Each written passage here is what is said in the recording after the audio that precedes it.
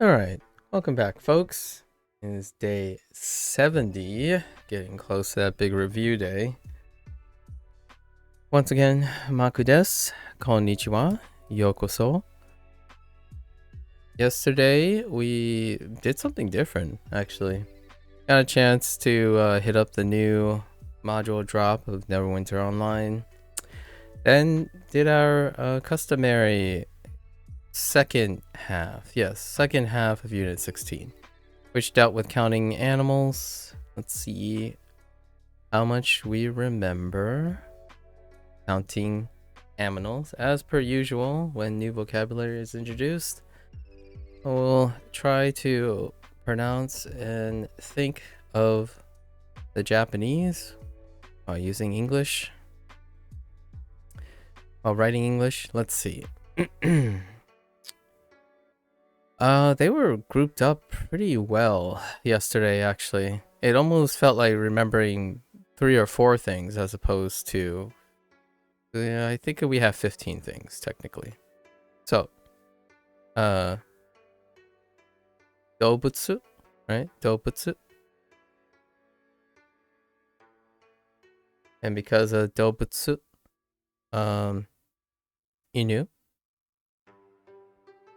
Neko,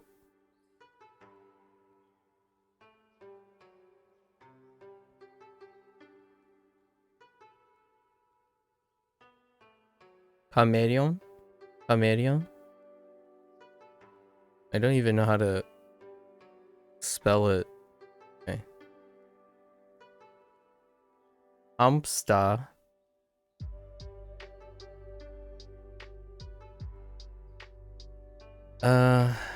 Hamster. And I think that's it for Dobutsu. And then we have the counting, right?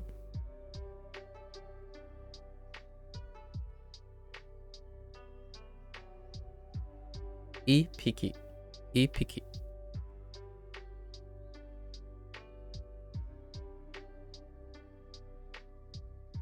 I guess we're just gonna stick with this way. Ipiki. Nihiki. Sanpiki. And Yohiki.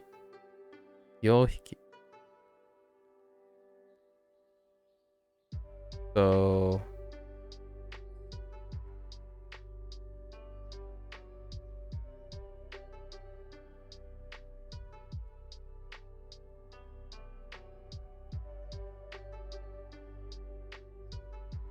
right. That's how we're gonna remember those for now.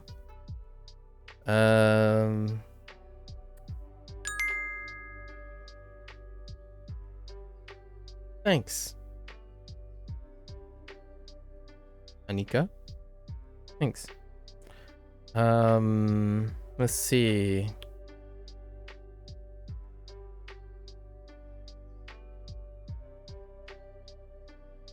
We have Heya. Heya. And because we know Heya, we also have Sumi. And we know we can describe room and corner. Chairo.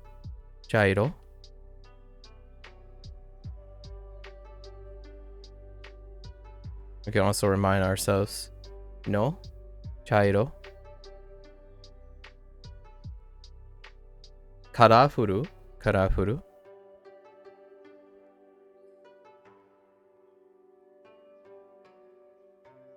And I guess describing a place, this is kind of a tangent, but Ninki. Ninki.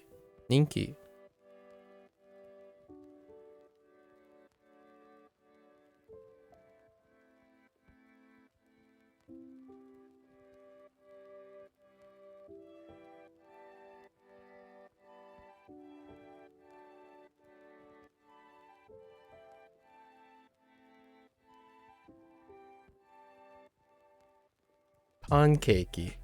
Pancakey. Pancakey.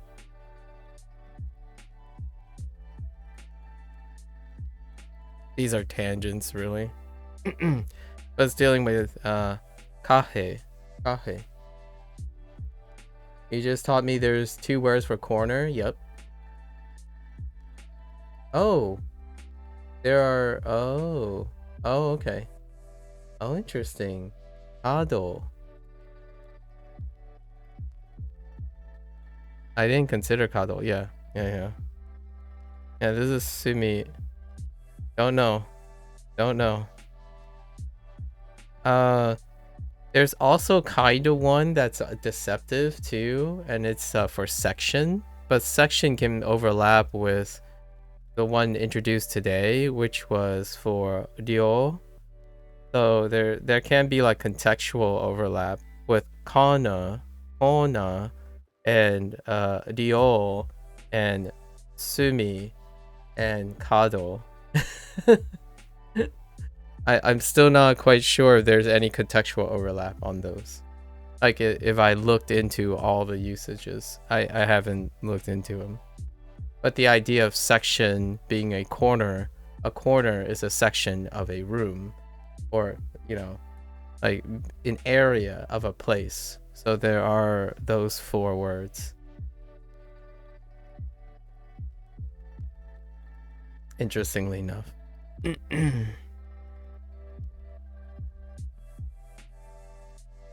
I'm always looking for the intersection of words nowadays. I feel like I'm missing a group when it comes to counting. Oh, I am missing a group.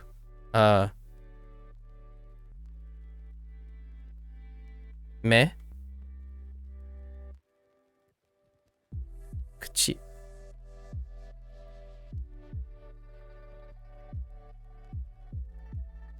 Mimi.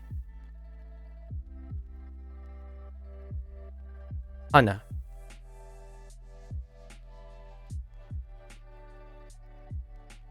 Yeah, nook. Yeah, nook.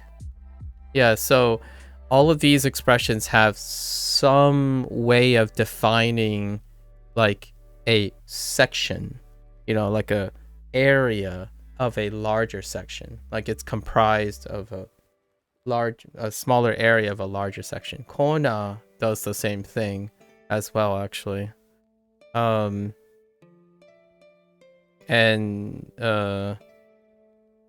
so does Dio, technically. Although they're using it as campus dorms, but Dio is a section of a larger thing as well. A daigaku, right? A daigaku. Dio no daigaku. Or the other way around. Daigaku no Dio. Interesting though. I think this is all we got yesterday. I think this is everything. So what do we have? 5, 9, 13, 16, 19. Yeah, we're way over, actually. Yesterday's section was really well grouped together.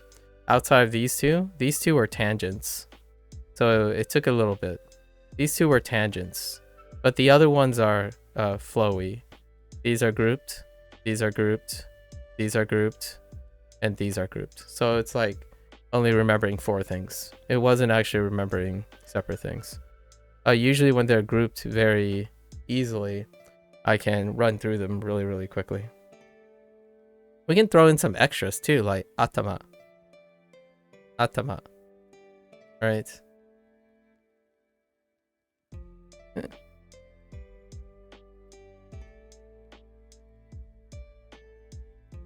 Okay.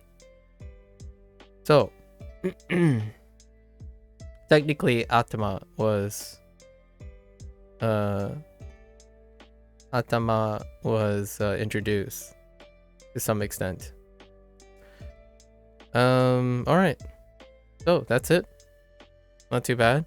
I think we're gonna try to do a double day today. We might go into Unit 17 today.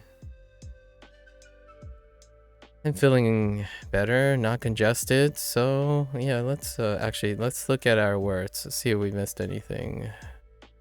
Mouth, ear, dog, hamster, brown, pancake, animals. Yep, we got all of them. Okay. All right. Let's do our review. I think I need to start doing older kanji stuff because I don't know how well I will remember these in 5 days. In another 6 days, I guess, including today. Okay. 私のアパートはキャンパスの近くです。私のアパートはキャンパスの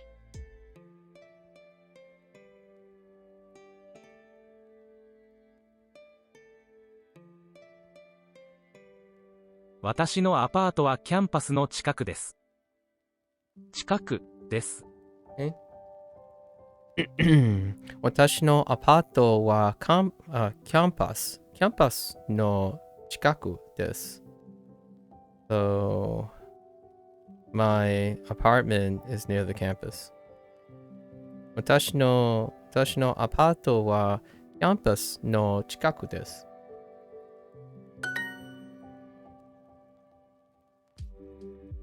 Right. I still haven't really sorted out how I feel about this phrasing. For this one. So what they're taking is Andoryu no senko wa sugaku desu ka? That's what they're taking. アンドリューの専攻は数学ですか? I would ask it this way though. In Japanese, I would say this. I don't think I'm interpreting this as this though. Like on first glance, if someone said Andoryu no senko wa sugaku desu ka? I wouldn't think they're asking is your major math, Andrew.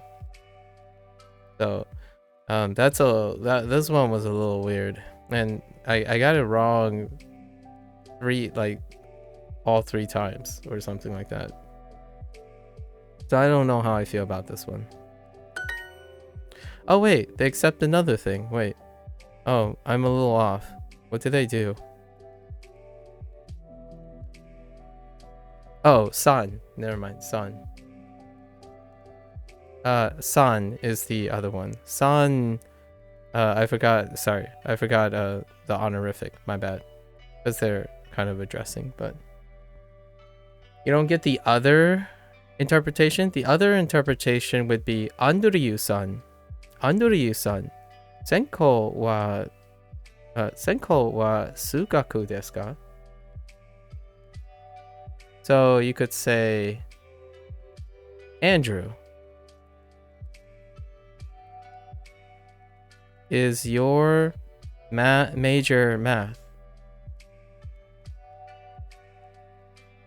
Yeah. So I would say, Andoryu, sanko wa sugaku desu ka? Right? You would pause. You would say, Andoryu-san, as in like you're addressing the person, and then go about it. But instead, they made it reverse addressing. And then this phrase is asking if Andrew's major is math. So you could be addressing someone else, a non-Andrew. So you're asking a question to a non-Andrew.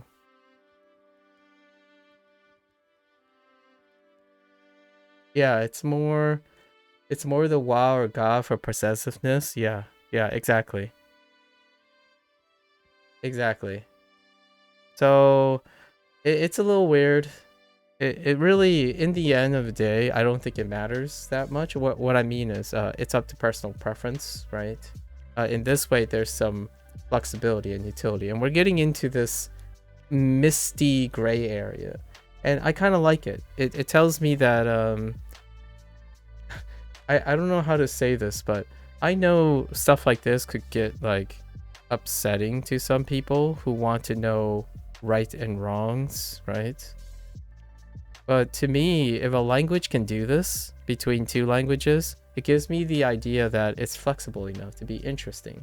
As in, like in English, you can ask that. Yeah, it is. It happens with dual. I don't think it's a dual problem, is what I'm saying again, which is what you're playing into my right and wrong thing. So I don't think it's a problem because it lacks context. And what lacks context to me, some people might say I'm excusing Duo for its flaws. And that's fair. It would be a flaw thing if you wanted comprehensive things. But generally, I'm imagining the many situations only because it's flawed, not because it's not flawed. If it's not flawed, then I would likely more be inclined to remember one way instead of questioning it. So it's kind of a chicken or the egg thing. Yeah, Duo prompts are very low context. There's just no context whatsoever. Yeah, you always have to introduce the subject, even though it's implicit in conversation. Exactly. That's something that Duo doesn't do either. So Duo does Duo things, and they do combination, right? They do combinatorial. So what I mean is, they take this, put it here for one lesson, then they put it at the end. Prepositional phrases come before, can go at the end and the beginning. What they do is they take 1, 2, then do 2, 1 at any of the orders. And to me, in Japanese, often you address the person first. You introduce the subject first. They are the most important thing in a lot of things, right? So you acknowledge the person. You introduce. It's kind of like English. I actually do this quite a bit, where like, if I had to choose to put the subject or like an emphasis on the subject, if it's comparing a human and a location, I tend to emphasize the human being before the rest of the location. So is Andrew with you? As if I'm talking to someone, you could say, is Andrew with you, or are you with Andrew? Right? So you have to make those choices.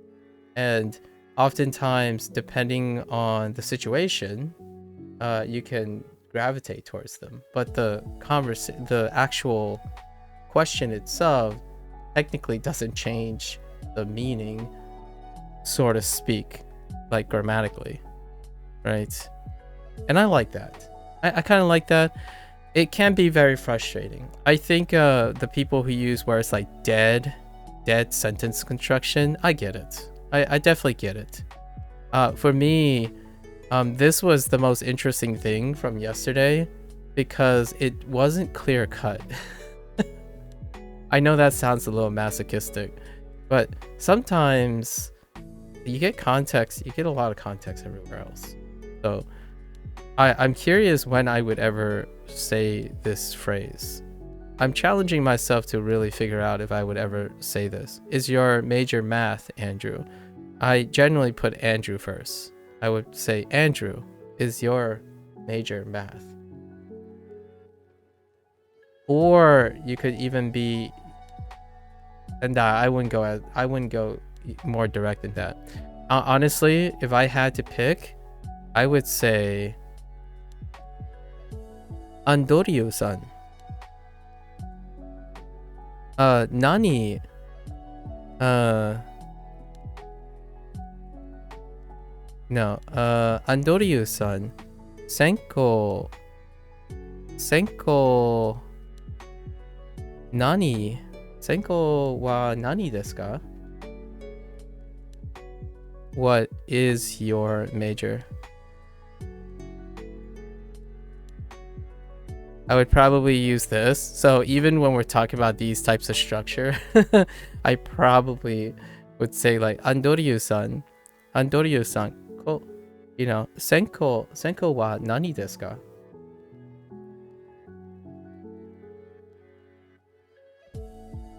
I think that works, right? Or do I have to use a different version of nani? I don't know yet. I'm not very confident in that type of thing at the moment. But I'd probably just ask Andrew what their major is. And I wouldn't say, what is your major, Andrew?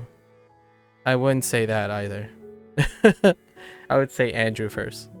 I would address the person. When do I go back to the game I played? Every Monday. Every Monday is a reset day for that. I don't know. What's your preference, Lotus? What would you do? And there's something weird about this that I feel uncomfortable. I don't think I like...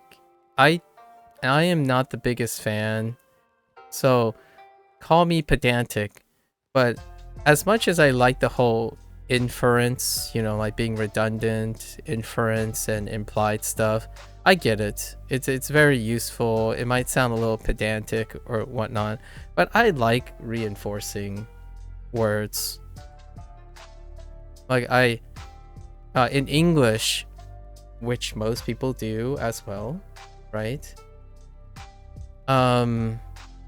In Japanese, they do the same, where if you're implying the subject in conversation, you don't bring them up anymore. Like, don't bring it's awkward to bring them up again, right? However, in English, people do that too. Like, when you turn into casual, you actually use a lot of implicitness. But I deliberately go the opposite direction in English. So maybe this will be a thing that I choose to be different. But in English, I would continue to use subjects like I, you, as an emphasis.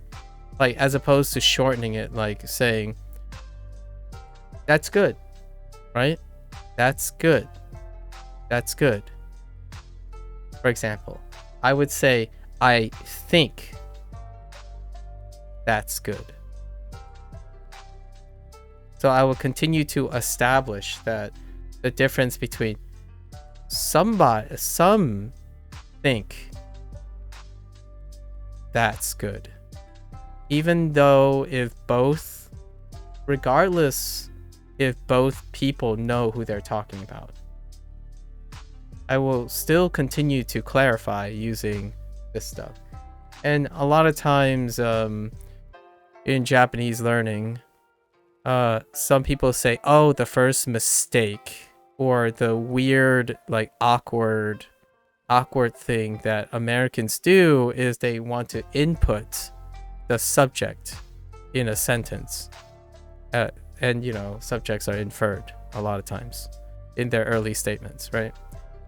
And oftentimes, this is because of a need. Because of a need. Due to the English writing system, right? The whole subject, verb, object thing. And I disagree with this fundamentally, because I'm not thinking about grammar. I'm thinking about specificity. In this day and age, there is a lot of miscommunication. And oftentimes, miscommunication comes with the lack of, dare I say, inculcation. Constantly, language keeps getting pushed for efficiency, right? Efficiency over and over again.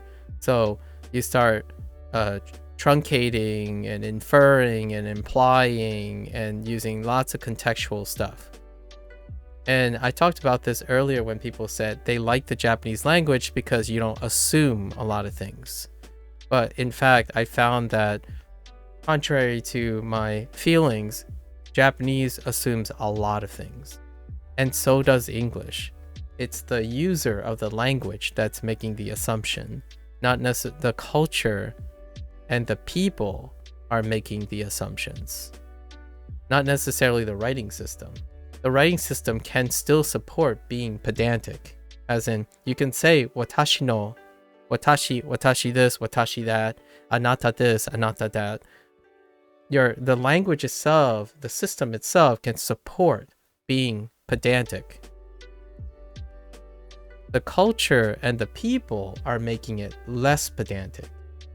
However, because I'm an English user, I gravitate towards being pedantic. That is different from being concise. However, it can sort of sound like being more concise. So like, I think this is a great idea. Meanwhile, that person is talking about themselves or some other opinion. Oh, some people believe this to be the case. However, the majority of the people believe this to be the case, while a minority believes in a counterexample. However, I feel like this is personal, right?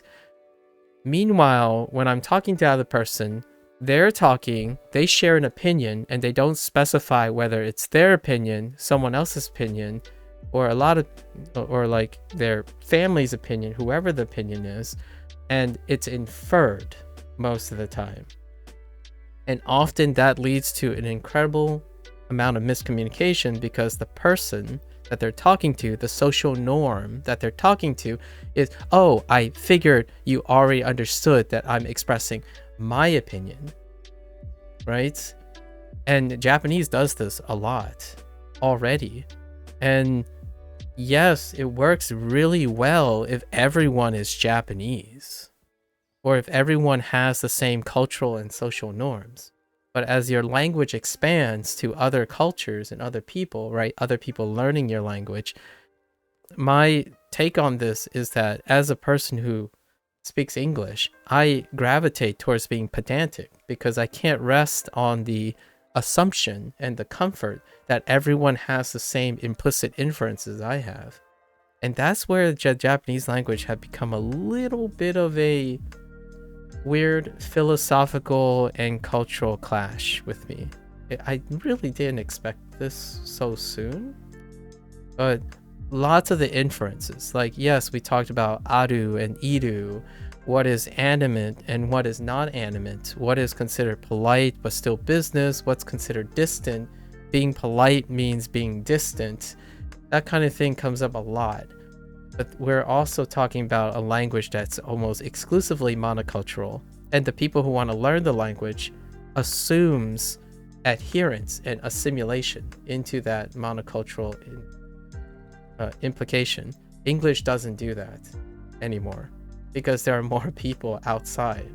So whenever an American expresses something, they would be challenged for their perceptions of their own language, right? The language that they use. And then if you go to Great Britain, you're going to be challenged with the perception of UK's English. So now I'm at this really weird intersection where I like to use languages to be intentionally pedantic versus being efficient. I know that a lot of people say being efficient also leads to being concise, but that is not true. That is not wholly true. If the person is being pedantic, sure, being efficient will make them cut out extra words and be more concise, but they're not one-to-one. These characteristics in a language are not one-to-one ratios. They're often misunderstood. Like when you write a sentence, right? When you write a sentence, I like sports or something. And then you say something like, soccer, sorry, international folks. Soccer is fun, right? Because of the context of I, you're likely to think that you're saying, I think soccer is fun. Because the first one said, I like sports. So it follows that I think soccer is fun. However, you could be saying, other people think soccer is fun, right? Or I agree with other people that other people think soccer is fun, or both I and other people think soccer is fun, and sometimes people truncate it to we. Just so you know, we and both I and other people have two different meanings. It's a subtlety of English, right? So what is the difference between saying we and both I and other? You're saying you separately think it's fun.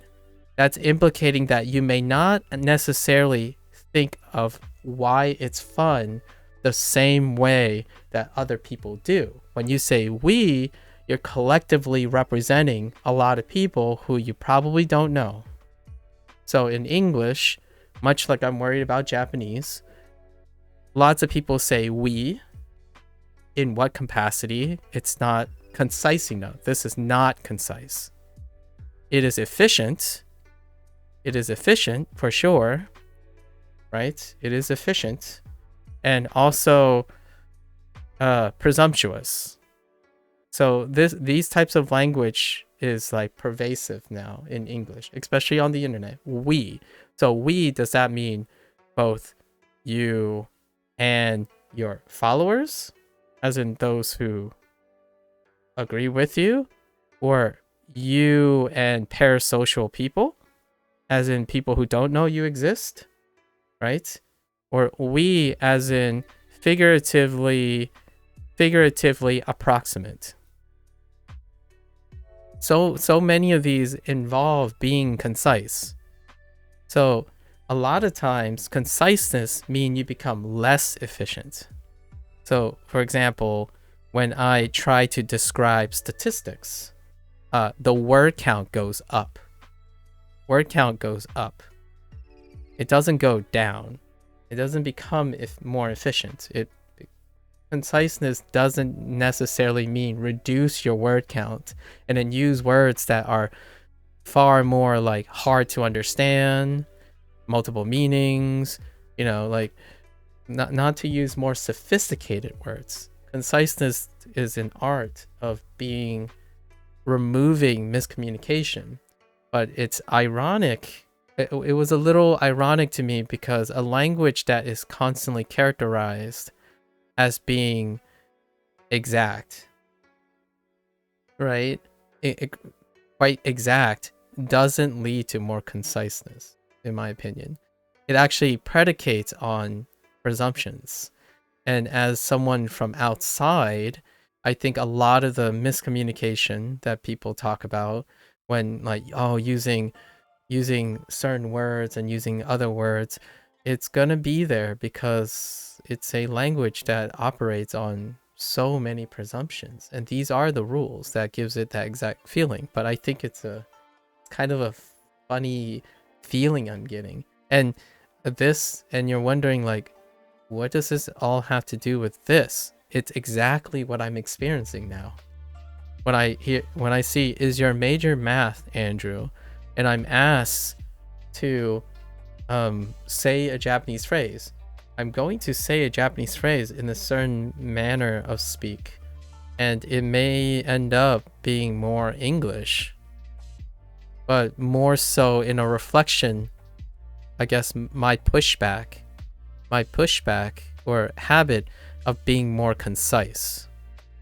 And that may come at odds to the Japanese culture, as in like, it's gonna make me sound weird, but naturally I don't want to make these inferences. I really don't. Like, for example, inferring that I have to be casual speak with someone I hold dear, right? And it's tough because I'm not Japanese. So that's kind of one of those things that I'm tackling right now. Like, I still speak a very, it might be like some people might say, oh, it's a loss in translation because you want to show your endearment by using casual speak. That's fair. I understand it. And I'm probably going to try to do that, to behave like Japanese culture. But the moment I leave Japan, in my opinion, leave Japan, or not in Japan, or maybe not even talking to a Japanese, to a non-Japanese Japanese speaker, like my friends, like, or people I'm gonna meet in the future, I'm going to use formal Japanese because it resonates with my culture, the culture that I have a background. So the question is, does this become what someone mentioned before, fake Japanese? Much like how Chinese food, right? This came up before. Fake Chinese food is not fake Chinese food. It's American Chinese food. As in, you adjust the thing you know how to do to the new culture. It's pragmatic. So I like being very formal with all my fellow Japanese English speakers because they can interpret it as me being incredibly formal. I'm a very formal person. And you might be thinking, well, Japanese people would think you're very distant and stuff. It's like, I am very distant. Like, it takes a lot for me to form a relationship with someone. I mean, like, that is kind of the Asian thing, really. My social norm is that if I'm going out of my way to be formal with you, I care about you, but it takes a very long time to be casual. So there's so many like layers of self-contradiction here that I'm kind of struggling with, in a sense, where like I think I will typically always speak in the formal because I feel so distant from the Japanese culture when it comes to their approach to demonstrating endearment with casual speak. I do still use casual speak a lot in English. However, it comes with great lengths. So many things. I think it's so rich, the idea of keigo, and what was the other one, like tai keigo, like even higher than that. So that's really cool. It got me thinking quite a bit. It got me quite thinking a lot. I think the hyper inference is I see the consequences of English. However, I'm curious if Japanese will follow the same miscommunications, or any other language that ends up approaching and caressing the 50-50 mark, right? Maybe another 10 years, due to like expanded internet culture, that Spanish and French, that's where the rates are coming. And I'm gonna put this in quotes, Indian, of Indian origin. I don't know about Chinese. I think Chinese's rate isn't high enough. In another 10 years, when their non-native actually then exceeds 50%. Sorry, it's the other way around. Exceeds 50%. I'm really curious how these languages are going to adopt the same thing that I'm talking about with English. Like how their systems and writing systems gonna adjust to the thing that's facing English, which is that culturalisms and the people using the language is defining the behavior of the language. So like what happens when you talk to a European person? They could be coming from a country that uses direct language. So when they use English, they use verbal, like their diction and their way of communicating is incredibly direct, right? And that changes the rules, what we call the social norms right? And social norms, social norm behavior are part of any language that has like 80% or more of native speak. They have social norms, and those social norms are treated like rules. As opposed to English, which who's dictating the social norms? Definitely not Americans. Not American English speakers, because whenever they say something, the first comment you get probably is, not all of us speak American English are in the United States, right? So it's a talk about culturalism and the people using the language most of the time, not the language itself. And Japanese has a long way, so the stuff that I say, technically, I will probably assimilate. I'll try to assimilate the Japanese cultural uses of their language, as opposed to this word that I swear people use so often now. I've been bombarded on YouTube, so this is kind of my story for today, I suppose. It's not long enough for digression, but the use of the word real and fake came up multiple times. Like, oh, hey, don't use a textbook. Textbook teaches you fake Japanese. Real Japanese sounds like this. Like, don't learn this because that's fake English. You don't want to learn fake English from Americans. You want to learn real English from British people.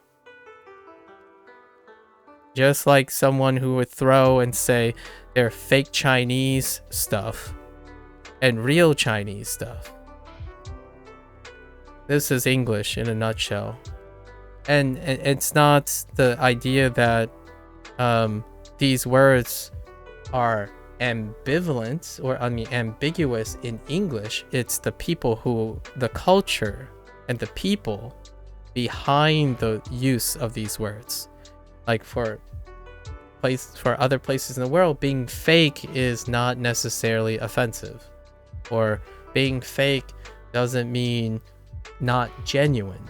And then there are places where being fake is not genuine, right? So these meanings and rules of using these words have become hyper realized in the native countries, in the countries of origin, which one of them is America or the United States and the UK.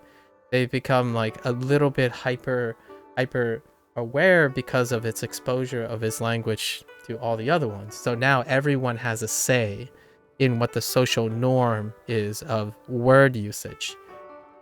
Let's see what happens to Spanish, French, possibly Hindi. It's not going to happen to Japanese anytime soon, because Japanese language learners are incredibly passionate and they assimilate, as opposed to, I don't have a better word, but deviate. I guess the word is deviate. Instead of assimilating, they become, I guess, specializing.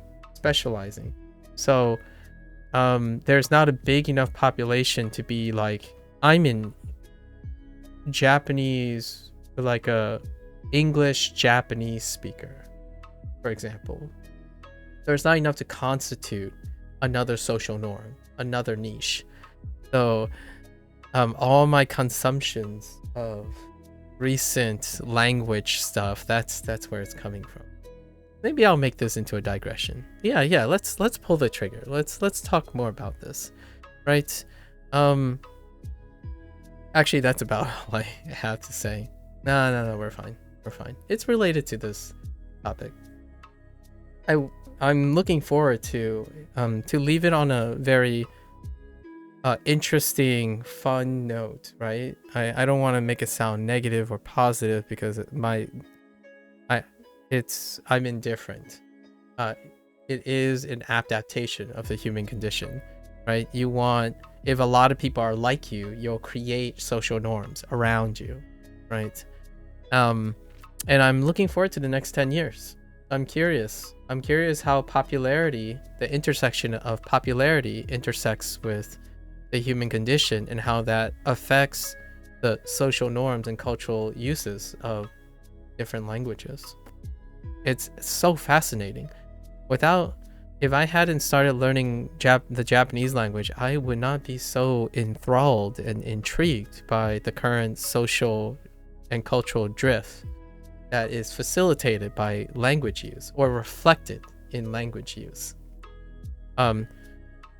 Constantly we talk about like regional censorship or regional sensitivity to the English language, largely because there are many regional English things, so everyone has an opinion, right?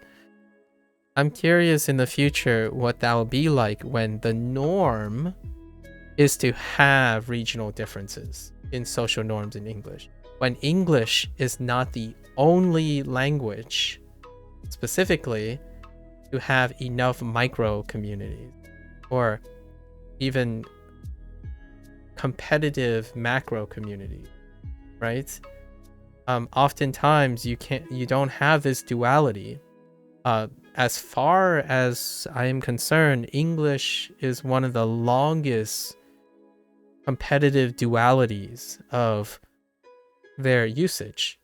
Great Britain and American English, right? American English, British English, right? That rivalry has now splintered into many more rivalries, right? So they're competing and talking about social norms against each other to like keep in check and whatnot. And maybe the language will become all of that. I don't know. But probably the next closest thing could be like, yeah, I don't know, Cantonese and Mandarin, right? So I'm so curious. And then you have Spanish. Spanish has essences of that because Spanish is the next one. I'm not so sure about French. I don't know enough about French, but in terms of Spanish, we don't have to talk about Spanish, about their specialization, right? There's enough of Spanish around to constitute a rivalry and competitive social norms. I mean, it goes beyond Hispanic and Spain, right? You know, Latin America and Spain. And then we even have Portuguese, right? Brazil and Portugal. So as languages expand, I'm curious when we'll reach, I'm going to say 10 years. I'm going to give it 10 years when the norm is to have disagreements about a parental language versus right now, in my opinion, statistically, you are still more likely to have a homocultural perspective on language, as in this is the right way and this is the wrong way to use, quote unquote, our language, right? And Japan is probably going to continue to be one of those countries. And I can't wait to start going into Mandarin, which is kind of in between Spanish and Japanese when it comes to like diaspora adoption, like things that deal with dispersion of people, and then regionally confined learners, right? Culturally removed, dispersed from the origin, right? So, and then we'll hit Spanish, and it will probably be a very, very night and day experience with Spanish because it comes with the expectations and the exceptions that social norms may vary quite a lot. In English, it's the wild, wild west. It's messy because whoever you talk to is likely going to vary substantially in dialectal use, right? Diction, and it's been a wild ride. I think Japanese couldn't be more culturally monocultural than coming from any other language than English. I think a lot of the difficulties actually is rooted in the usage and the nuances that we keep referring to. I don't necessarily think it's due to the mechanic use of the language system or the grammar. I know this might be a little hot takey, and yeah, we're gonna put this as like a 30-minute video in my talk, my thought is maybe in another 10 years or so, Japanese will materialize into something else where they will adjust, because you can already see the influence of katakana, right? The system that writing to adapt and be able to change with outside influence. So katakana allows, it's a formal system that allows the adoption. English, on the other hand, technically there isn't like a formal distinct thing, but what English does is the rules that didn't exist in its majority tends to be something that is adopted. Like when things violate the statistical norm, but it's become so eclectic now, it's difficult to even discern what is an adopted mechanic and what isn't, like mechanistically, right? And I'm looking forward to how Spanish adjusts to its global influence. French, Japan, you can kind of see it, but I earnestly think because of its culturalism, conformity is far more exuding in their culture. So when you learn Japanese, it's about capturing and being able to live in the nuance of their language, not our language. That's very different perspective. You're not adopting Japanese into your lexicon. You're joining the lexicon of Japanese people. You are joining their community. You aren't becoming a contributor of it, right? So that's, in my opinion, a way different experience. It's such a different experience learning Japanese.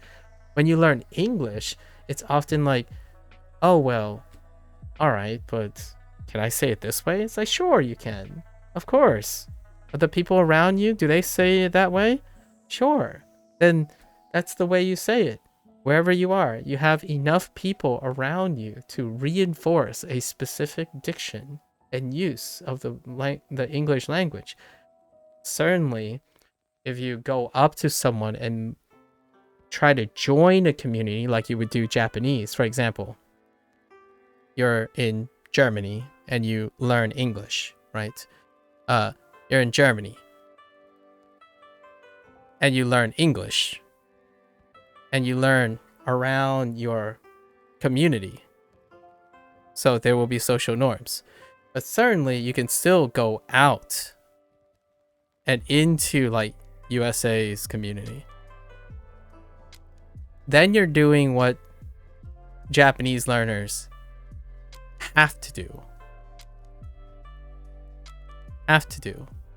Like over 90% of Japanese learners have to do this. They have to transition out of their community, right? They have to leave their community and enter another community. So you are joining a community. You aren't expanding your existing community. In English, usually the community that you have can almost outweigh the community that you may or may not want to go into. It's not obligatory for a German person who's learning English to sound like an American speaker. It's not mandatory. Like you don't have to like suddenly lose whatever social norms you have in English. It's actually quite acceptable because like I said before, the US community in American English is smaller. It's smaller than the rest of the world now. It's smaller than the rest. So their populations are sufficient enough where they constitute a large enough population that they could stay in here. So you have Chinese English, right? You have, I met a person who made this excuse, like rationale, like Dutch English. Dutch English is incredibly direct, and at the current time, I represent even in the United States, it's broken up into regions, right? So I just happen to be part of that region of the population where my diction is very indirect, right? In fact, the whole direct versus indirect thing is kind of splintered the United States in half. It's like 50-50. For every one person who's incredibly indirect or trying to preserve political correctness, there might be one who's very direct and in your face. So that is splintered. So due to the variance, and this is, you might be thinking like, well, other countries can do this too. Yeah, but it's very accentuated in the United States because of its mosaicism, or most people would use the word diversity prone, because I am part of that situation, and that's painted my kind of colored my perspective on learning Japanese. I get the whole like appreciation for nuance, and I love that. Now I'm kind of curious. I'm always that I tend to be that guy where when I learn something, I want to leave a part of myself in it. Like what am I contributing to it? I like being a contributor. I don't like being a peddler or a panderer. So yes, I really love the nuance of the Japanese culture. And I'm saying Japanese culture because part of the culture, it's its language. At the same time, I want to bring some of the English, and specifically the American English. And this is going to be a hot topic because people don't like this. I totally understand the whole idea of purity,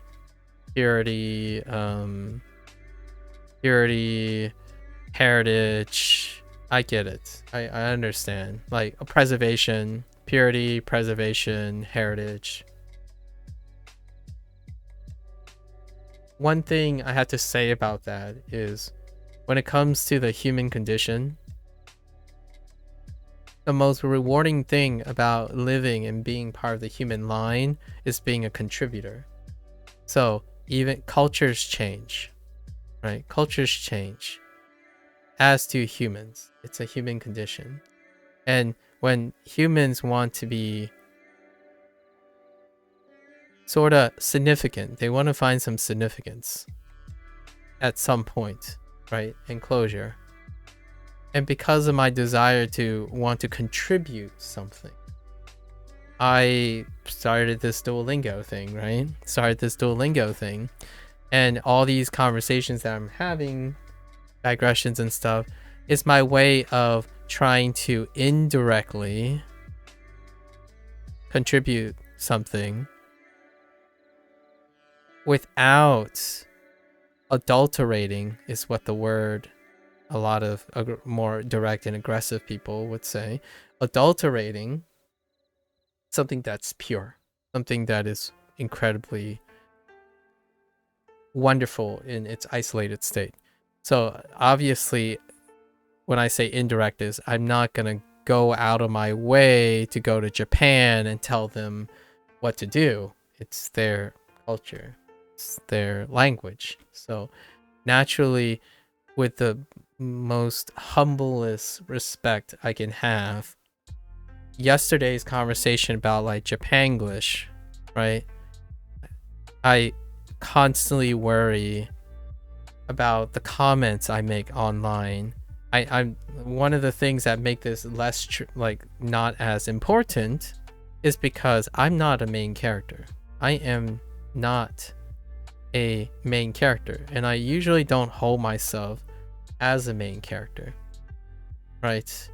So I really hope that for better or for worse, I fear that one day the things I say about like Japanglish and hybrid language use may resonate with people.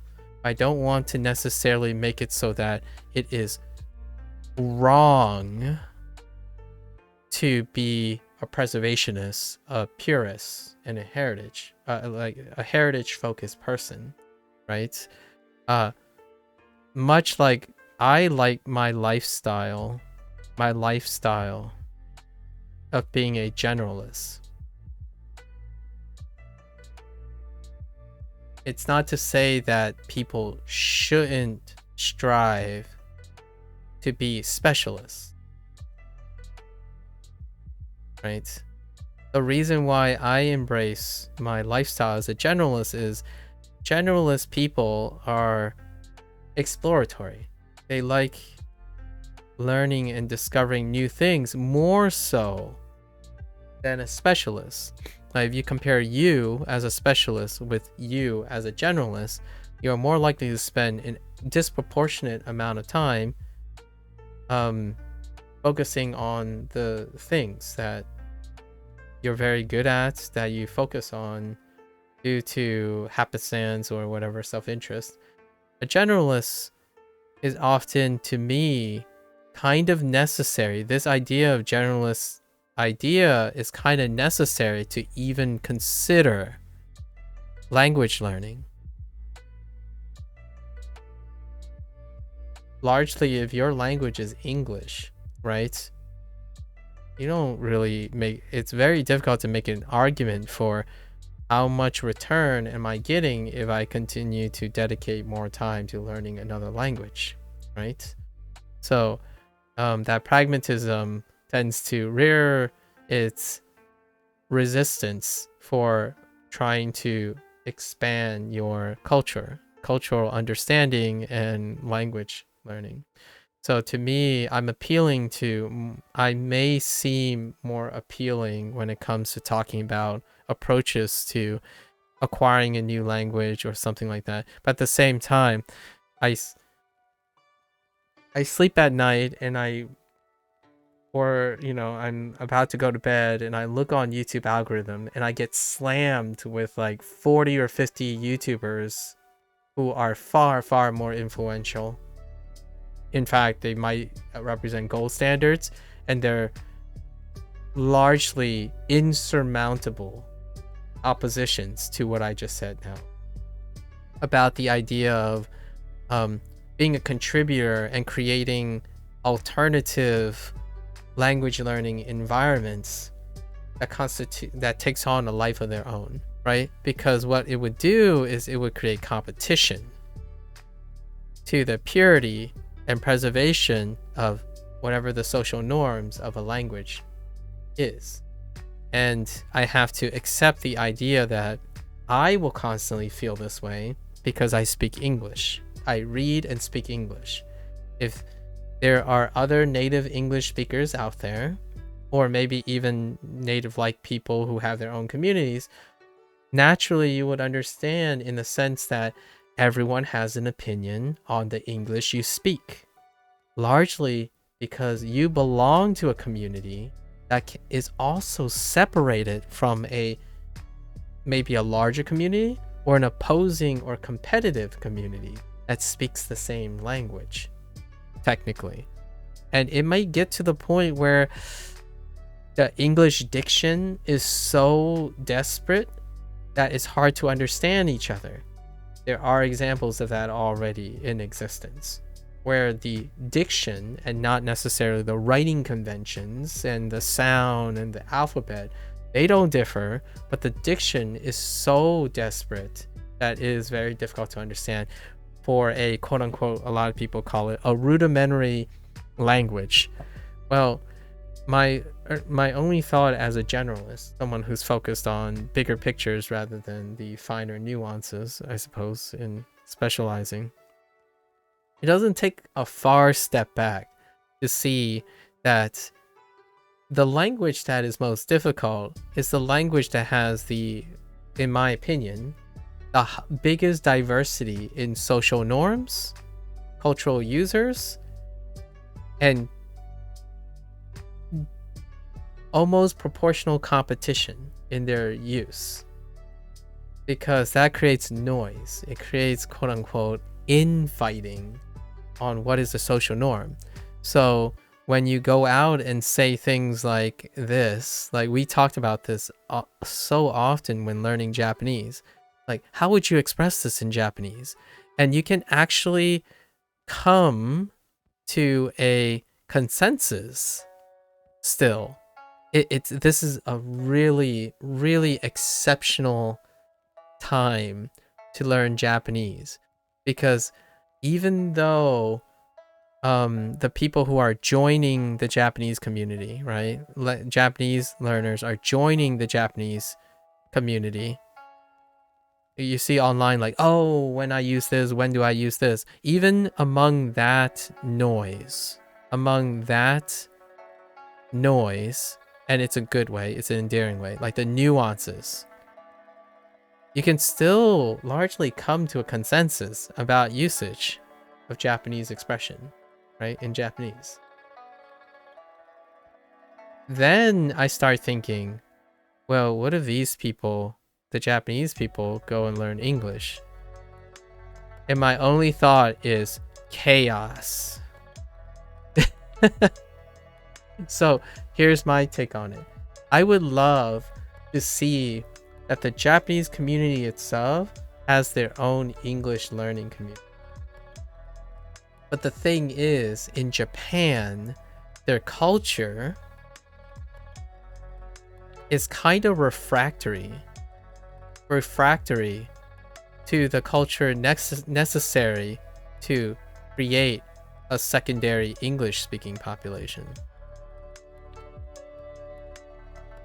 Like, much like in the United States, there's not enough in my opinion, to transition into the internet culture to constitute a secondary Japanese speaking community, right? And lots of times we focus on what is undesirable about this. What's undesirable is it creates more noise and more chaos, for sure. What's beautiful that comes out of this too, to offer a counter, to lighten the chaos, is that out of chaos, with competition, there's global appeal. And global appeal increases influence. So yeah, these are at odds with each other, right? When you have a secondary Japanese community elsewhere, which I don't think is big enough in any single place, the largest right now is the United States and Brazil. The secondary Japanese communities are largely trying their best to adopt and assimilate Japanese culture because it's not big enough to constitute competition. But one of the wonderful things about that is competition and alternative things kind of a lot of times grow a language for the sake, like growth in the sense of it becomes more inclusive, right? And it becomes more dynamic. But because it becomes more dynamic, it becomes more chaotic, right? And there's definitely one language a lot of us can probably agree on, is that English is incredibly chaotic, incredibly messy, incredibly dynamic, because everyone has a community they belong to that doesn't necessarily be the community that represents the language itself. There are rarely a case where when you say something online, per se, they're like, oh yeah, those are the rules. This is how you do this. Or you might have 2 or 3 disagreements, like 2 or 3 bigger noted things, and then you ascribe it to Japan, right? When it comes to Japanese. In English, the comment is negation. You use the negation. Well, I'm not American. Well, I'm not British, right? Because there are way more other communities you could be referring to. In Japan, it's like, well, you're not Japanese or you want to be Japanese. It's not, well, you want to be American who speaks Japanese. It's different than, oh yeah, us Dutch speak English differently. That you can't say that for Japanese. You say, do you speak Japanese? Do you sound Japanese? And do you behave like Japanese? Because you're speaking their language. You're not speaking your version of their language. You're speaking their language. So this whole sense of belonging is so interesting. It's so fascinating. And also, I am incredibly... I don't share my insecurities too often. So here's an insecurity. I have always contemplated. My mania tends to be rooted in my unintentions, right? A lot of times control... my control over life tends to provide me with a lot of happiness and consistency.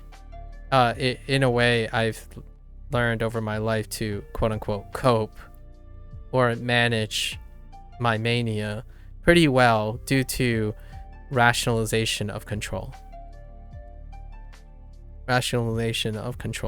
However, when it comes to content creation, language, this has become a lot tougher. I think games are pretty microcosmic, right? Pretty microcosmic. So like if you alienate a gaming community, you can negotiate and leave that community and never come back. It's not essential, right, to many people's identities. Not too much, not as much. But then when we get to language, I start worrying about the unintentional consequences of my ruminations, especially this one. This one is quite controversial. My behavior yesterday, or my behavior and suggestion yesterday, when I was playing Neverwinter Online, like using Japanglish, and offering alternative ways of bridging communication and learning implicitly, is one that is going to gather quite a lot of opposition in the future. If I am to be someone who is very responsible for my words, regardless of my influence in the present day, perhaps my influence will grow in the future, and that discussion comes up again, I want to earnestly take responsibility for it and explain and express that I feel incredibly insecure about the state of learning a language from a conformist society versus a language that is completely non-conformative. As in, you will get unanimous opposition all the time when you're learning a language that has a monocultural appeal. As in, even the language learners themselves will obligatorily adopt the social norms, or attempt to, as much as they can. So why is that important? Is because a lot of things I say in learning Japanese has been met with exactly this behavior. And I don't necessarily want to embrace that. I don't think I will contribute much to that. So naturally, there might be unintentional animosity, right? I've already experienced this already. Duolingo Japanese is asking for trouble. So I want to make it very clear that I do things to offer alternatives.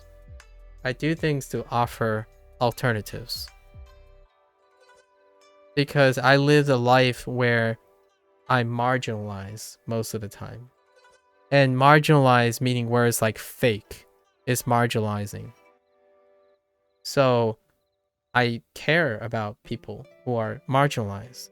And when you're learning Japanese, you are marginalized by default. if you're not Japanese, you're in the minority, you're marginalized.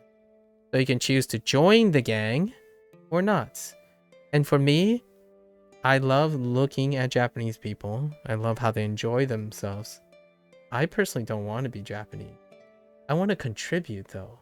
I want to be like, I want to show that being closer with an English person, an English speaking person, also bridges this compromise. Like, so we meet halfway, you know, we meet halfway. But what happens is it creates that adulteration that most people are worried about, like losing identity.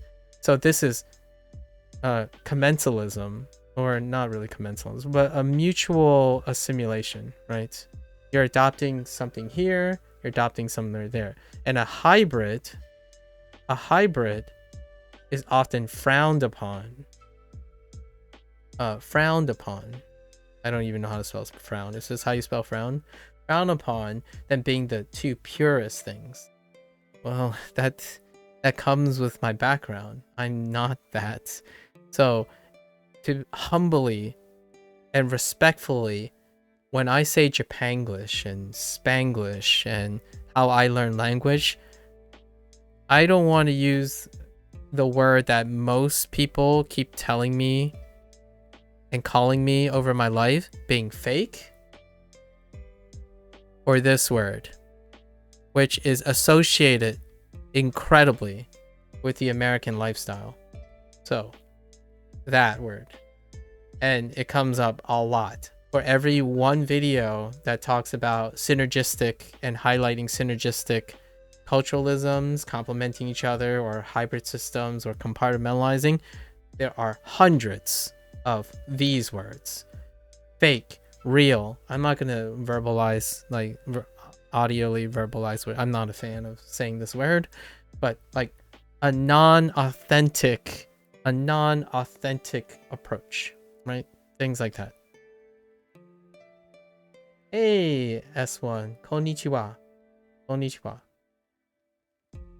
I see that you used the kana for wa instead of the kana for ha. There. Like kon ni, whoops, ni chi it wa. So wa, this wa, as opposed to this wa. How are you? How are you, S1?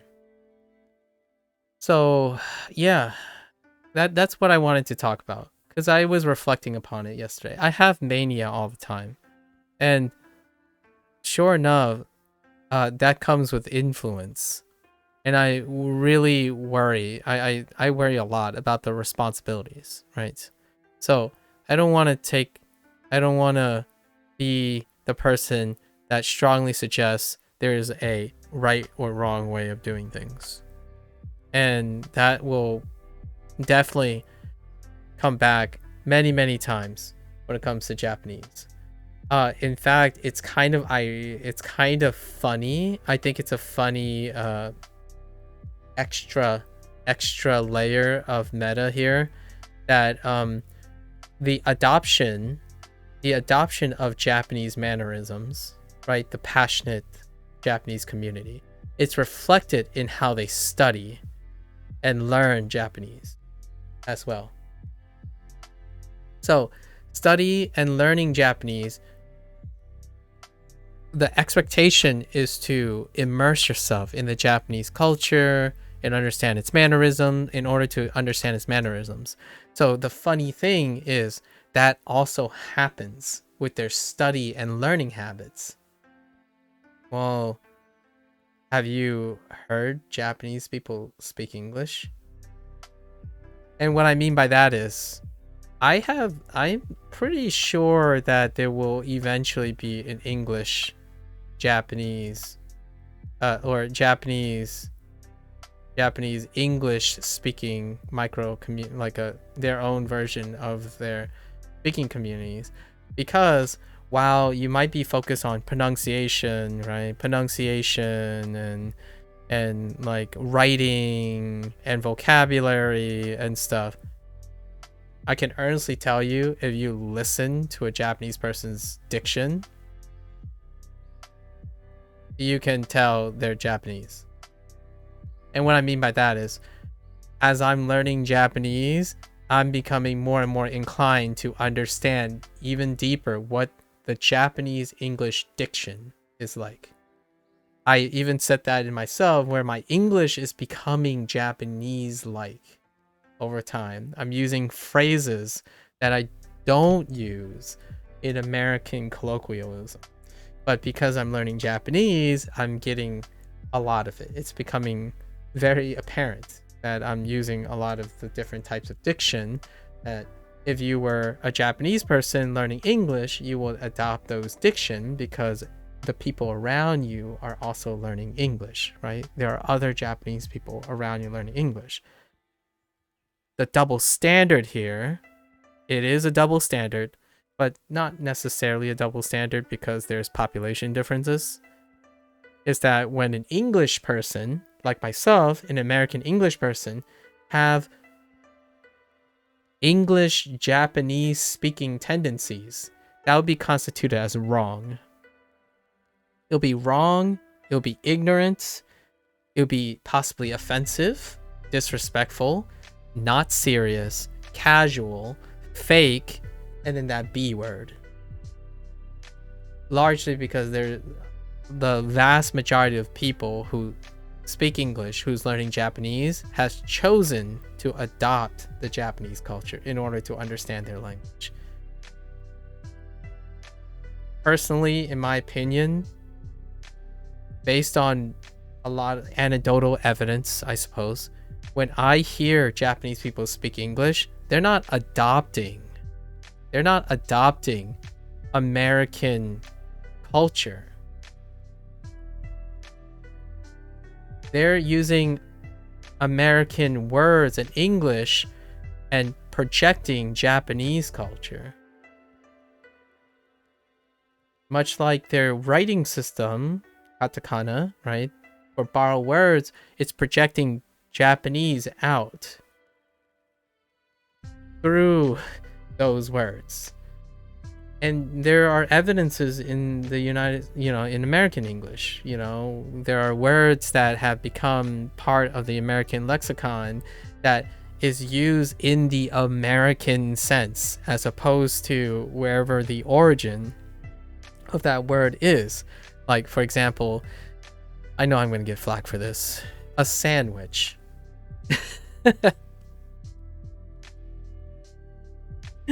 Like a sandwich. I don't even know if sandwich is I don't know where this word came from, but I can tell you now, when you say a sandwich, an American is projecting something different. That, like, an American is projecting something different regionally in a sandwich. So in Japanese, when we're saying kona, right? Kona, that's a section of a room, but it's also an aisle. It's, like there are lots of words like chiketo. Chiketo may be specific to the Japanese projection of a chiketo. What is another version of a check? A bill. And I think they use it for that too. Pretty sure. At some point. They also use it for a lot of other things. So chiketo sounds like a check. You don't go and buy checks at an amusement park. You go and buy tickets at an amusement park. Right? So they're exuding their English diction from their culture. They're not adopting American culture. So to me, that's kind of one of the really weird experiences that I'm having. And I love it. It's such a different way to learn a language. In English, you learn it and adopt it to your culture. In Japanese, you learn it by adopting their culture. So you're assimilating Japanese culture. You have the desire to assimilate the Japanese culture. All the examples of this language exist in that context. There's no multiple contexts. So when you're learning English, for better or for worse, you have to decide which culture you're going to use as a reference. So are you going to use an American speaker as your reference for your English? So then you end up sort of adopting their things, or are you gonna adopt your neighboring people? And for me, I think the internet is big enough, humbly speaking, that instead of wanting to be a Japanese learner, wanting to be Japanese, wanting to be native like, I personally love it if I am able to contribute and bridge and celebrate that both English and Japanese can meet halfway and accommodate each other. So what will that look like? Well, when I go to Japan, I'm obviously going to behave appropriately and try my best to remember all of the nuances. However, online, when I'm operating outside and I'm usually largely talking to other people who speak English, we already have enough disagreements about how we use English. Why is Japanese any different? Right? I'm asking myself that.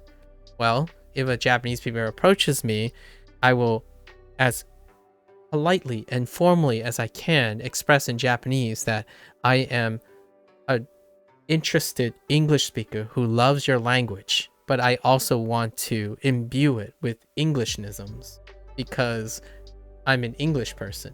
I'm not a Japanese person. So I would love to be able to be respected mutually for using your language to reach out to more English speaking people and English reading people. Maybe do some Japanglish to make it so that Japanese, to show that Japanese is it's flexible, right? Because English is heckin' flexible. It's why it's chaotic and messy. It's so flexible that you can get away, like for me, in a way, when someone spoke English in the Japanese structure, Japanese grammatical structure, Korean structure, Hindi, Spanish, Italian, when English is like just moved around, it's normal for me to hear that, right? It's normal for me to hear that on social media and stuff because people have adopted English into their own lexicon, like their own cultures. Like, oh, borrowed me a book? Oh, that's fine. Like, yeah, I get that. I certainly wouldn't say it among my Americans. You know, like imagine going up to someone and say, borrow you a book. The expression for the American lexicon or diction is loan you a book. You loan things to people as opposed to borrow things to people, right? So all this stuff comes up so regularly that it has become normal in English. It's the whole embrace the chaos kind of. S1, you're still learning. I use Duolingo, but my main study resource is another online tool. Oh, what is it? Yeah, what is it? I'm curious. Are you using, there are a lot. So I know I'm aware of 7 or 8. And then supplemental ones and more complementary. So what are you using outside of Duolingo? S1. I am also using a lot of things, but Duolingo is my major inspiration for all the things. I can't use the word main and too much. Main would suggest something is more valuable or prioritized, which I can't really say if Duolingo is more valuable or prioritized over anything else. I use different sources. So they're apples and oranges. So main would constitute an overlap, in my opinion. So you're making comparable comparisons. But I do use, I'm going to say 4 to 5 tools. However, they usually don't overlap. They're non-overlapping tools. So what Duolingo doesn't use, these tools take care of, so to speak. So it would be misleading if I say Duolingo is a main thing, but it is a main source of inspiration. And that inspiration itself is measurable in all the tools. All the tools inspire me to do some things. So technically, most of my time is on Duolingo for inspiration. In terms of like the context of fluency, which most people are hyper attentive to, and then like words and stuff, there's not too much overlap between the tools. I don't use any of these tools to learn vocabulary, for example. Not predominantly. None of these tools provide vocabulary. None of these tools technically provide motivation in the same way. None of these are gamified. You know, whatever Duolingo offers, I usually look for tools that don't offer those things and maybe focus on other things, for example. Anyways, I want to leave the digression with a very, very conservative thing for my future. Like for people who are going to come and talk and get angry, get not angry. I want to leave on a very optimistic beat. I feel that the world is big enough, and the world, maybe perhaps the internet, is big enough for more diversity.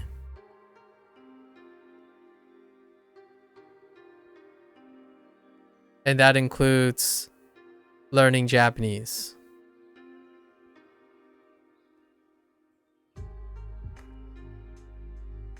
Much like my heritage and my upbringing, specifically, I want more people to be able to experience Japanese, not just as a language, but a culture and people. And I want to respectfully and humbly say that when one is a conformist, preservationist, this often leads to gatekeeping, estranged feelings, ostracizing, but at the same time, pure, unadulterated, hardcore, right? However, it is countered by human condition. Humans want to contribute and be part of something bigger, usually. So when you have a conformist, preservational, some of it has to give way in order to welcome diversity, competition, or a better buzzword that a lot of people throw around, innovation. And innovation breeds influence. So these are at odds with each other. I feel that the internet or world is big enough for more diversity. And that diversity leads to, or is synonymous with, having a greater appreciation for something like Japanese and the people and its culture. However, with that comes exposure, innovation, competition, and that can hurt purity, unadulterated, conformist social norms. And this is the essence of the duality between, pure and diversity. right? So somewhere here, I feel the Japanese culture, there's enough room for a little bit more diversity. And that definitely is true in the end of the day for me and my journey in learning Japanese. To contrast, I haven't even started learning Spanish yet, but Spanish is a whole different ball game. Since I can't choose English, since English is my native language, Spanish or French is a whole different ball game in terms of their stance on the balance, the tug and, the push and pull of purity versus diversity, right? And that really shapes that type of thing. This expectation here really shapes new people learning something. This one is not a double standard. Learning new things involves the word diversification, right? If you're a purist, it's inherently going to be refractory to learning. Oh, why can't Japanese be like English? I know English. Why can't Japanese just sound like English and do like English do? So it's easy. Well, then stick with English. Right? So it's inherent. So for better or for worse, however your agenda is, I think the internet is big enough for more diversification. And that includes Japan, which Japanese is one of the biggest, one of the ones that have a great cultural understanding or a cultural influence. Great cultural influence. However, a really, really low influence when it comes to language. And what I mean by that is its language is refractory to diversification. Not as much, like, I wouldn't say it's among the culturally influential groups. It does have accommodations like the writing system, right? Katakana, for example. And you can see these things. But the behavioralisms, the culture that's projected in the language for learning it is anti-diversification. And the people who adopt Japanese as this air of what I'm going to call a little bit elitism, but in an endearing quality. And what I mean is this elitism is coming from a passion for preservation, because they want to be part of what they love from the outside, but they want to get in. They want to become native like and stuff. There's beauty in both, or all of the above, right? And for me, I don't resonate with that. I resonate with diversification. So yes, I will probably not reach native like ever. However, I think in another 10 years, there will be pockets of Japanese or English Japanese speakers, or I don't know, Brazilian Japanese speakers. And then Japan will have so much more interesting things to encounter, in my opinion. Like, Japanese people can even probably go to these places and feel somewhat at home, but as also be able to see the differences that have changed. Much like when people tell me that I'm a fake Chinese person living in the United States because I'm American, right? Well, I want to show you things that maybe you find interesting when you come and visit, right? A native like a native, quote unquote, native Chinese person might find some bad things, some good things. Some good things. You know what? My parents heckin' love pizza.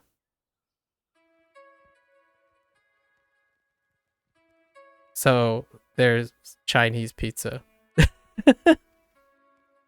I know this is not a great example because now all the Italian people are gonna get so upset. So we'll leave it on like a humorous note. My talk is there. I think the world is big enough where if you love your culture, I like to think a person's heart is big enough to know, to be interested in what your culture inspires to. So like I'm really like on the internet, one of my favorite parts of a community, like a specific community, is how unanimous they are in bridging, like going over the hump in population. And English is one of them, where it's come to the idea that when they see something not norm to them, it becomes interesting, not immediately wrong. So when someone tells me, oh, this is how you pronounce this word, my first thought is, that's so interesting. I will have to try to say that in the future. Like when someone says a word that I'm not familiar with, or like I'm familiar with the word and the way it sounds, and they say it differently, it becomes inherently interesting, not wrong. That is the difference in mindset. So how do you encourage more people to love your language? Well, first of all, you don't tell them that they're wrong all the time, because they're not born Japanese, right? It might as well be suggesting that, like, oh, you'll never understand pitch accent because you're not Japanese. That's effectively what you're saying, as opposed to, hey, that's an interesting way to say it. I like it. Like, for example, I'm going to trigger some Japanese people probably with this. Fashion instead of fashion, right? Fashion, not shion, right? Because like information, not information, right? So all these things, it become more like, oh yeah, that's how English people say that. That's interesting. Like, that's why I love the Japanese, learning a new language. It's interesting. It's not wrong or right. I don't want to change the Japanese language because it doesn't suit me. I like it for what it is because it's diversity. And when I learn the thing, it's going to turn out to be like a Japanese English speaker, or a English Japanese speaker. And that is diversity. And there's a hyper pressure. There's a hyper pressure to reduce diversity in Japanese learning right now. A super hyper to reduce. Oh, you're going to learn Japanese, huh? Your goal must be fluency. Your goal must be to sound native like. It's like, well, no, my goal is to use Japanese and also sound like an English person using Japanese, because I want Japanese people to know that there are a lot of English speakers out there who are very interested in your language, and you have a lot of representation, and also your influencers and representatives are aggressively shutting people down because they have different accents. Your mannerisms and stuff are not as accommodating, but that's not technically true because it's only specific to the people on social media. So like someone, and ironically, it's also language learners, like native like language learners are the ones that constantly unintentionally perpetuate the gold standard, which is to be Japanese, to be a Japanese speaker who has the respect respect of other Japanese people, you have to be like them, as opposed to loving their language because they love the language. Like, can you not be happy, in my opinion, my humble opinion, can you not be happy if someone who loves your language so much that they love the language even if they can't be Japanese? Ever. Because if you're telling them unintentionally, like, oh man, that sounds weird, that's not native, like, oh, you'll never be like us, unintentionally, because that's what, in my opinion, that's what you do unintentionally. That's the mania that I feel all the time. When I'm a content creator, I say something that I do in my lifestyle, I don't want to give people the impression that it is the right lifestyle or the wrong lifestyle. So I take responsibility, but it can be unintentional a lot of times because you do things automatically. What do Japanese people do automatically? They talk about what's normal to them because they represent 99% of the people that use their language. So yes, whatever their normal, their rules. That doesn't stop you from preventing a population from ever starting to be interested in your language, because your conformist unintentional behavior is putting a gate on your language. Your language is not interesting enough to get people to be motivated to learn your language because you unintentionally have high standards. English seems like an easy language now, misconceptionally in English, easy language, because the gates are always open. There's like, people don't unintentionally peddle a gold standard in English. When was the last time you heard someone's like, oh, this is how you sound sophisticated and educated in English? Like, how many of those streams or content do you see? You generally see noise and chaos, like, this is how I speak English, this is how you speak English, and no one can agree on something. That is gates open, dude. It's all for which party are you in? Are you part of the German speaking English, English community? What community can you choose? In Japanese, I love the culture so much that I think it is going to be wonderful to see if the diversity in interest in Japanese overcomes this, in my opinion, the self-inflicted gatekeeping that is involved. Where like, oh, you're starting to learn Japanese, I hope you're super serious, and I hope you can dedicate the next 7-8 years or the rest of your life to be even considered respectful to the Japanese language. I'm like, well, I'm sorry, but that's like nihilism 101. That person is going to start and they're going to, for a month, and they don't see the progress that they have, they quit and they forget about Japanese altogether. You kill the spark before it even happens. And mind you, the only reason I'm super interested is because I'm not focused on fluency. I'm not focused on trying to be accepted to be someone I'm not. I'm not focused on trying to be Japanese. I'm focused on trying to appreciate the Japanese language and the culture, being American. So there's no pressure on me to like spend the rest of my life trying to assimilate some sort of culture that I don't even live in, right? You can become that. What are the memes? Move to Japan, become Japanese. Well, respectfully so,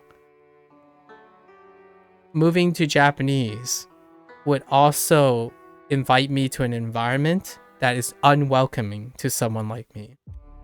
I like to innovate on rules. I like to innovate on compromises. I enjoy things changing all the time. If I go to Japan, respectfully so, it's a different type of culture. Change does not happen rapidly. Already to this day, in the United States, there's comments on how long it takes for things to change, to adapt, to innovate for the better. If you go to Japan, good luck waiting for your entire life. I'm just relatively speaking, it's the trade-off. Preservationists, purist preservationism is refractory to change. And I think this is one of the things that even the Japanese content creators are advising others, like, are you sure that you're okay with the Japanese culture? Because it can be very hard to adapt to, especially like Americans who find the romance side of the Japanese culture, the ones that are very eclectic and eccentric and whatnot. But ultimately, when you go there, your daily grinds and stuff, those expectations are incredibly rigid and strict. That's how you become Japanese. In the United States, when I say to become American, I don't even know what that phrase means anymore. Like, it's so low that if you end up coming to the United States, live long enough to get nationalized, you're effectively American. That's it. Like, that's the thing that defines you. You have to speak American English? No. Like, you don't. Like, content creators with interracial couples, they're speaking British English in the United States. They have like a Italian accents, like that's part of the identity. So know your culture and cultural backgrounds and the users of that language, and then ask yourself, are you behaving like that? So in the end of the day, to end this digression, I think, in my opinion, from my experience with Duolingo and in the greater weird Japanese learning community, I think the internet has room for more diversity. To me, this means that there may be more smiles, more motivation for the future, for people to enjoy Japanese. I think right now, this adherence to Japanese mannerisms is crushing many other dissonant cultures in being interested enough, like being committed enough to want to go through the journey of learning Japanese. And that, in my opinion, is what's keeping down the influence of the Japanese language. And it only caters, the ones that are committed enough are, as you might have expected, the people who spend most of their childhoods exposed to things like anime. Those are the most committed, and also emotionally blind. And what I mean by emotionally blind is their blinders are on, as in they love so much that they can still be committed to a crushing standard. And that's all the people that are left, in my opinion. My impression is that for every one person like me who likes learning in general, not attached to an anime or something, there's at least 5 other people who belong to this group I'm describing. It takes that much passion to be interested in your language, because the vast majority of people have such high standards of Japanese. Even native Japanese speakers, their commentary are absolutely brutally unrealistic and basically anti-diversity. As in, all the commentary that comes out of their mouth is, well, a real Japanese person doesn't do this. Oh, a real Japanese person don't say this. Oh, wow, this person is definitely not real Japanese because they say these things. Oh, this person is definitely not real Japanese because they don't do this. That is usually, in my opinion, keeping Japan pure, very pure, but also limiting its influence. compared to Spanish, French, English, and the others. If they so choose to desire that, that's perfectly fine.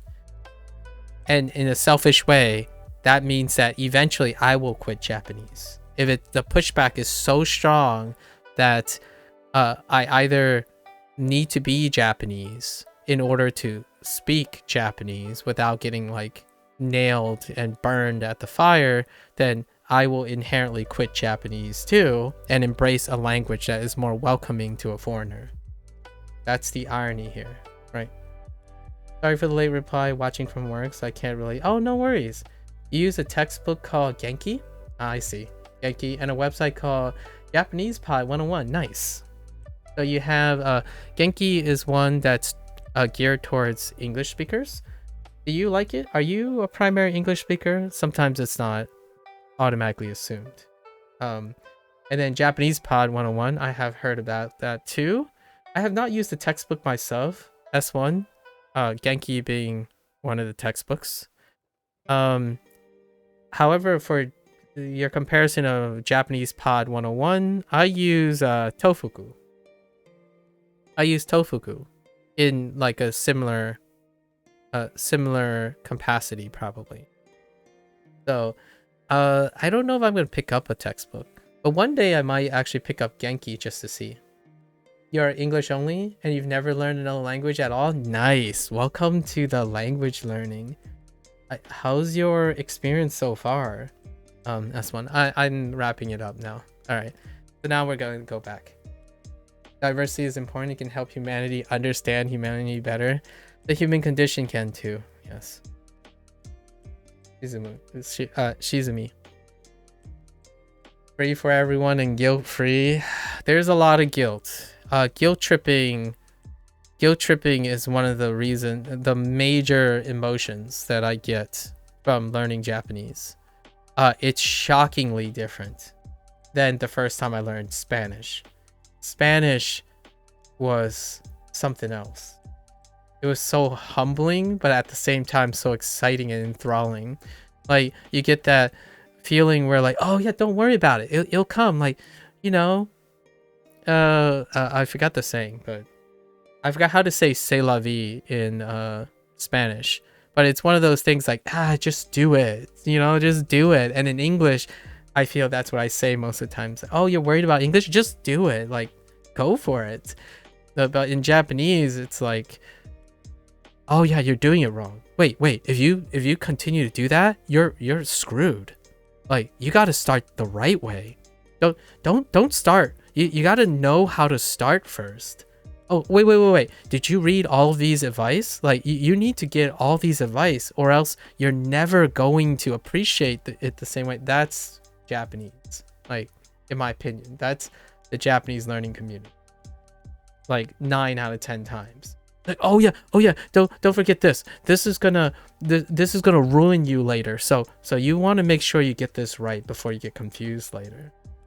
Like that's the feeling I get most of the time. And it's such a different feeling, but it's also a challenge. I don't mind it, but I can earnestly say lots of people do mind that, and it's stopping them very easily. I'm a very different breed, I suppose. I'm gonna try to single myself out. I'm not that special. I think I belong to another group of people, but generally speaking, that group of people aren't the ones that would choose Japanese. Because if you're thinking about it pragmatically, you would pick a learning community that's more likely diversity forward than monoculturally forward. You are constantly treated as a foreigner and all that stuff, not meeting the standards and stuff. That happens when you're hitting a monocultural society, intentionally or not, right? So oftentimes when an English speaker asks, I want to learn a second language, what would I pick? Spanish or French? And a lot of times people will say, oh yeah, it's because Spanish and French is kind of related to English, and then there's all these rules that make it easy. But in the end of the day, it's also the cultural norms and the people who use the language and people who are teaching the language. there's not a bigger cultural dissonance between the popular and diversity forward languages. When you get into exclusive languages, then you're belonging to a specific subset of people. And for me, I don't even belong in that because I'm not a language learning person.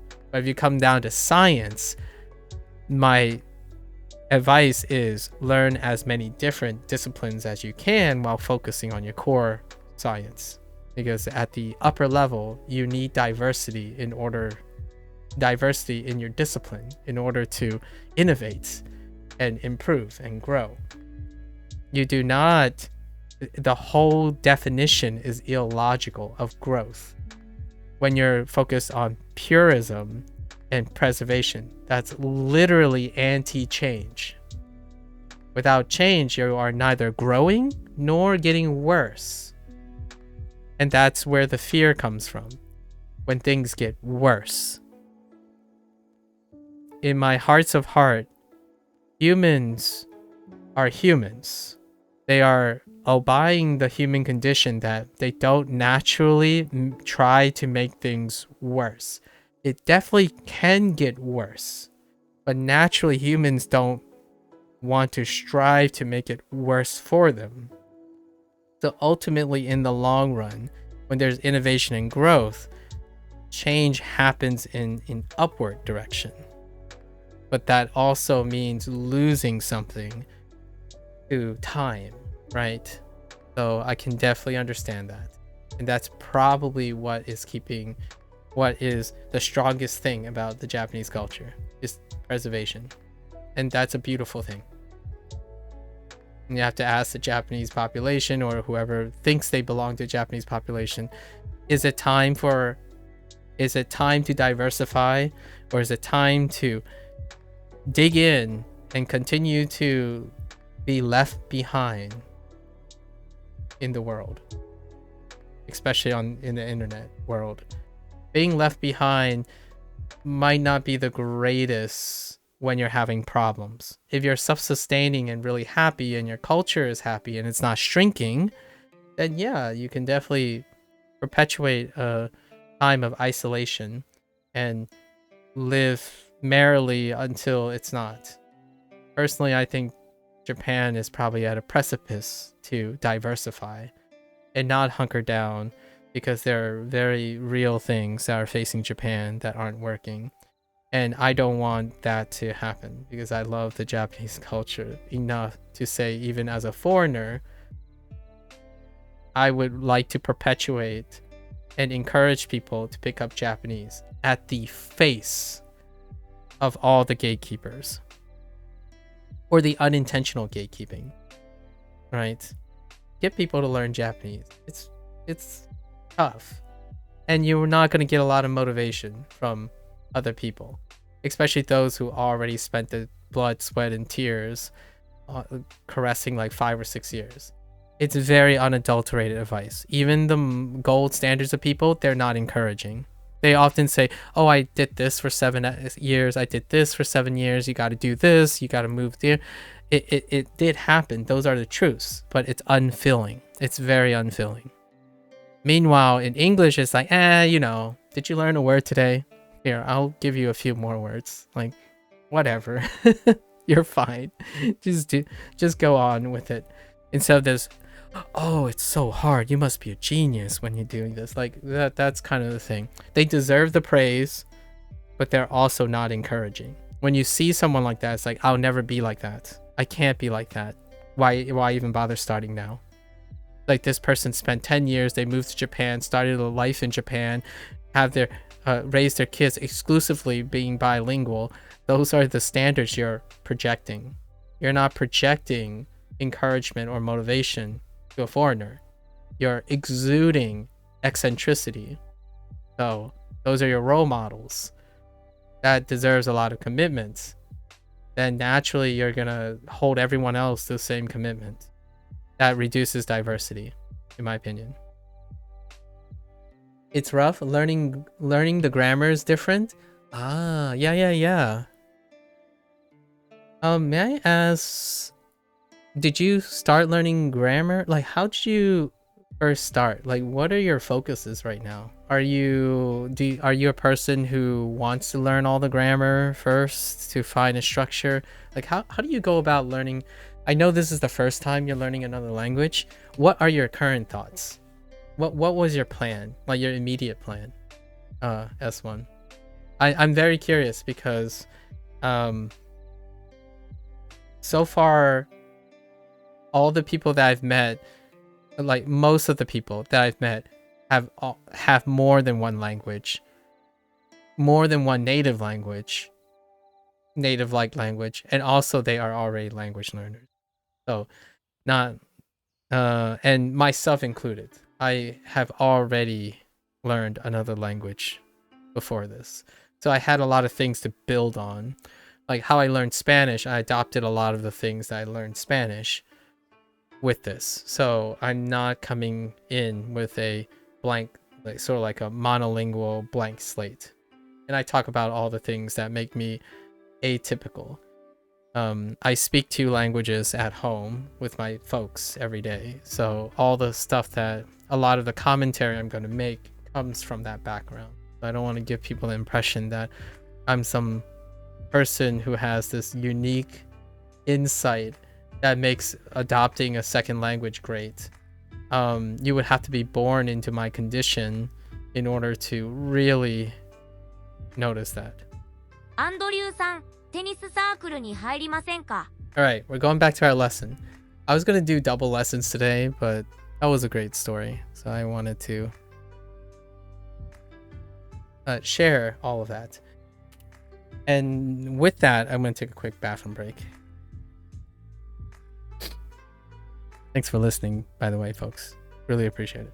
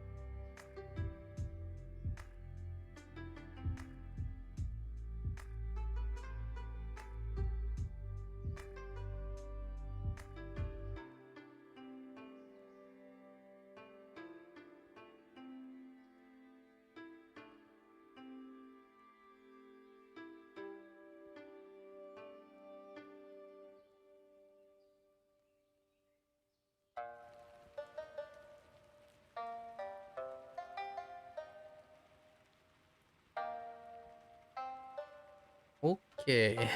Alright. Alright. We're gonna get into our focus. Today's review day. So day 3 review day tends to be filled with digression. I'm not focused on acquiring new vocabulary. Today, we're reviewing. Alright. Andoryu-san. Yeah, see, you see they still do the addressing thing here. Andoryu-san. Or Andoryu-san. Tennis sakuru ni harimasen ka? Andrew, would you like to join the tennis club? Wait, what's going on? Oh. Would you like to join the tennis club? タガログ語はフィリピンの言語ですか？ Takarugugo. Takarugugo. Say that a couple times fast, right? タガログ語はフィリピンの言語ですか？ Takarugugo wa フィリピン Philippine no の言語 gengo ですか？ desu ka? Takarugugo wa Philippine no gengo desu ka? チェスをしましょう。 Chessu. Oh, shimashou. We should play chess. 花さんはどこに住んでいますか？ Hana-san wa doko ni sunde imasu ka?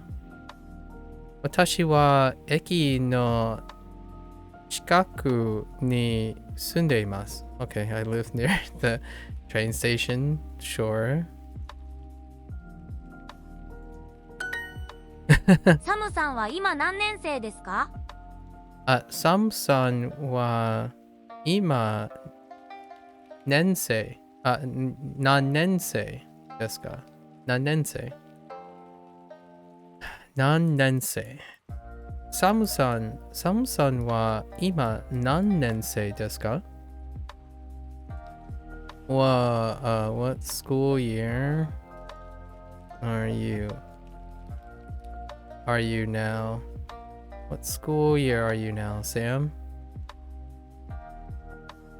Honestly, you've been watching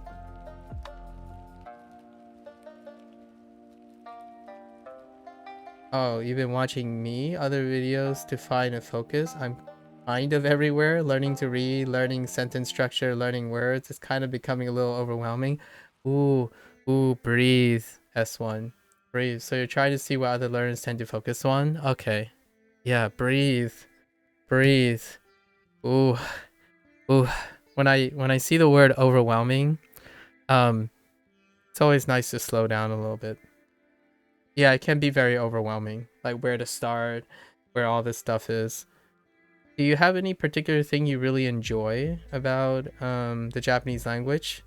I often build from that core. Like, inspire yourself to do the other stuff, but off the thing that you're like, oh yeah, I'm really vibing with this.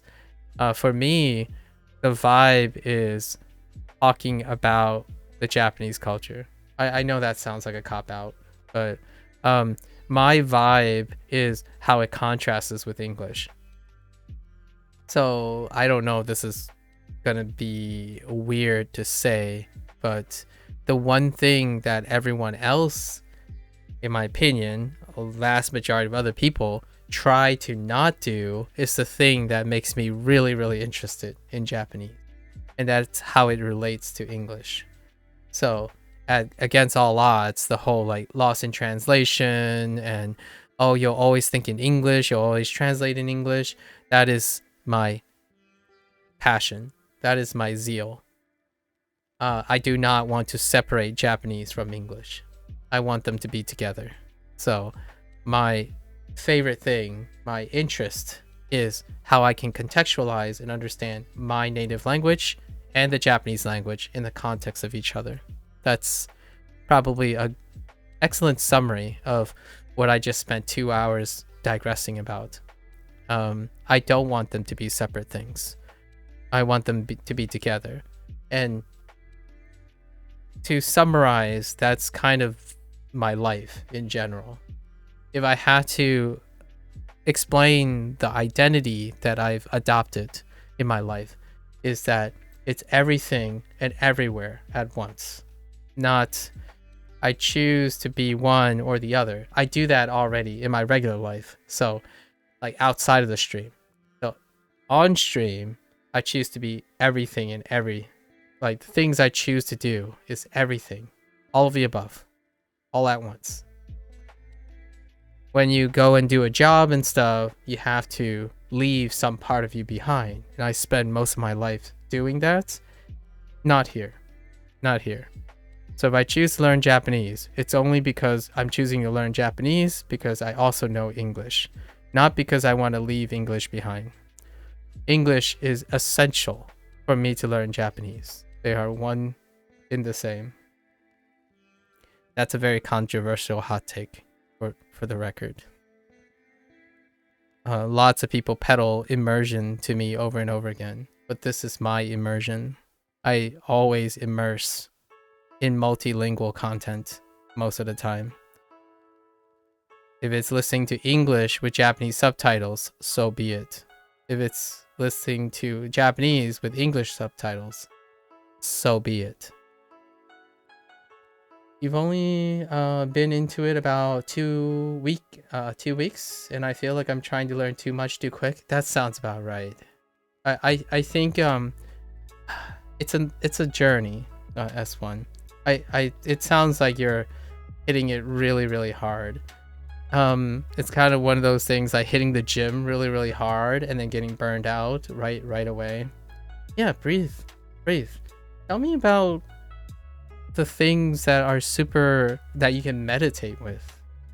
You know what I mean? Like sometimes I think it's nice to listen to Japanese without the stress of learning something, you know, to reset, right? So lots of times people are like, oh yeah, but if I'm gonna watch anime, I should constantly also learn anime now that I'm learning Japanese. Like, well, some days you can, some days you don't, right? You used to love or something like that. If you love the sound of the Japanese language, not every day has to be an insane workout for your head, right? Resting even the noggin and physically can go a long way to making one consistent, as opposed to being burnt out or overtraining. I think you can overtrain your brain. It goes by a different name, and I already said it. Overtraining your brain is burnout. Overtraining physically is injury. So it's one and the same, in my opinion. So it does sound like you're going pretty hard. I started day one. All I did was try to memorize the patterns in Duolingo. That's all I effectively have done. And then built upon that. Yeah, 2 weeks. You got plenty of time to slowly build up. And, you know, it's a long journey. Might as well enjoy the ride. Not like throwing back 10 cups of coffee every single day just to grind, you know, hit the gear running. That sounds very exhausting. I hope you find your pace, like your pace of learning. That's one. Find that good old balance. All right, what school year are you now, Sam? ダニエルさんの専攻は何ですか？ダニエルさんの専攻は何ですか？私の専攻はビジネスですか？ or です。I made it into a question. Whoops. ビジネスです。チェスサークルは楽しいですか？チェスサークルは楽しいですか？ Is chess club fun? Ooh, that's a deep cut. Is the chess club fun? Oof. That's kind of a deep cut. I was in chess club momentarily.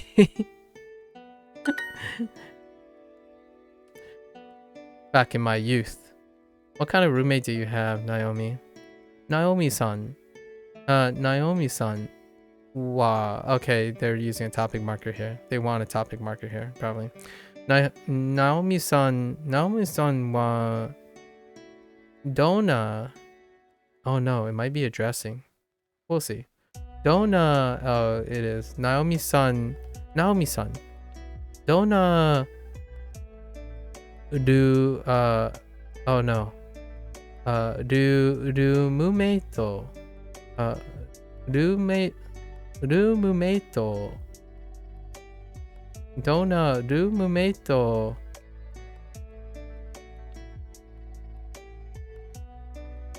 Wa arimasu? I guess they might go with ga arimasu. Oh, ga imasu. gaimasu. They probably went with gaimasu. Maybe waimasu? Gaimasu. Okay, that's fair. Sure. Okay. Naomi-san. Let me get Naomi-san wa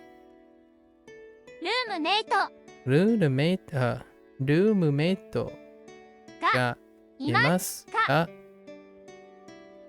Oh, どんなナオミさんはどんなルームメイトがいますか？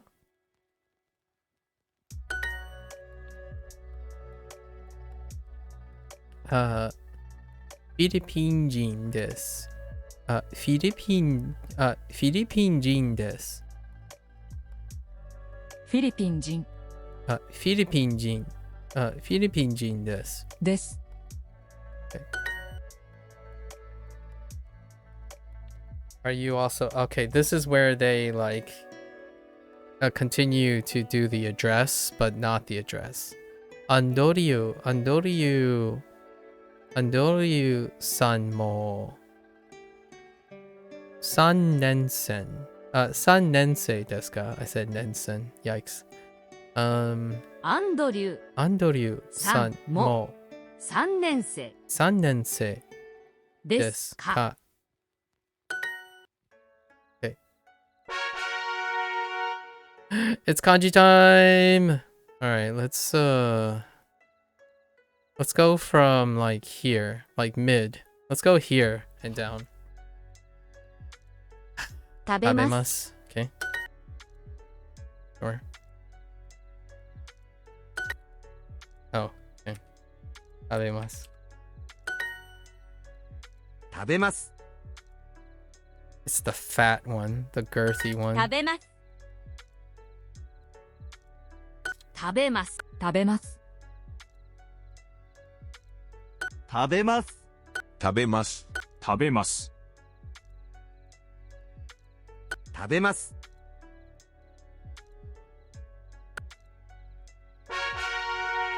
All right. Wait, why did it go back up? Hello? Nomimasu. Okay. Sure. We'll try to hit 飲みます one writing for each 飲みます。 before we move 飲 on. みます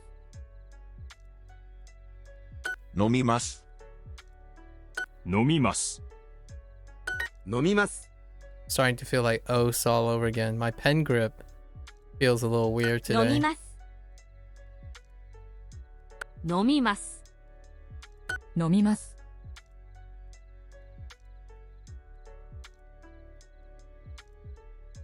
飲みます。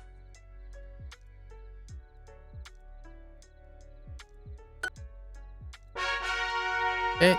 Let's got two more. We gotta find iimasu and shinbun. Give me shinbun. No? Okay. Feels bad, man. 食べます。食べます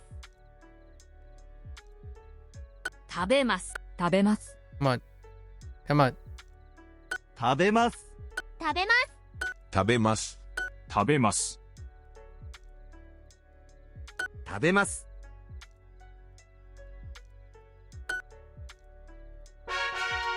Okay. Did we get it? Rats. Oh, it's the different thing. To- Okay. Toimasu. Nomimasu. Nom- Sure. Nomimasu. 飲みます Toimasu. Sure.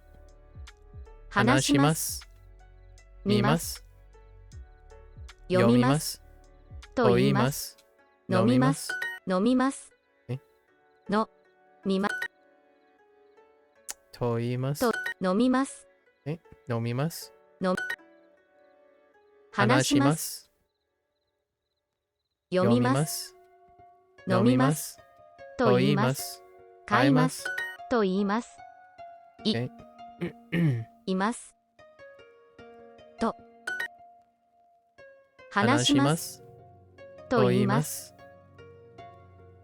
読みます。買います。飲みます。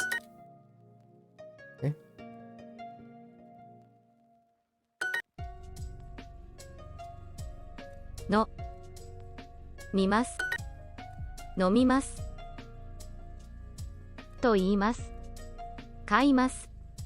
話します。読み。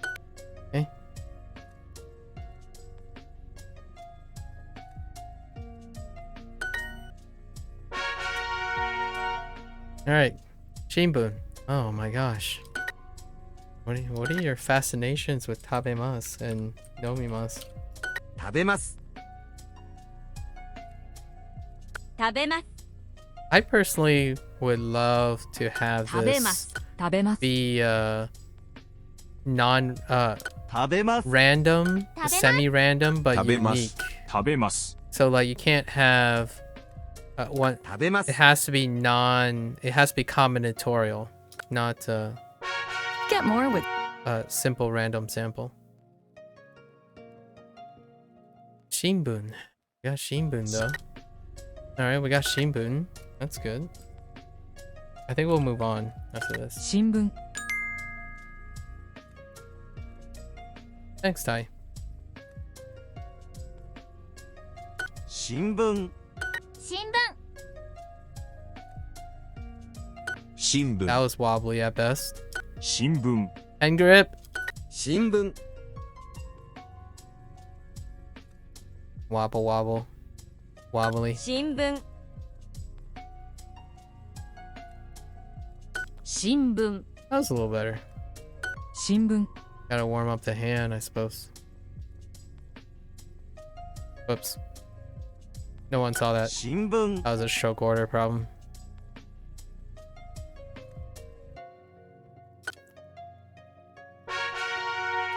Okay, let's move on to the next one. Ikimasu? Ikimasu. The two. Ikimasu and ikimasu. Sure.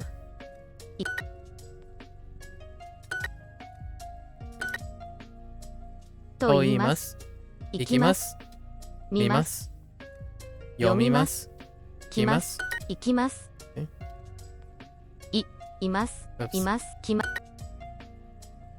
Ikimasu. 行きます。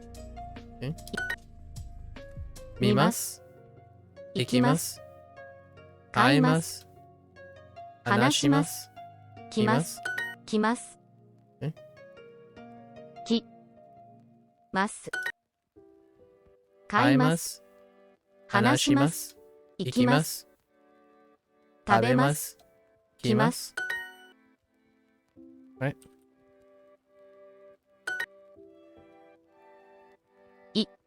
来ます。え？行きます。話します。 Oops. 話します。読みます。 No one saw that. 買います。来ます。 Ikimasu. Can I get Jikan? I don't want Jikan. That's one of the kanji. 時間。 Not to be confused with Shinbun. You know, this is a little bit 時間。 fatter, actually. They made the character a little stockier. 時間。時間。 You saw the Shinbun? The bun in Shinbun 時間。 as an option. 時 Oh, 間。 you silly duo. 時間。 You silly, silly duo. You can fool me every Jikan. once in a while.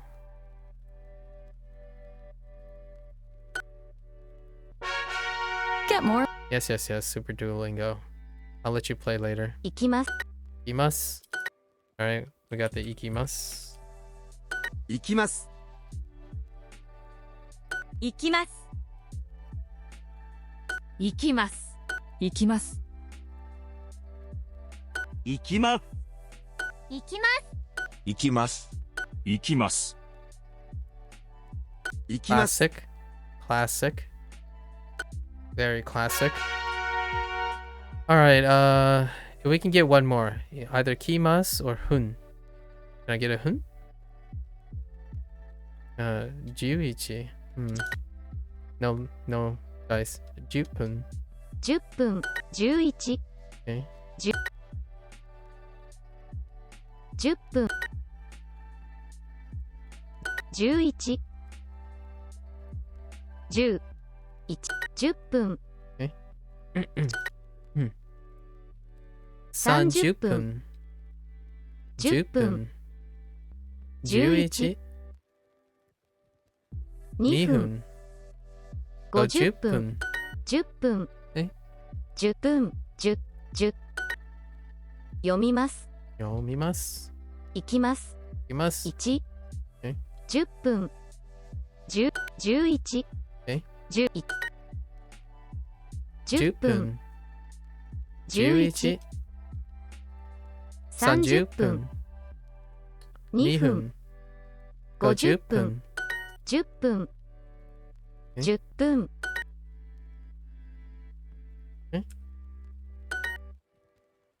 Okay. 12、 12。東京、東京。田中、 Sure. 10分、 Mhm. 10 Okay. Alright. Can I get a key? Kimasu? Did we land on it? We land on kimasu. Okay. 来ます。 Now we must not confuse this with 来ます。 kimasu or to wear 来ます。 right now 来ます。 because we do not have the kanji for 来ます。 to wear. 来ます。来ます。来ます。 In the polite form, it's still kimasu. But we got this. So now we're gonna move down. Let's try this. Takai. Ta- Takai. Short. 高い。 I think this one, my kanji Takai. for this still sucks pretty hard because I have problems with the proportions. The proportions on the bottom. 高い Like that Takai. stroke is constantly out of proportions without guidelines. 高い。高い。 My eyes are a little bit bigger than my hand. 高い。 Case in point. Ooh, that was a little wobbly. Yeah, the two irregular verbs. Yep. 中山、 Thanks to a verb conjugator, I was able to get ahead of it. 山、 Yama. Nakayama. 中山、 10 10 分. 本、2分、 2分. Ooh. 山、 I wasn't paying attention. 山、 中 again. 山 Nakayama. 中、山、山。 Yama. Kind of looks like a birdie. 4時、 Tanaka. 山、本、 中 Nakayama. 山、 Okay. Can I get Yasumi? No. Nakayama. Na- Yama again. Nakayama. 山、10 10分、分。本、中山、2分、 Okay. Ya- Yama. 中山 Naka again. な、 Nakayama. や、山。 Yama. 田中、 Tanaka. 山、本、 Hon.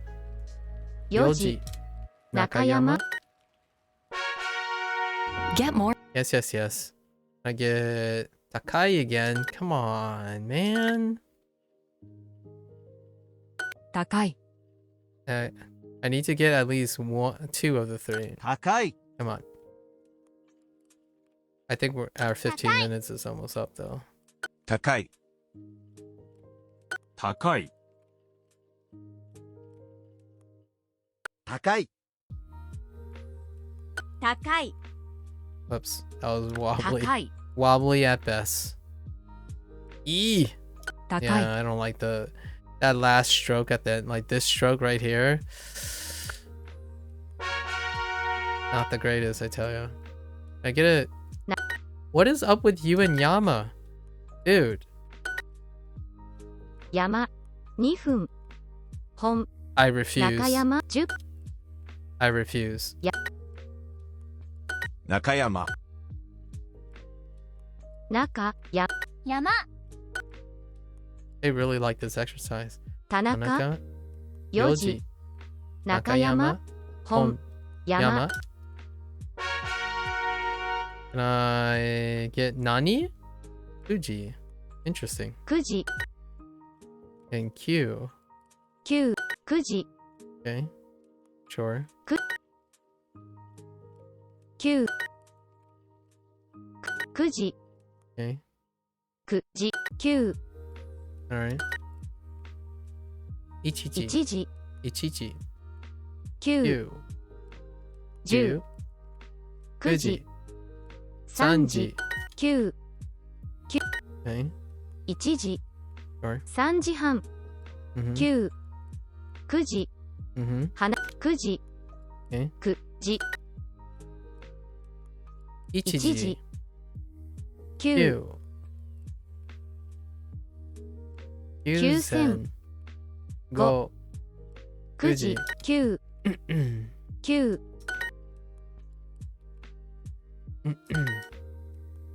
2000 2000. 話します Sure. 9 Sure. 7000 Sure. 9時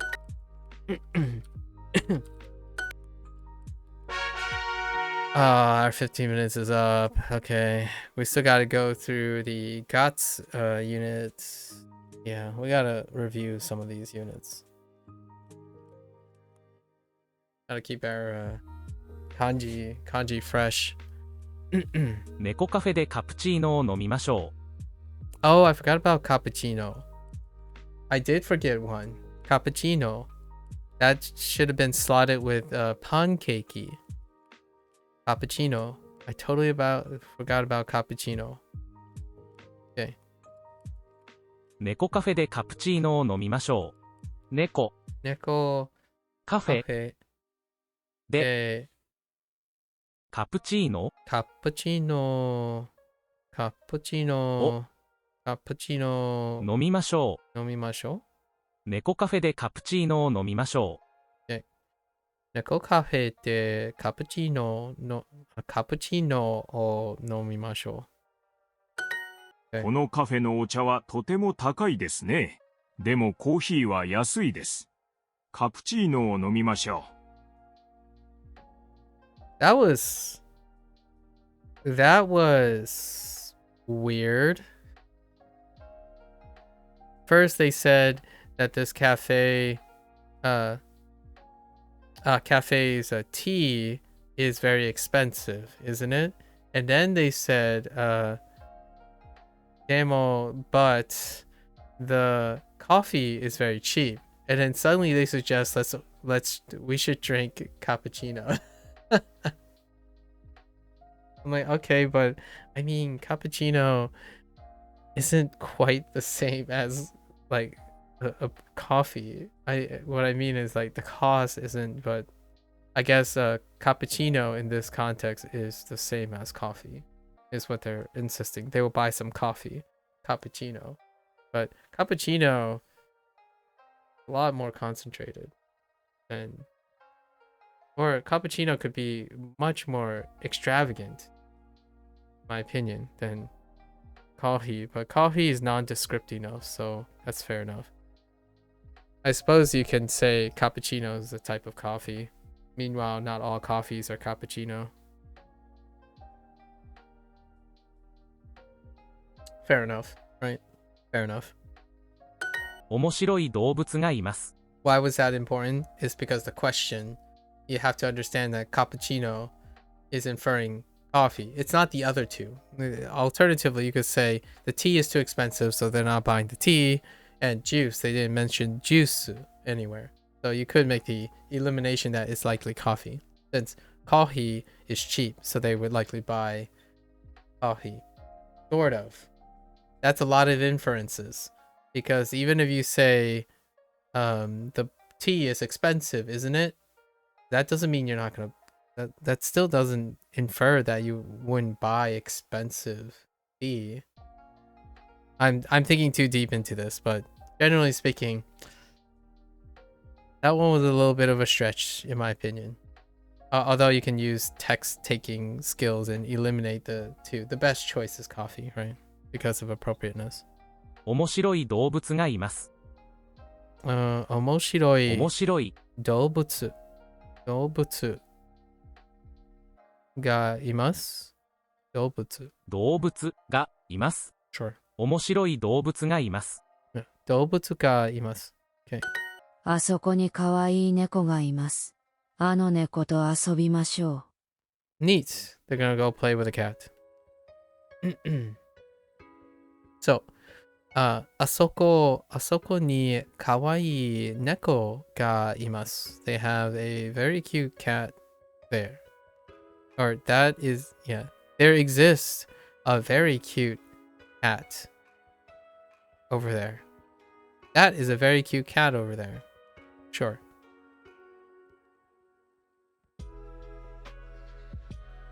Or there is a very cute cat over there. Or there. Just there.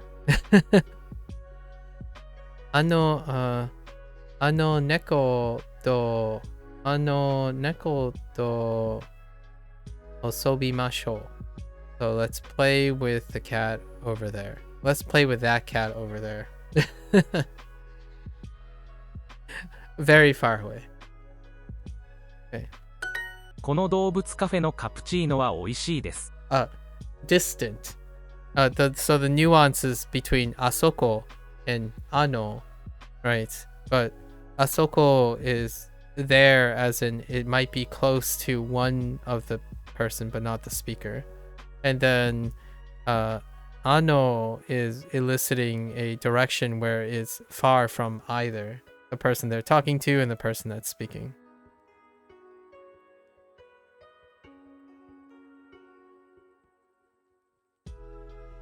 Yeah, more or less. この動物カフェのカプチーノは美味しいです。この動物 Wait. 動物カフェ動物のカフェ No. のはカプチーノはのこの動物カフェのカプチーノは美味しいです。美味しいです。この動物カフェのカプチーノは美味しいです。Okay. この動物カフェのカプチーノは美味しいです。動物スーツ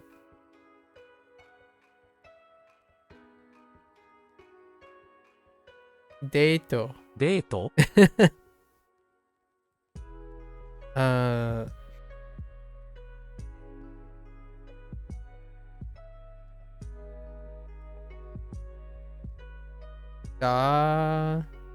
ダンス食べ物short katakana words 人気の place に行きましょう。カフェ works 人気destination? No. Modifier? Okay. の動物カフェに行きませんか? Sure. There are a lot of small aminals. There are a lot of small aminals. 小さい動物がたくさんいますか? No, just います。がいます。I'm always thinking in the form of a question. I'm proverbially in a state of jeopardy. Can you phrase your response in the form of a question? Why, yes. Ka, everything.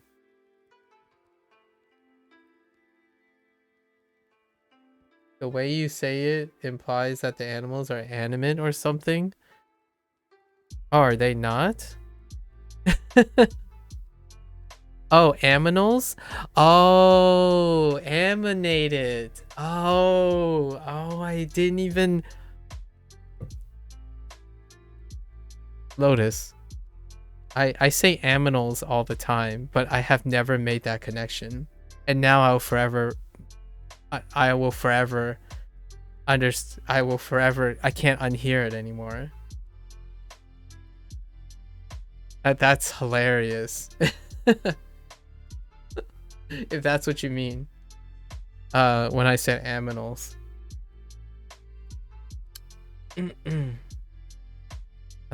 Okay. So 動物。小さい動物。動物がたくさんいます。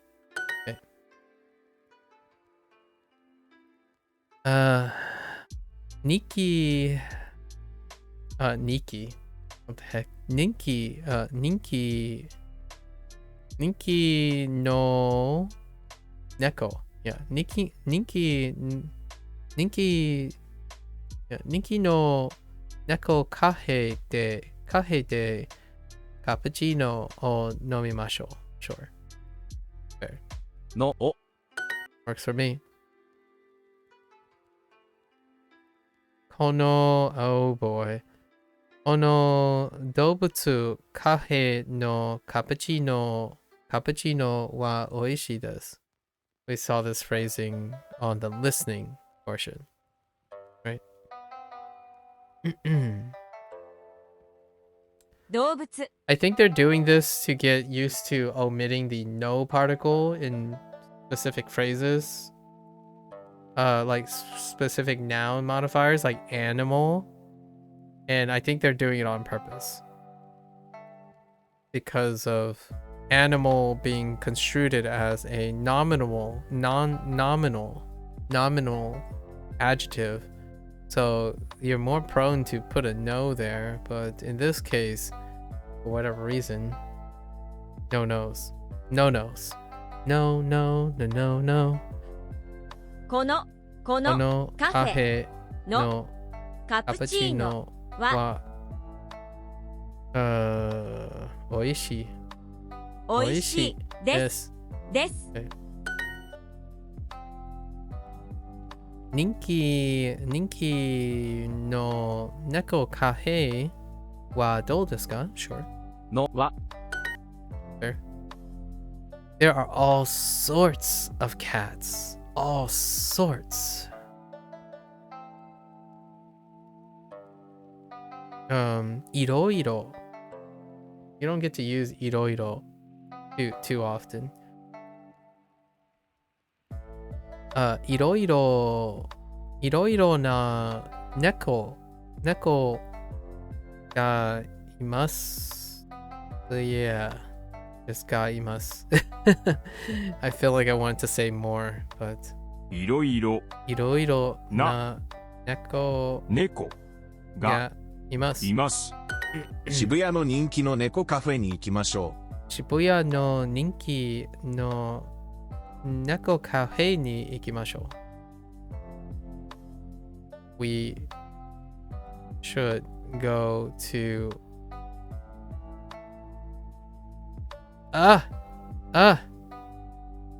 Oh, wait.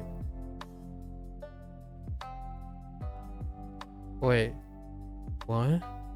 We should go to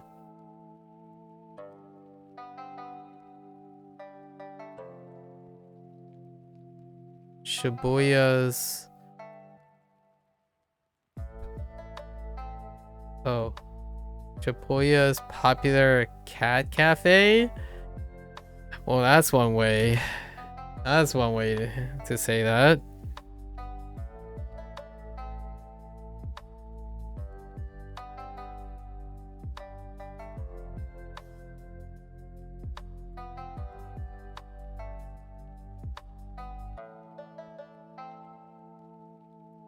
That's some extra spicy modifiers right there.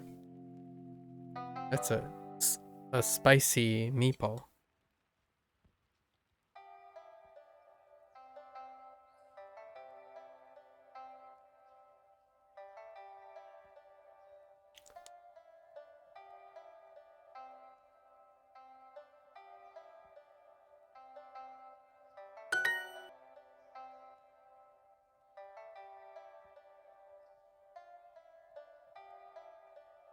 Oh, hey.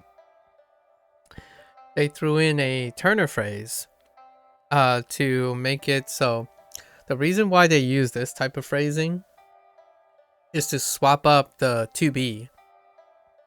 So a lot of times when they rely too much on des, like suru, aru, iru stuff, right? They occasionally throw in this type of phrasing. ここここは人気のの猫カフェです。猫カフェです。 The kokowa, using demonstratives in the nominal position to suggest something using des, right? As a copula, using the copula mix-up, as opposed to using a state of being like iru instead of using iru.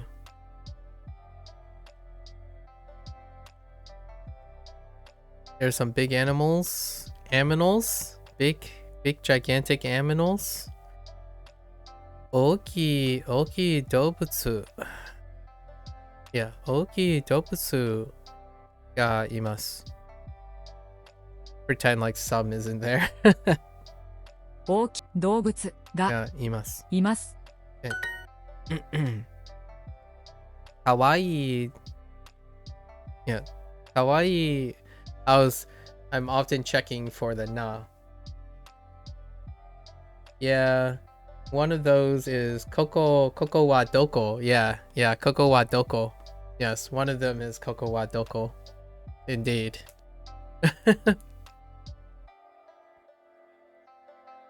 There are cute. I like that they're doing that. Although, I would say, without making myself sound the exception to the rule, I think most people, it would not dawn on them that they're trying to say, hey, you can also use des as a copula verb here, a copula predicate instead of expressing it with iru, right? I don't necessarily think a lot of people would make that connection unless they went outside and read about grammar, right? Read some grammar points and whatnot. And I think so too. The reason why I am commending Duo is because I already know about the different existence, different ways of expressing existence. So you can kind of see it that they're doing that. But I didn't learn it from Duo, that's a different form of expression. Yeah. There's a Japanese phrase for like using interchangeable phrases for like interchangeable ways of expressing the same idea. I recently saw a short. I think it might have been a Dogen clip now that I think about it. Where like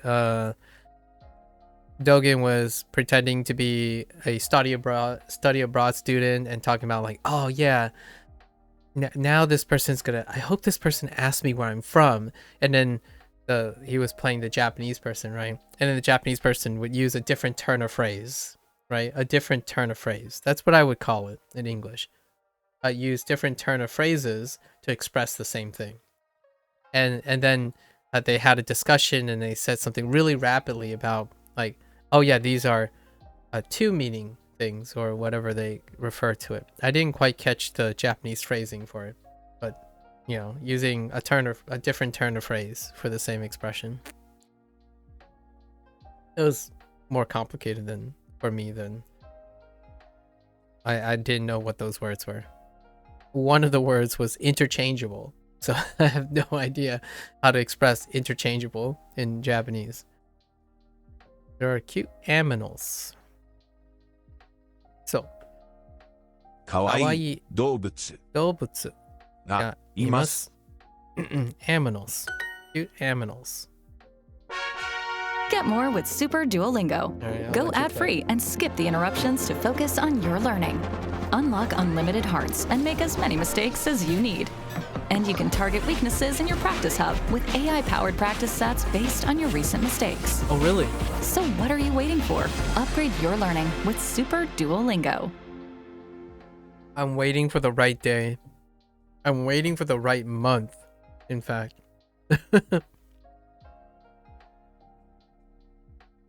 Correct the optimal 2 weeks. I need to make time for 2 weeks. 2 weeks is pretty tough. Going hard for 2 weeks is kind of tough. Even for me. あの茶色の動物は何ですか？ I'm about to sneeze.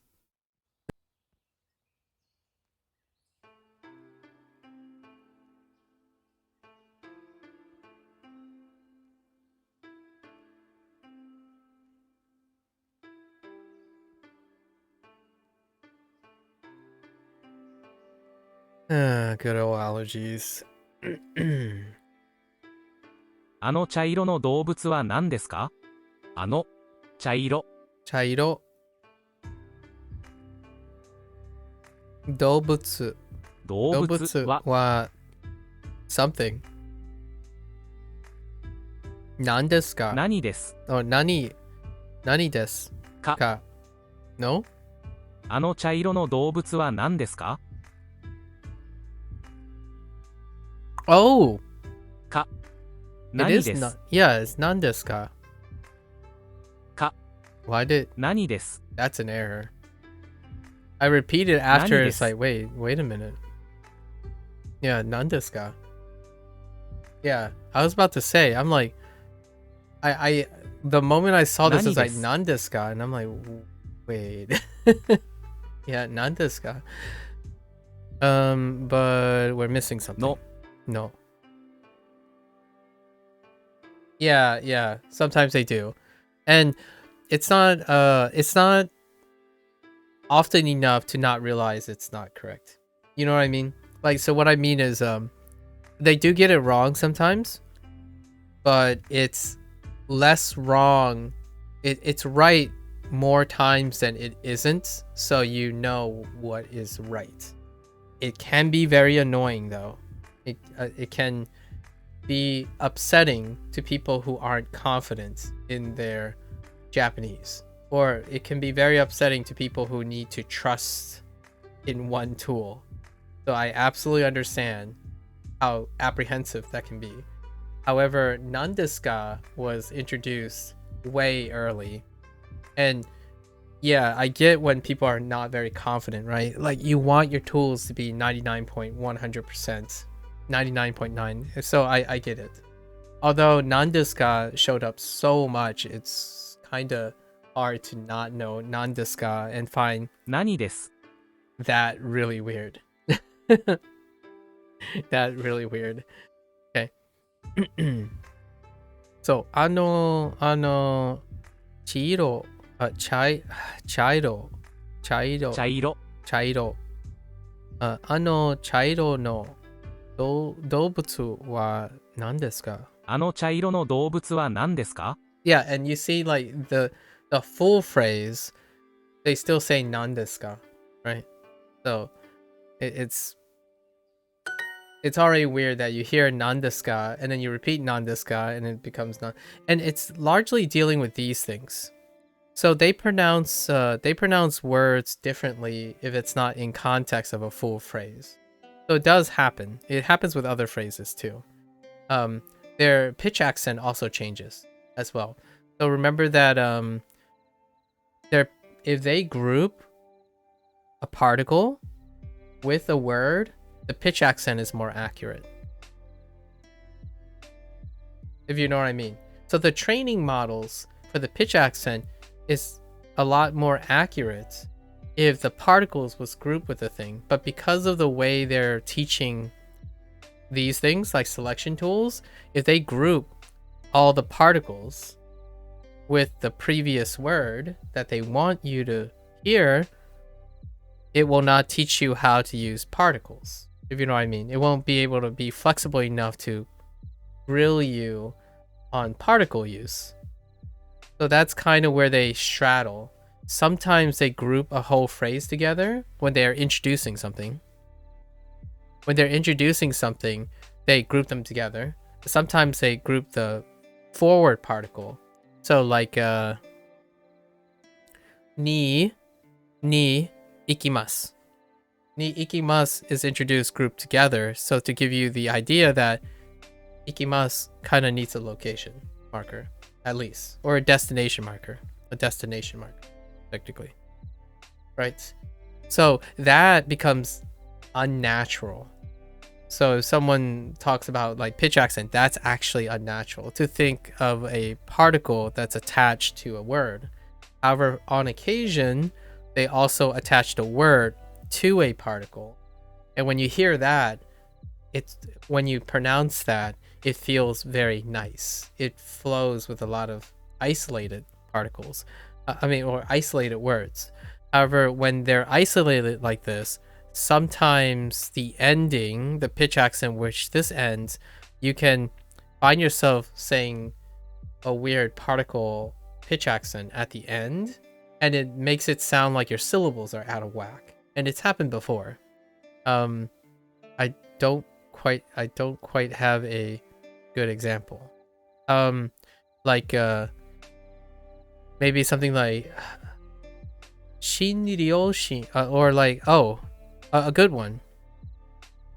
Kazoku.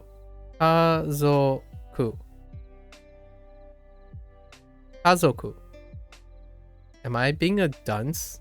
It's kazoku, right? So you get right? You could end up saying kazoku to, as in like kazoku, and then it goes up, right? Kazoku to. But kazuto, you're probably going down or staying the same from ku. And they don't lump these together. So when you hear kazoku, or kazoku, you don't get the frame of to with respect to kazokuto. And when you hear it together, it sounds, in my opinion, it sounds nicer and a little bit easier to say when you're grouping them. So they're constantly fighting with, should we include it? Should we not? Should we group them together like this? Like nandesu ka, for example. And why is this relevant? Because nandesu ka, they probably have a word like the AI voice, right? It's probably trained on this phrase together. Nandesu ka, right? But when you remove a particle away, or a marker away, ka, when it's removed, you can get weird things with just nan or nani grouped with des. So probably the training is that it's treating this as nani and des, as opposed to, hey, these are together, so it's nan des ka. And that's kind of how I think that's where these errors are coming from. The synthetic voice errors, they're coming from the idea that the synthetic voice has to be trained on the individual pitch accents or the individual pronunciations, as well as the separated ones based on the choice. And sometimes this is actually this.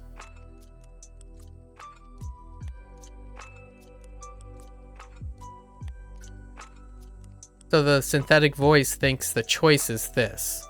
it's two choices, nani and des. So if you have nani and des as a choice down here, when you click on this, it's going to say nani. And if you click on this, it's going to say des. However, when they go in here, you hear the full line and it's nan desu, right? Nan desu ka. So that's probably why these things come up. So would I say it's wrong? Technically, no. In terms of programming, sort of. In terms of programming, it's not really, but maybe it's more like a bug. It's more like a limitation of what they're doing.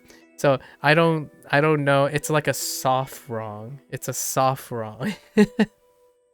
Because the reading itself is correct.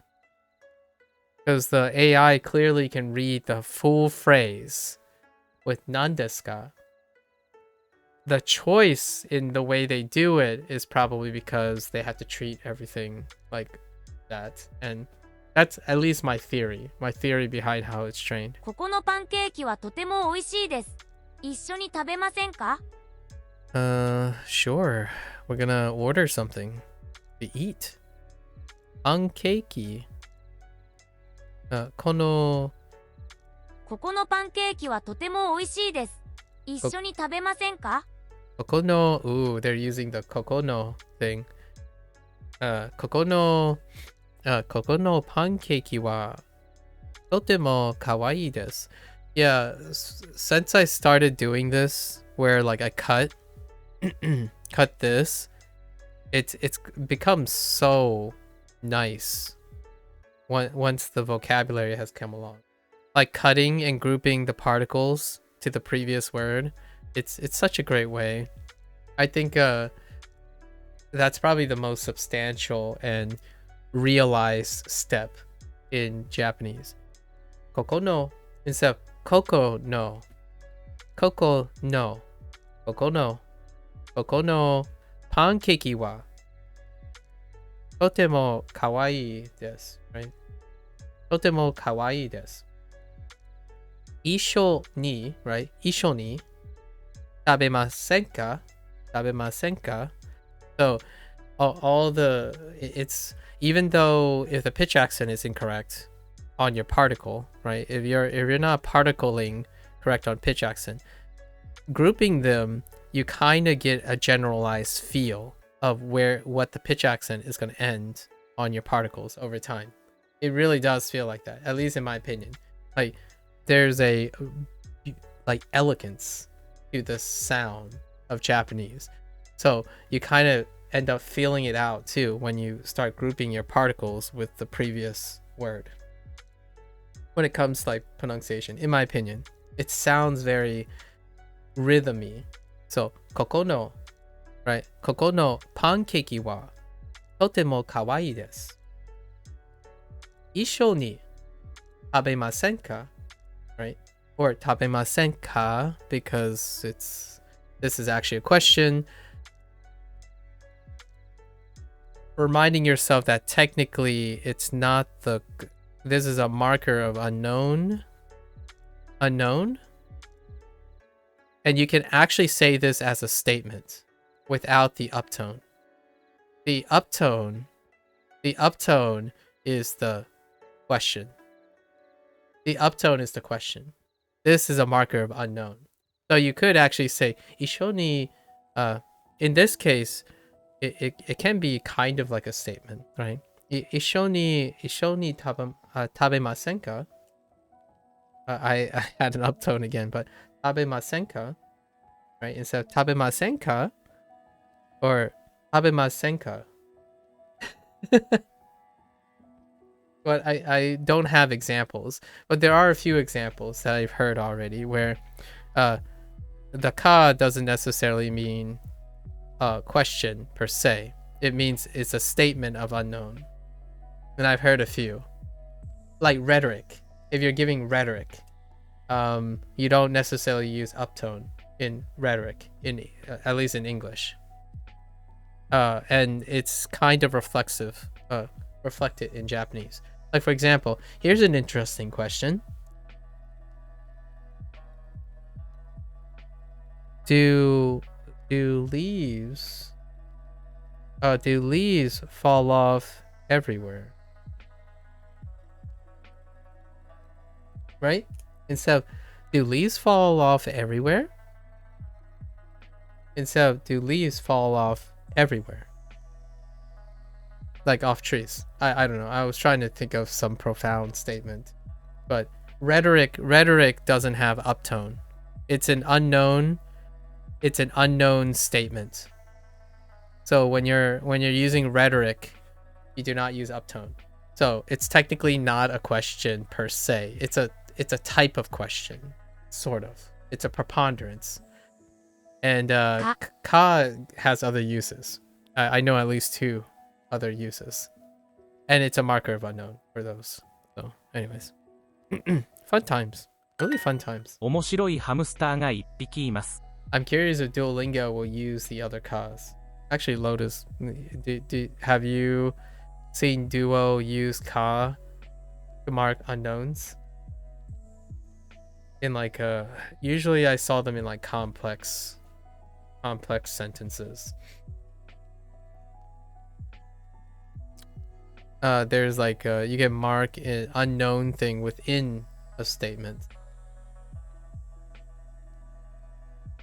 I think somebody used that before, putting ka in the to mark unknown clause inside a sentence. 面白いハムスターが1匹います。面白いハムスター Oh, ハムスターが1匹です。or 1匹います。Oops. 1匹います。ハムスターが1匹面白い。Did they call the interesting hamster? 面白いハムスターが1匹います。面白いハムスターが1匹います。There's one funny hamster. このカフェに猫がたくさんいます。ハムスターも1匹います。かわいいですね。Okay. Has a lot of animals. I heard neko and hamster at the same time. And they also said also a hamster. So more than one animal.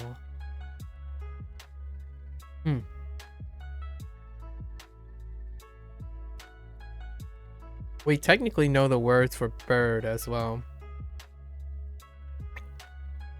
Unfortunately, they didn't introduce it. Tori. I'm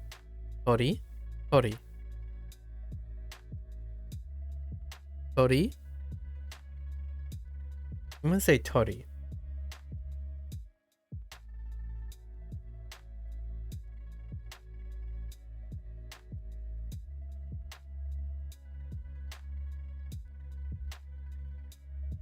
I don't know if it's up or down. パンケーキを食べませんか？パンケーキを食べませんか？パンケーキを食べませんか？ Sure. パンケーキを食べませんか？ Would you like to eat pancakes? 猫。め。め。Your me. Your me is me. ホットドッグ。ホットドッグ。Oh my gosh, ホットドッグ。The accent was all over the place. Anyway. 監督。誕生日。ホットドッグ。ホットドッグ。このパンケーキは美味しいです。Right? Yeah. Sure. 動物。パンケーキ。ポップコーン。コンテスト。ダンス。Good.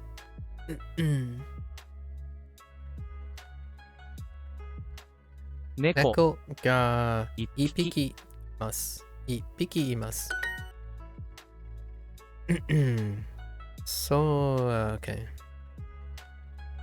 その猫の目は青いです。そのその猫のの目目はは青い青いで。ですす。うん茶色の猫が一匹います。茶色の一匹。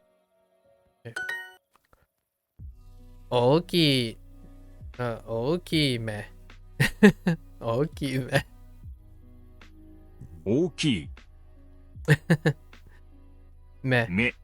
目。目。ハムスターが一匹います。ハムスター一匹。一匹います。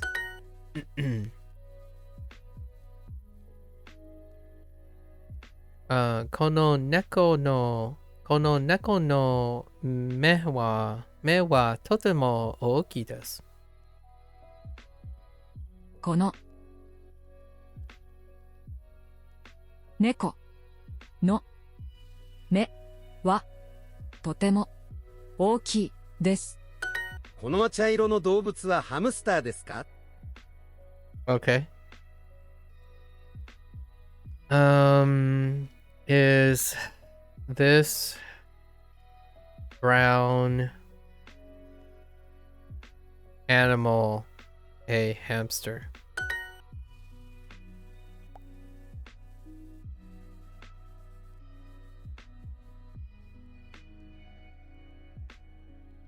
Sono茶色の動物は何ですか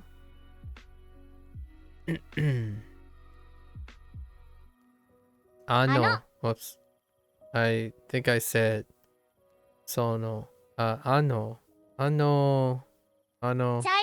茶色の動物は何ですか？なんです。 Yeah, she says 何です。何ですか？茶色の猫。茶色の猫。茶色の猫。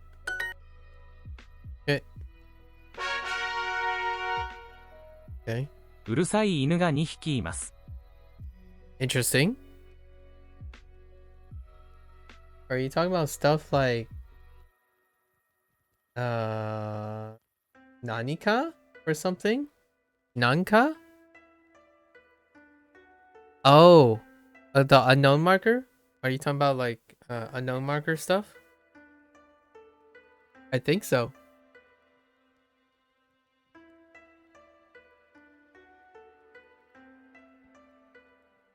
Or were you talking about the unknown clauses, yeah.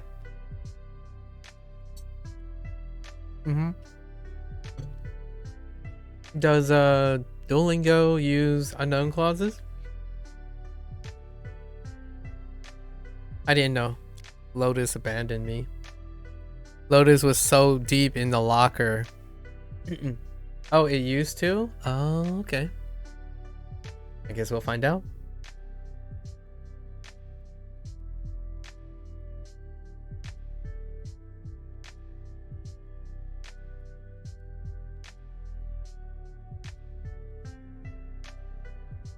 Hey Andy, how have you been? Sorry, allergies. He used to teach things like, is that Nanka or Nanika? I don't actually know. Nanka or Nanika?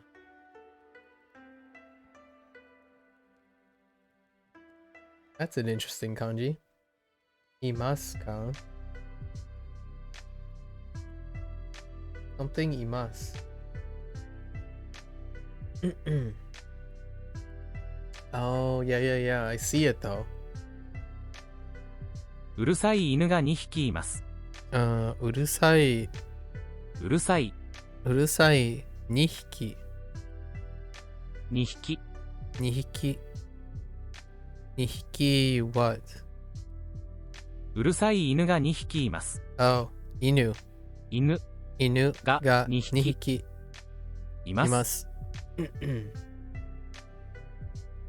Oh, you mean... Oh, 作ります。作りますか? Oh, yeah.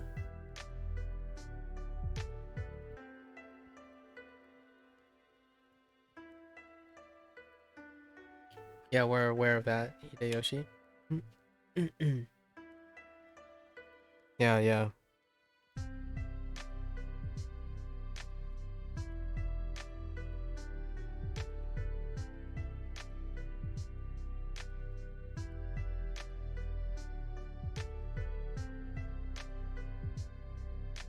I see, Indy.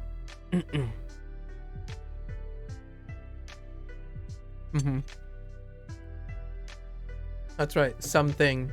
Yep. Something, someone, some object, some unknown. Some unknown. Yeah.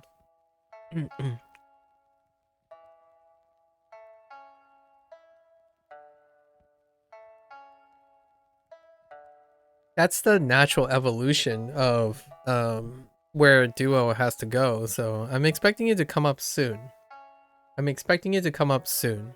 In Duolingo. うるさい犬が2匹います。うるさい犬が2匹います。2匹います。2匹います。That's a lot of E's. ネックレス。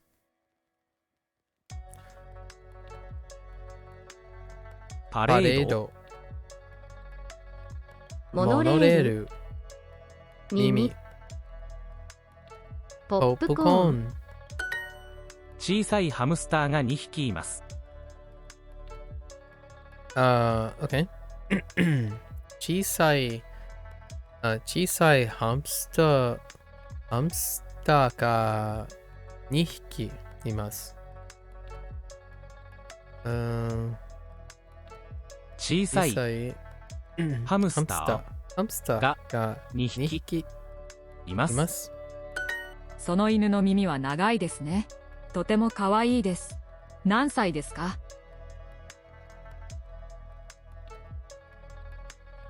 I mean, I guess it's interested in the dog. And doesn't like the dog.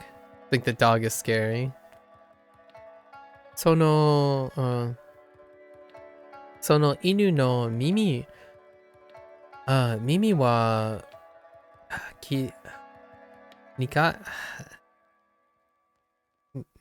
長いですね。その犬の耳は長いですね。とても可愛いです。何歳ですか? It taught one as, do you want me to make something to eat? Oh, interesting. Wow. Huh. For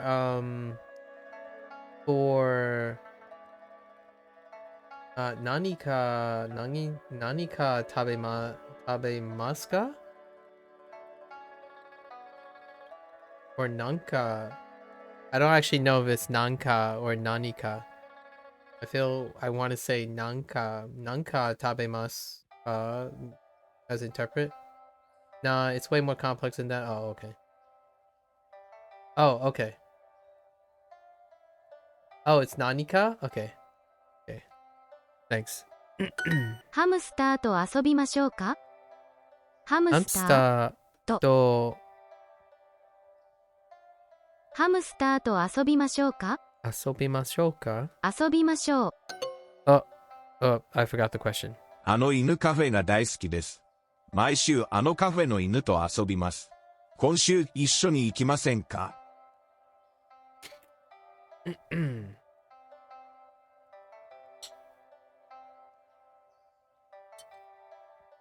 ？Could or can in place of may? Who? Oh, who's they?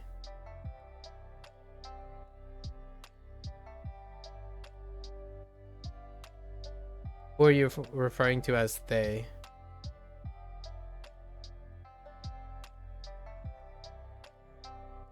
Duolingo English course for Japanese. Oh, interesting.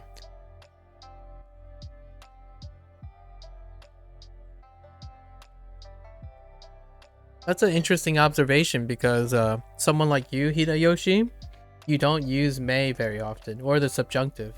You actually use the indicative a lot. And I would actually say that Duolingo using the English course is very colloquially reflexive of internet speech. People don't use may, should, would very often. Yeah, could I get 2 bagels, please? Yep. But that's only one situation. That's indicative speech, yeah, versus subjunctive. And usually most people use indicative to begin with, so I think teaching English that way is probably close in terms of English. If you're going from Japanese to English, much more indicative than Japanese. So like if you go up to someone, it's like, could I get 2 bagels? That's usually the colloquial norm. As opposed to, may I have 2 bagels? At least here in the United States. On the internet, it's often that way too. Like, this is, I can do this, I can do that. It's not, I may be able to do this, I may be able to do that. Perhaps I may be able to do stuff, right? Conditional, lots of conditionals. May is a potential and conditional kind of thing. Also super picky about the placement of please, but never teaches them. Interesting. Oh, that's so interesting. I always feel weird ordering because I flex between can I get and I want. Yeah. Please do this. May I have this, please? Oh, that's so interesting. Oh my gosh. We can't go into another digression about English. But, or I don't want to, right? Which is what what Indy just expressed there. I do not have, I do not desire to go into another digression, but that's so interesting.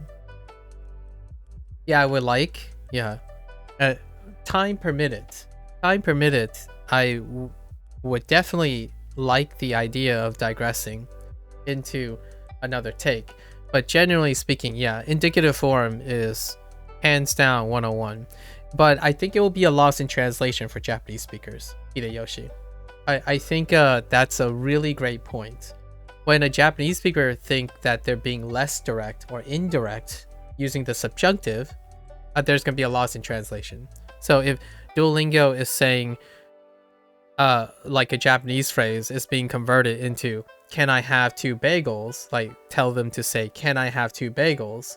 Then it would be far more indicative, far more than the Japanese person intends to, right? However, it's also normalized. It's one of the normalized form of speeches. The mood, the formalized mood. And I talked about this earlier in the reverse direction. I don't want to be like Japanese, as in being indirect and inferenced and contextual heavy when I'm speaking Japanese. So it's the reverse is also true, where Duolingo does supplant and do multiple interpretations. Yeah, there's like a level of normalization between the two, and the intent might be lost in translation. Are you planning to only study Japanese using Duolingo? I plan to only stream Japanese on Duolingo so far. but I haven't only used Duolingo.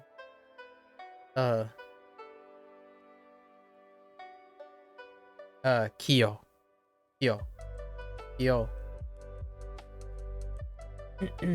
It's something I can stream on Twitch. So Duolingo is something I use because it's pragmatically allowed to be. Like, as much as I want to hit a textbook just for fun and whatnot, I think that's also a copyright thing too. So there are other things I do use, but copyright. Like, I can't be watching someone stream and someone's content. That's technically restreaming, and it does fall under fair use sometimes, but I don't want to get into that. Like, I don't want to be involved in that type of thing. What other resources am I using? Right now, I do evening readings for grammar to sleep to off Tofuku. I once in a while read a book from Tatoku. I review predicates by looking at verb conjugation tables. Occasionally, I would ask myself stuff and I look it up on Jisho and then try to integrate it. And then I watch interviews in Japanese and English. I watch a bit of multilingual people who are Japanese people who kind of speak English. And what I mean by that is they think they speak English well, but I personally think it's interesting to see where their English is lacking, much as where my Japanese is lacking.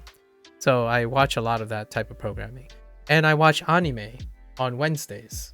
So today would be the day I watch anime later this evening. And yeah, and most of the time I actually play Japanese games or video games, and I hear Japanese a lot in my life. I'm not Japanese, by the way, so I hear Chinese mostly. One of the Japanese people that I'm watching had a lot of trouble with Gerunds. Yeah, Gerunds. It's the B. And yeah, I like watching people learn English because it gives insight into how Japanese people think. Yeah. Have you only been studying for 70 days or so? Yes, this is 70 days. Yeah, only up to now. Yep, formally. And I would say actively studying. Yes, actively studying. I spent the majority of my life listening to Japanese. Like, not studying Japanese, but listening to Japanese. So there might be things involved to take account of. Yeah, I have to take account of those things. So not vanilla style, where like, oh, hey, Japanese is cool. I've never heard Japanese before kind of thing. I have listened to Japanese for more than 2/3 of my life. Yeah, thank you. Thank you, Kyo. How about you? Are you learning a language right now? And what languages do you speak, learn, like speak, write, etc.? What interests you about language learning?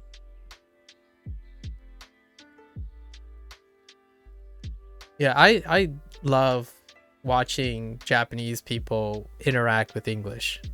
It would be kind of interesting to see and hear what it's like at the other end for other people. Not just language learners, right? But maybe in Japan.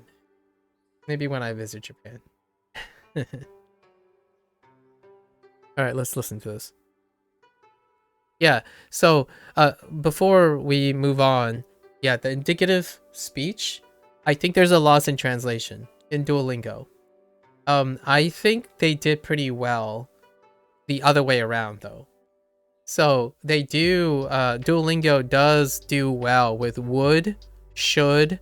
They haven't done may, but would, should, like, the different aspects of English, like, would, should, trying to capture the kind of different nuances and levels of politeness. They do go out of their way to do that. However, if it's doing the other way, I think there might be a loss in translation, if that's what they're using. Like, can, is, am, were, being, things like that. That might be a little tough. It'll make them sound normal, so to speak, because a lot of people don't go beyond the indicative mood. So usually that's fine to start, in my opinion.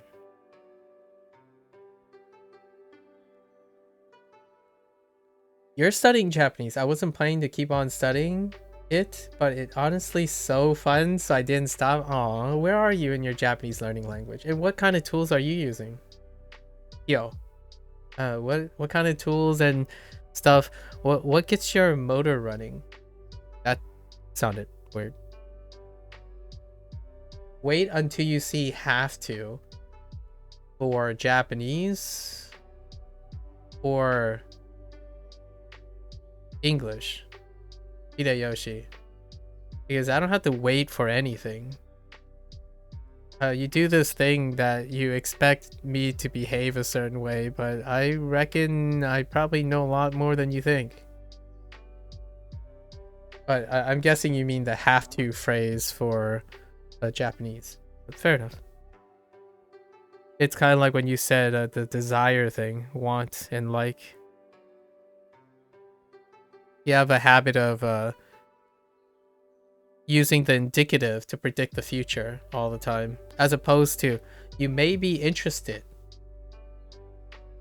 in seeing what they do with have to, as opposed to wait until you see this. I'm like, okay, well, thanks for trying to indicate the future, which is the English, which is what I'm referring to, as most people speak as though the future is definite.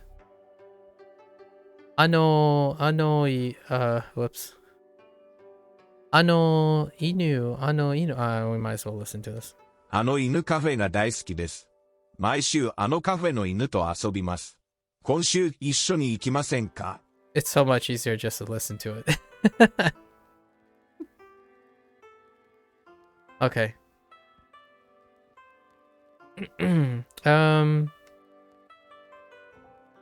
Oh, no. Well, I mean, they really like it.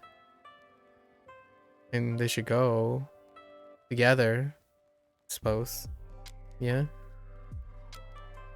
Find a new cafe to go to. That's interesting. Ano inu kafe ga daisuki desu. Oh, he likes the person likes the cafe, so it's not necessarily new to that person. Maishu ano cafe no inu. Hard to read. Inu to asobimasu. Sure. Oh, interesting. I play with the cafe. That dog over there every week. And this week,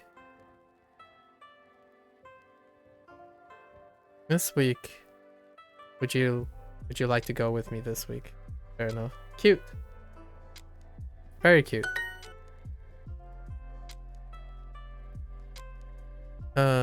この猫の耳は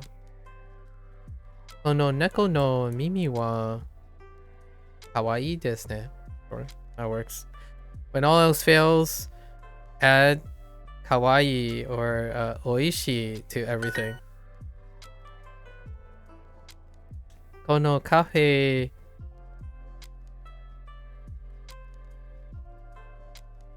がハムスター No にハムスターがいます。Sure. ハムスターがいます。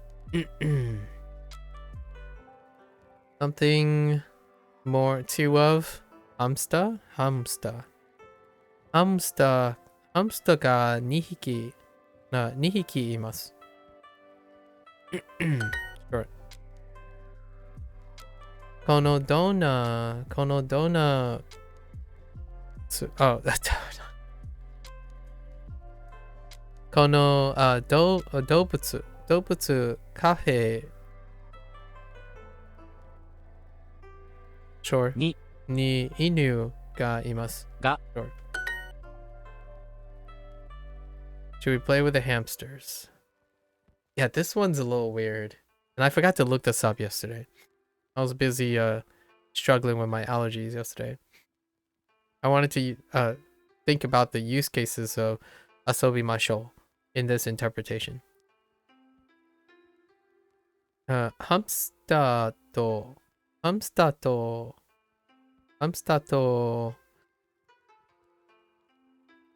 遊びましょうか? Sure.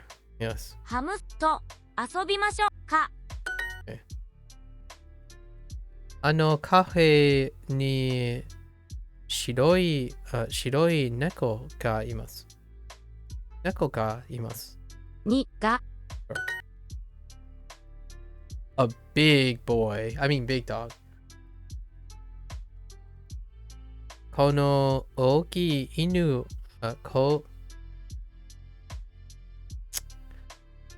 の大きい犬と遊びましょう。遊びましょ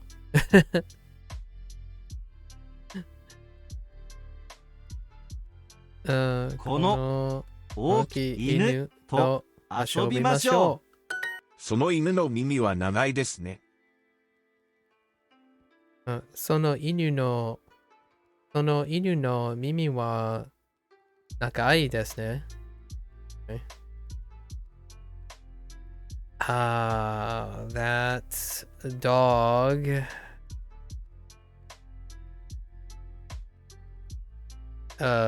ears. That dog's ears are long, aren't they?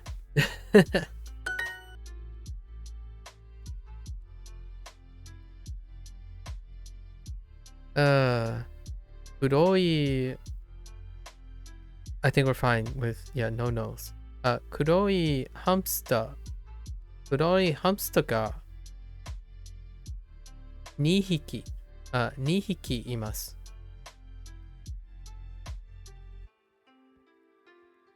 黒いハムスターが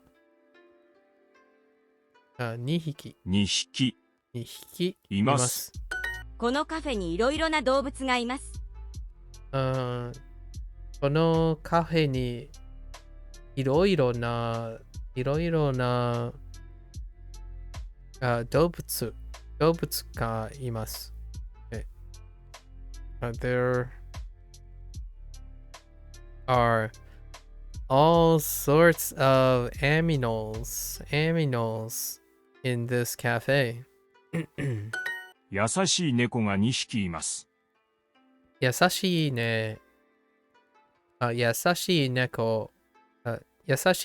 が2匹います。優しい猫が2匹います。There are 2 cats. There are 2 nice cats. Okay. ハムスターと遊びましょうか。ハムスターと遊びましょうか。遊びましょうか。I got caught. That was the mistake I made. Okay.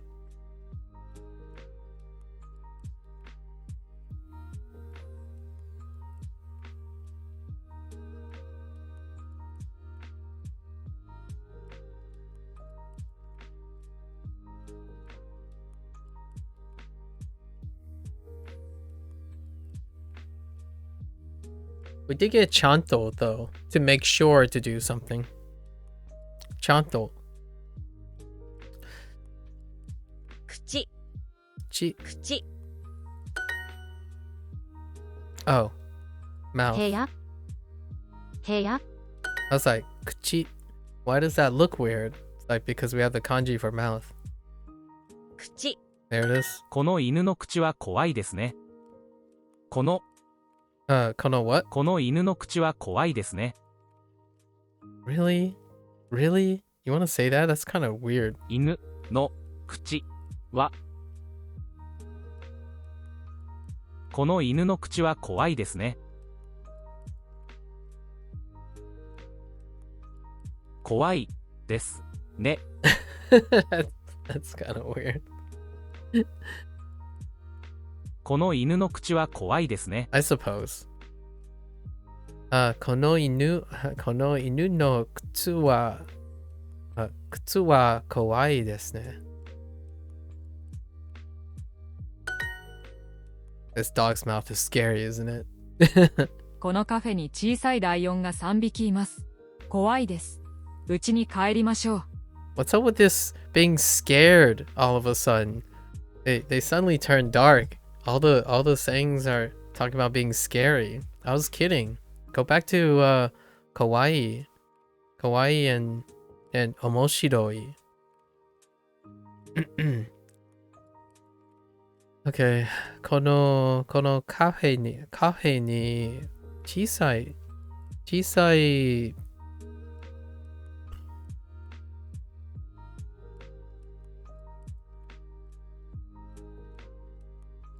ライオンが3匹です。Oh, I didn't even catch the ライオンが3匹です。Yeah, sure. かわいいです。かわいいです。うちに帰りましょう。I didn't quite register what was going on in that sentence until now. 白い white what? White dog? 白い犬はoh yeah, 何匹いますか? They didn't put in the kanji for nani. このカフェのトマトサラダはとても美味しいです。サラダとケーキを食べましょうか。 It's not assumed that it would be the same kanji. So, can't know that until it's introduced. Don't make assumptions. What is this with tomato? I wasn't listening. このカフェのトマトサラダはとても美味しいです。サラダとケーキを食べましょうか。 Really? Salad and cake? What? Alright, real talk, folks. What are people's thoughts about tomato salad and cakes? As a...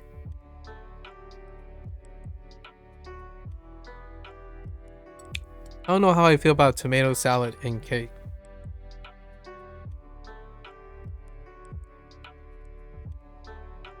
Oh, 2 separate orders. That's fair. That is fair.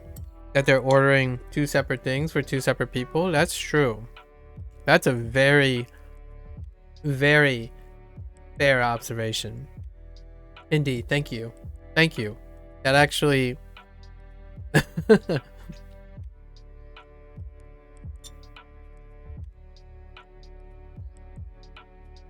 Well played. Well played. Well played. I haven't even considered that.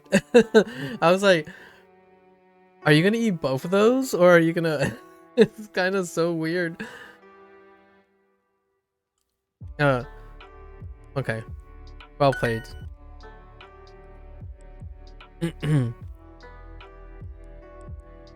このトマトこのトマ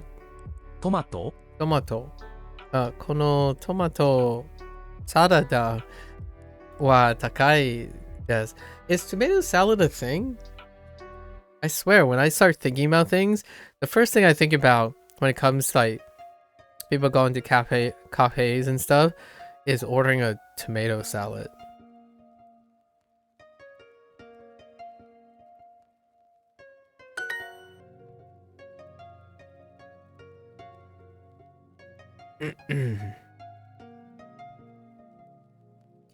Kono cafe ni hamster ga 3匹います. Okay, 3匹. 3匹 Sure. 何年生駅4年生口2年生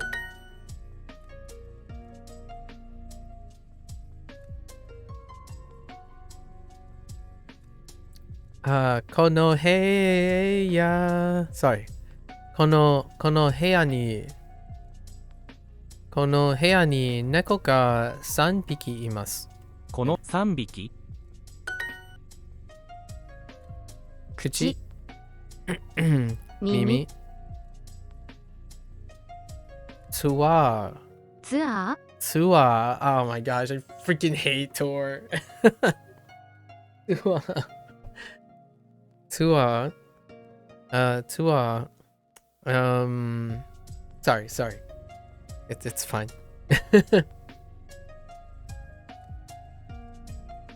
お祭り猫 how many animals are there? I don't know how many.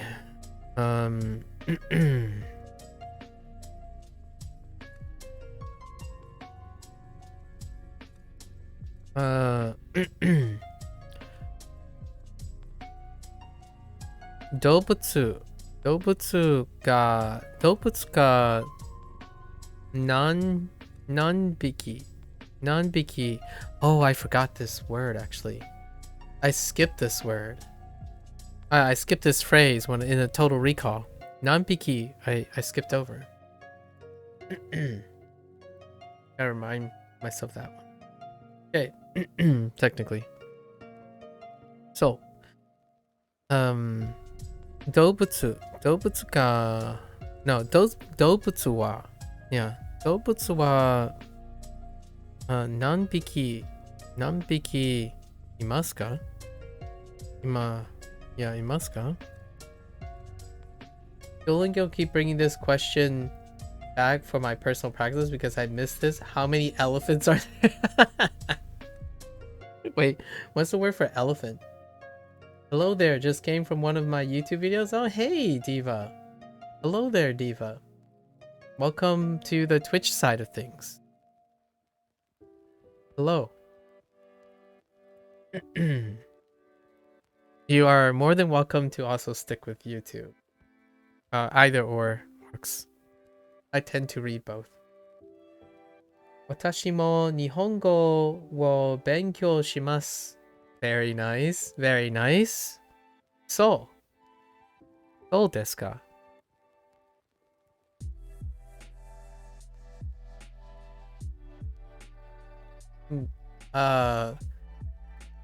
Oh wow.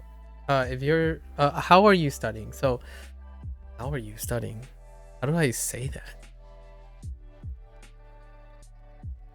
How do I how things? I don't know how to how things yet.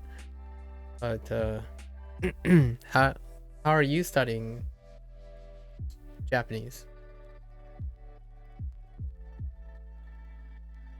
Walking life forms? That sounds about right. Dobutsu.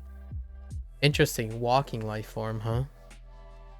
So what is swimming life form? Is that still considered walking life form? Do they have a separate name for aquatic animals, I guess?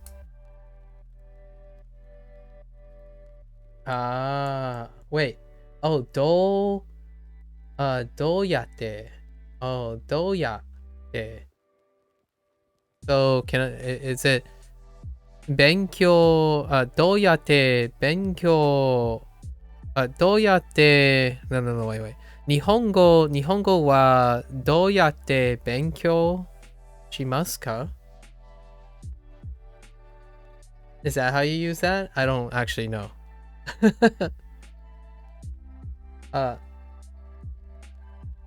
Doshi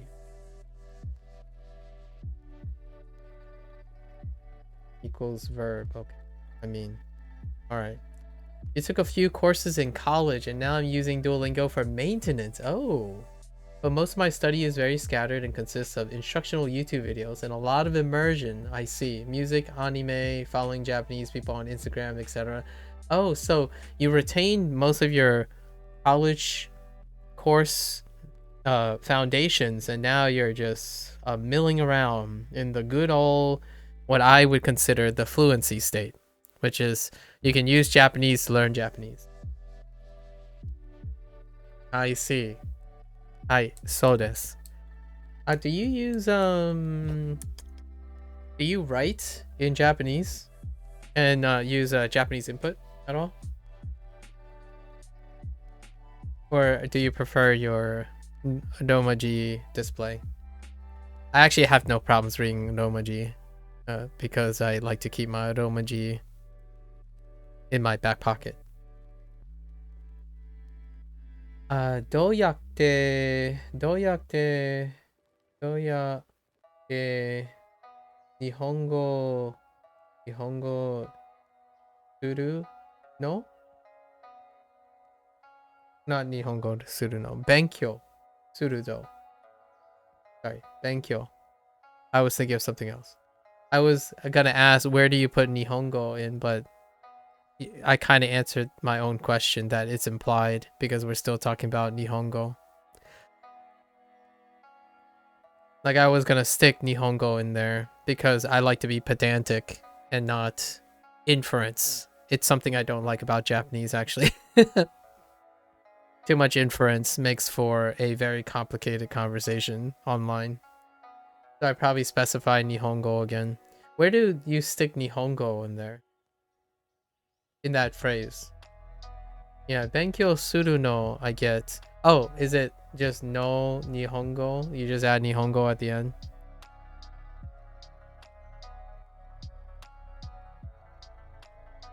Well, I mean, I'm not sure about the no thing. Do yatte Nihongo. Oh, okay, you just stick it in there. Okay, Nihongo. Oh, yeah. O benkyou suru. Fair enough. That can work.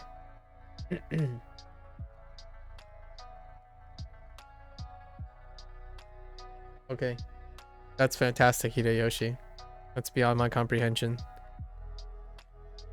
Let's see. How many animals are there? So you're saying you use oh, it's moving? Okay. Oh yeah, moving things? Sure. So aquatic animals are also moving. Right.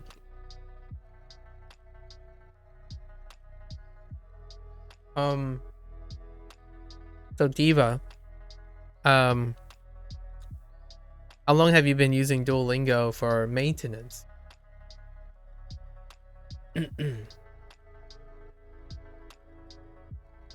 Have you been using it recently?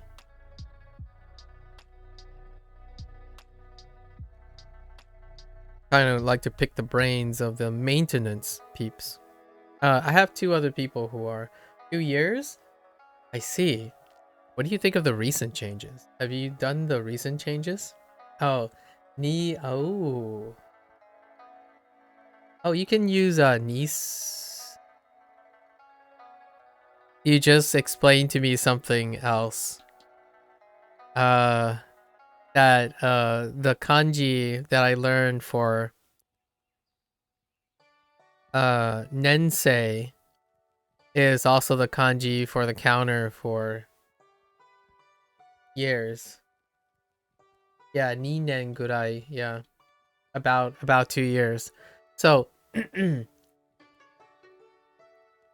I know Chinese. The answer to that would be yes. I know Chinese. But that's not it. I learned I'm in college. I'm in the college unit So I learned the phrase. I learned the phrase.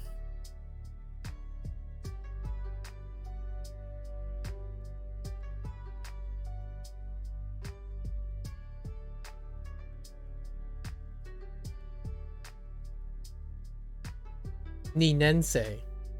And then because the kanji for nen is reused for the counter for years, I assume that's 2 years about. And gurai is already introduced and ni is already introduced. So ninense is second year, right? Technically second school year. So just by the process of elimination, I figured this is the counter for year. And you just told me that it stays nen. So fair enough. You're also Chinese, so because I know Chinese characters, kanji was a lot easier for me to pick up than for my non-Chinese speaking peers. I see. Year is counterless? I don't care, dude. Hideyoshi. It doesn't. I don't care if it's self-counting or not. It's a measure mechanic. Like, I know you mean well all the time, but your constant jargon indicative is very pedantic. It's almost like it's constantly. I feel like you're constantly trying to like flex some technicality, but it's not very helpful. These kind of aha moments when you intuit the language meaning are so much fun. Yeah, me too. That's exactly what I was leaning towards before I got like constantly deflated by jargon. Also, I'm illiterate in Chinese, by the way, Diva. So no benefits from my illiteracy.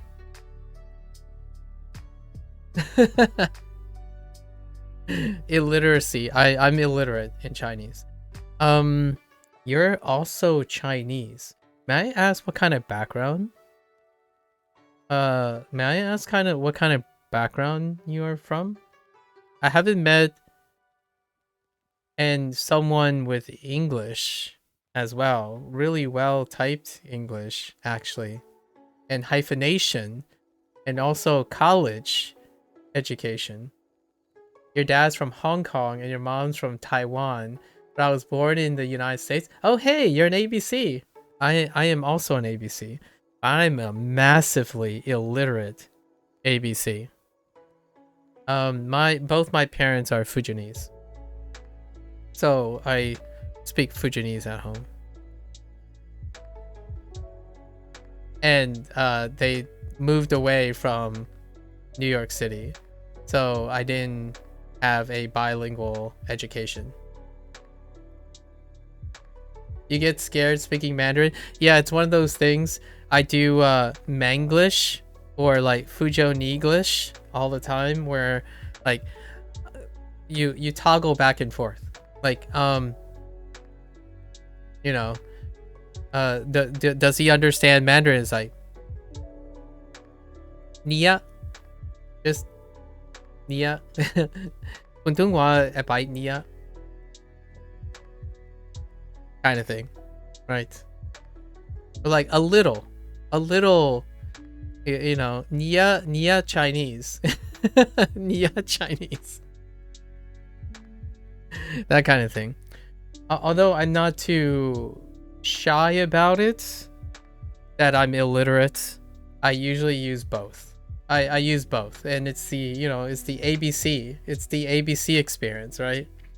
So it's cool to meet another ABC, and also another ABC that decide to learn Japanese. Does your parents ever ask you like, why did you learn Japanese? My parents asked me that. Actually, now I have a reason though.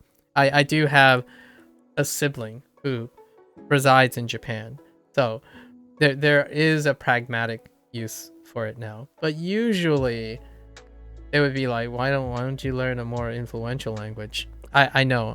It's one of those things. It's Chinese. It's more like Chinese pragmatism. Like, if you're gonna get diminished returns, you would pick a language that has more pragmatic applications or bigger influence. Your older sibling actually learned Japanese before you did. Oh.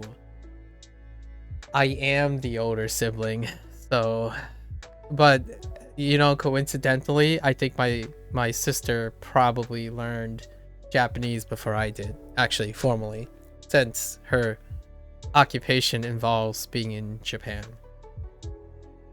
Your parents actually moved to Japan a few months ago to do mission work, since they're since they're retired now. Ah, okay. Yeah. My parents are largely retired too. Ooh, your parents are retired now? But that also means we might also belong to the same generation of ABCs. You don't happen to be a millennial. Would you? If your parents are retired now, your oldest brother was born in 1990. Oh, you're a little bit younger. I'm quite a bit older. You're 10 years. Oh, okay, all right. Gen Z represent. Interesting. demo daijoubu. Okay. We're one generation apart, by the way. I'm older than your oldest. I'm older than your oldest brother. 私たちも日本語学生ですね。Oh, okay. Yeah. You should be teaching this guy, not me. No. Indy, you don't get to run away. Now you guys get to. Yeah, we're both Japanese students. Yes. Indy, now you get to talk to someone who knows Japanese, who actually knows more than me, with a background in Chinese, and now you can ask those questions. Diva can actually answer those questions that I cannot answer because I'm illiterate in Chinese. You see?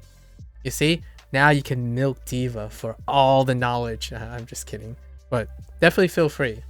I have so many questions about the relationship between Chinese and Japanese. So I don't know how far you are in your Japanese education or how far your Chinese education is, but I've always had a lot of burning questions between Chinese and Japanese in a more constructive way.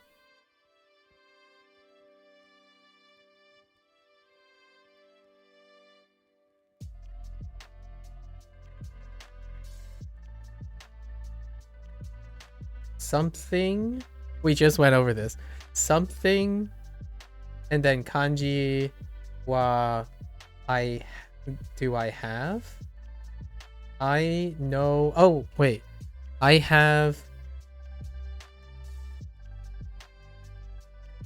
Chisumon. Oh, that's the kanji for oh, okay. I see. That's the Yeah, that's the kanji for Shisumon. Ooh. So Duo, so far Duo hasn't for question, right? For question. Duo has only introduced the kana.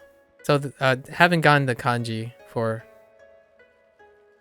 Shchumon. And also we just talked about nanika just by coincidence right before we started talking, right before that. Yeah, nanika shchumon wa arimasu ka? I see. Yeah, what questions? They'll come up at some point. Yeah, what questions do I have? They'll come up at some time. Not I don't have like a laundry list. They'll often come up here and there. but I have no idea at the moment. It's a long journey. Like how you feel about Water Day. How do you feel about Water Day? Or how do you feel about the days of the week? You know, specifically like Fire Day, Water Day, you know? Right?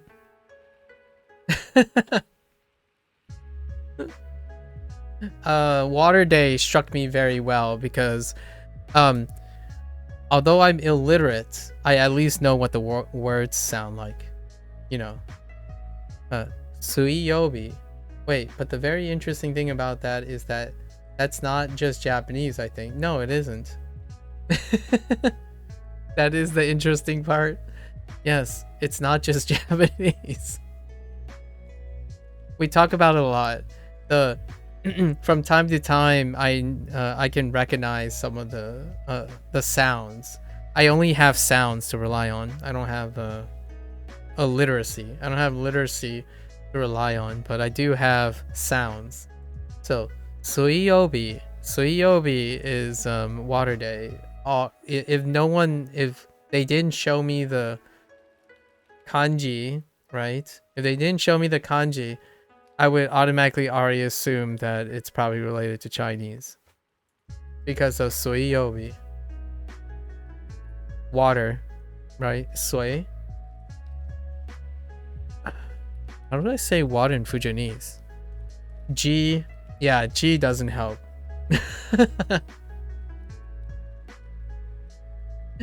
Yeah.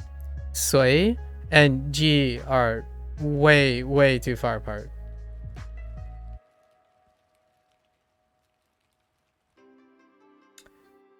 Yeah, I think we might have gone. Let's see. Days of the week. Yeah, we got all the days of the week. Yeah, sun, moon, fire, water, tree. Yep. Gold and earth. We went through that. Oh. Wait. Oh, we didn't go over planets yet. No planets. Yeah, all the days of the week and the characters. Yep, we went through all the characters because everyone has something to say about them. Yeah. Indeed. Hey, Yui. Hello. Oh, also, hello, Sai. I totally glossed over sci-fi. Hello, sci-fi. The origins of why it's water, fire, etc. is because of the planets. Yeah, I figured. And other cultures also use the planets to name their days of the week. Indeed. They most certainly do. They most certainly do. But the question is, when you learn Suiyobi, did your Chinese-isms come about and be like, yo, that's pretty boss? Or how about phone? Oh, one of my videos on YouTube was on your YouTube feed? Yeah, Denhua. How do you feel about that? Denhua. Oh, Dianhua. I forgot. Dianhua. Do you speak a dialect by any chance? I guess you would know Cantonese, huh? Or do you know Taiwanese? I'm curious. Do you know any Cantonese or Taiwanese being having those types of parents? It makes it easier to remember. Yeah, I speak Mandarin. Somehow didn't learn Cantonese or Taiwanese. Did you watch enough TVB to be like, yo, what the? Oh, ad block. Okay. Did you watch enough TVB to be like, yo, but I can still understand Cantonese. I just don't want to respond or speak in Cantonese because this person, as a young person, watched a lot of TVB. Oh, you literally can't with Cantonese? Not something like "你講乜嘢?" Nothing like that? Oh, okay. I'm sure 你講乜嘢 is good enough, right? That sounds familiar? What did you say? Like, what did you say? The phrase. Sorry, I could have chosen a better one, but what did you say was the phrase? Yeah. So things like that. I've immersed, as you're immersing in Japanese. When I was younger, I was immersed in Cantonese because of TBB. Things like Journey to the West, right? Journey to the West programming, Monkey King. Lots of Journey to the West. Like, I've seen like 4 or 5 iterations of Journey to the West across 4 decades. I even watched the Australian production of Monkey King. I'm kind of a Monkey King person. And there's this cartoon about a pig called Macdoll or something. Macdoll. That's kind of funny. Thanks, XD. Alright, well, we need to stop digressing, but I have so many things to talk about. Or like, I don't get to interact with a lot of ABCs. It doesn't happen very often. Macdoll? Like, sorry, that kind of reminds me of McDonald's, but yeah.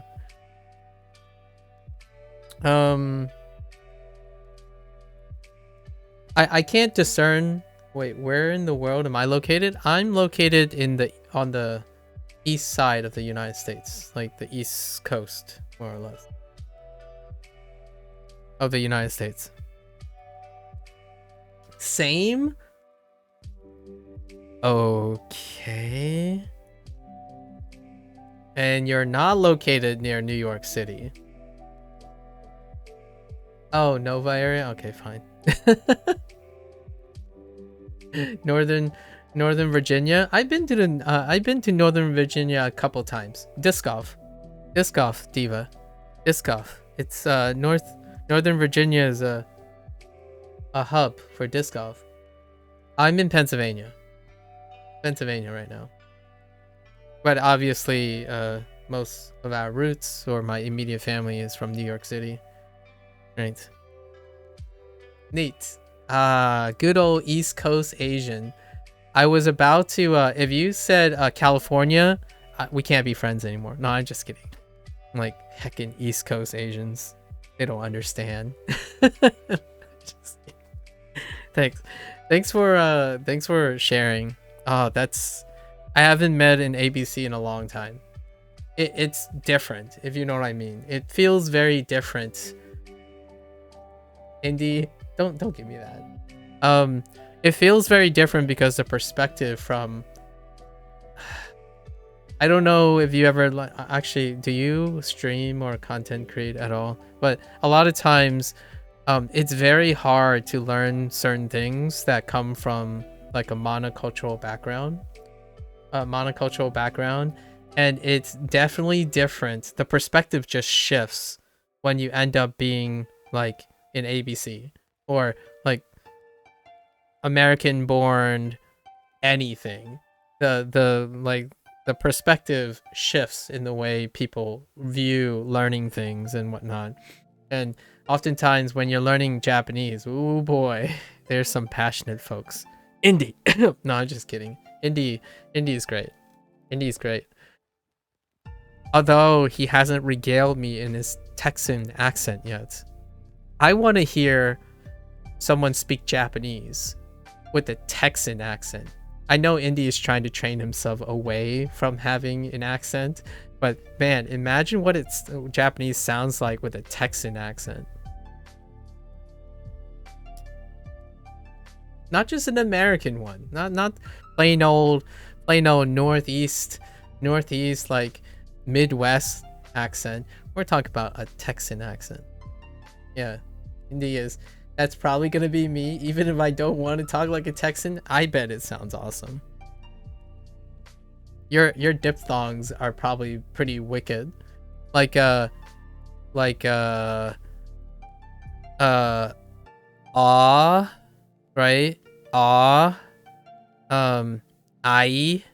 I, oh, Oh man, these are probably pretty wicked if you deliberately embrace your Texan accent. If you're doing like au, ai, and o. Oh, those are gonna be wicked. I can only imagine. This is why I'm working on production. Okay, just between you and me though. Just between you and me. When you're in my presence, I would totally want to hear that. When you're in Japan, it's understandable. You gotta do both though. Oh wait, so before you continue your lesson, can you tell me why you're learning Japanese? You've been going at it for a little while now too with, yeah. So how should I say this? In the words of Dogen.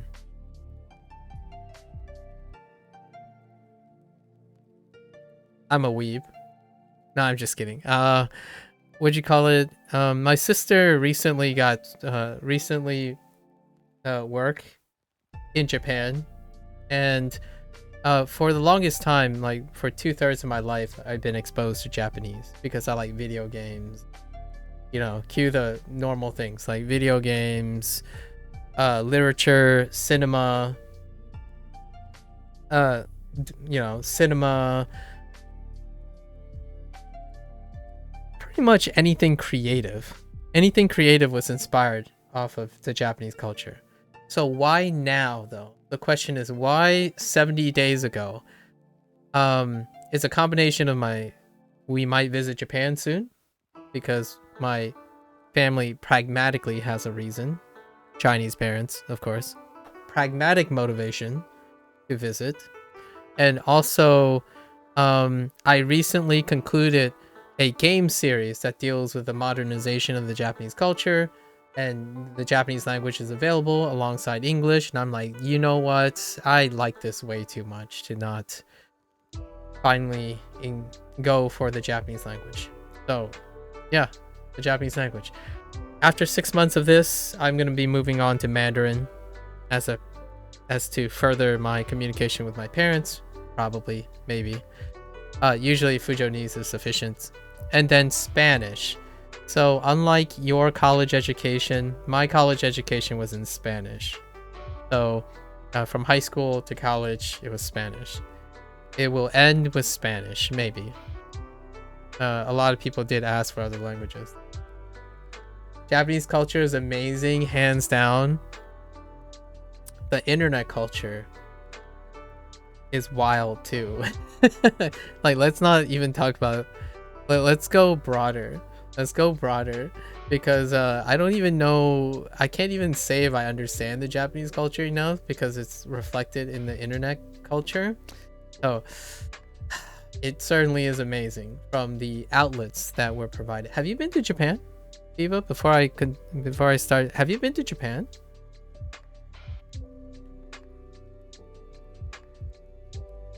You might have already mentioned that. I wasn't paying attention. You've been once? Last year? Oh, nice. So recent. Very recent. How did you fare? In terms of like emotional impact, using your Japanese, like how did that all work out?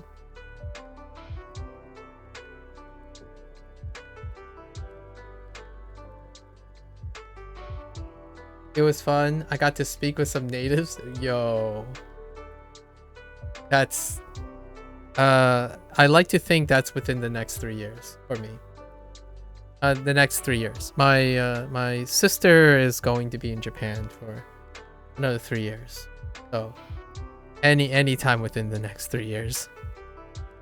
Ideally probably sometime next year. Yeah. So what are you gonna do with your Japanese now? It was difficult too, and I had my Japanese dictionary Google Translate out on my phone almost the entire trip, but it was so rewarding. Well, there you go. That's awesome. Even came prepared, right? Even came prepared. Excellent. Excellent. All right. Well, we can certainly go back and forth. I would love to hear your little things and little stories, and I would even love to hear your little tidbits here and there Not all at once, obviously. But your little stories that you are reminded of, maybe in terms of learning Japanese or something, definitely feel welcome. Feel welcome to do whatever, because Indie and Lotus keeps me company too. Like everyone else has their little tiny stories here and there. But yeah, did you remember that one time that you met someone, something like that? Did you get the Nihongo? Wait, what was the phrase? Nihongo wa jozu? Did you get the phrase Nihongo jozu? Sorry. You had to pull it out, right? You had to pull it. Did you get that? When you spoke, you got it? Okay. Sorry. I had to ask. It's mandatory. I'm not good enough. I feel like every Japanese learner has got to like band together and come up with like a normalized but unique response that wasn't originally in the Japanese lexicon. Like what I mean is, I feel like that happens enough where it could constitute a separate response. I know there are proper responses, obviously, right? Like you have the proper responses, but it would be really fun if the internet ended up banding together in terms of language learning to come up with like some sort of unique response to the Nihongo Jozu. Sorry to hear that you weren't good enough, but I'm sure they want you to continue learning Japanese. You know what I mean? You know what I mean? Yes. Huh. Thank you. That made my day.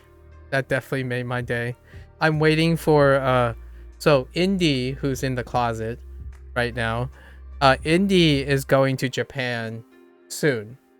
And I'm going to ask him the same question when he gets back from Japan. Oh, some people did mention that though, so that was encouraging. Oh, nice. You're cooking salmon in the oven. Okay. Wait, you're cooking salmon in the oven? On broil? Do you have a broiler in your oven? Baked salmon. It helps that I look Asian, so some people might have assumed that I was Japanese native. Do you look Japanese though? I swear I swear as in like an ABC I get Korean a lot more than Japanese. My mom would do that for us when we were younger. Oh, broiled salmon? Yeah, broiled salmon is what I usually think of when someone sticks salmon into the oven. Because if you're like baking the salmon, oof, that thing comes out dry as a brick. But broiling, yeah, that's nice. If you have a broiler function in your oven. In before Indy's like, ye old Texan brick salmon, landlocked. Broil with some teriyaki. teriyaki sauce. I'm no stranger to your simple kosher crystal, kosher salt with some like lime, maybe, some sort of citrus on top, fairly light. Keep it pretty simple is also kind of nice. Salmon's got that nice sweetness to it already, that sweet fattiness. All right, that's enough. Thank you. You're the first ABC that I've met in my 70 days. First ABC. Interesting enough. Unless there were other ABCs and they were too shy. There are some people that know Mandarin, but I don't know. There's a guy named actually Indy is blue Chinese. Yeah, American born Chinese. Yeah, ABC. Yeah. I don't know about Blue. Blue Jellu knows quite a bit of Chinese and Japanese. They kind of make me think they know a lot of Chinese and Japanese. So I don't know if that person happens to be one. But so far you're about the only one that uses that term, and that strikes me as yeah. Like if you're American born Chinese, that term comes up a lot, and it's more of a convenience, a term of convenience, as opposed to anything else really. It really encapsulates a lot of things. As opposed to like some people might be a little sensitive if they're not in ABC, would suggest and ask someone who's in ABC, they wouldn't naturally use that term very comfortably, right? When you just throw it out there, it's like, yep. There's some camaraderie in that. All right. Virginian, huh? Although, now that I know you're from Virginia, I don't think we can be friends. Just kidding. Virginia. My state's bigger. Nah, I'm just kidding. Just kidding. How many animals are there? All right. Let's get back to the lesson. Dang, do you disc golf at all? Man, Northern Virginia is such a great place to disc golf. 動物 動物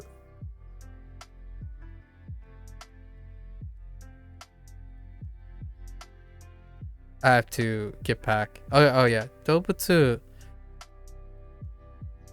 は 動物は 何匹 何匹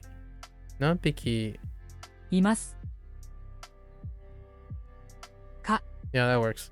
動物は何匹いますか？黒いハムスターは何匹いますか？黒いハムスターは Oh, you don't disc golf, but you've seen disc golf courses here and there. Very nice. How far are you in Duo for the 2 years? And I guess since you've been maintaining for 2 years, what are your thoughts about the changes post 2023? I happen to have started after the changes of 2023. So pretty much everyone I know now, their experiences are bled from the old 2020, pre-2023 into the 2024. So we've been talking about all the changes or like the difference in experience back and forth. That's what connects a lot of the Duolingo experiences here. And I know someone, his name is Hank. Yes, it's Hank. Hank is redoing everything. Like redoing up to the point, and that person is finding, Hank is finding it better. You think it's better? It's hard to say since I've never used Duo as your main source of learning. Oh, interesting. Oh, yeah, that's fair. Right now, I'm on section 3, unit 34. Ooh, okay. Dang. Fair enough. Yeah, Mr. Hank himself. 黒いハムスターは何匹いますか？ How many black hamsters are there? This dog's mouth is scary, isn't it? Well, is it? Okay. Let's see. We'll start with この犬の口は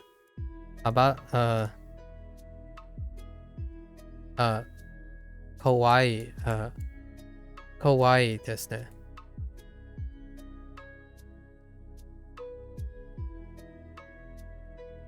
Now I gotta find it. Alright.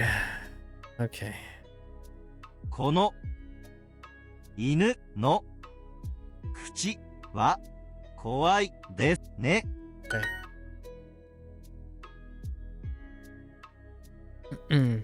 There are 3 black cats in this room. What's your favorite type of immersion lately? Oh, I'm asking the full-blown questions. What is your highest frequency use of immersion? Type of immersion right now? Or the highest frequency use? I'm removing the emotional, like subjective nature of favorite. But you are more than welcome to share off the top of your head what your favorite is. Music. Interesting. Indy loves Japanese music too. Indy actually sings. Sorry, I talk about other people all the time because I find other people far more in. But yeah, Indy sings. I actually think, I think Indy sings Japanese music. Have you done that already? You listen to Japanese music almost exclusively as opposed to music in English. Oh, that's interesting. Huh.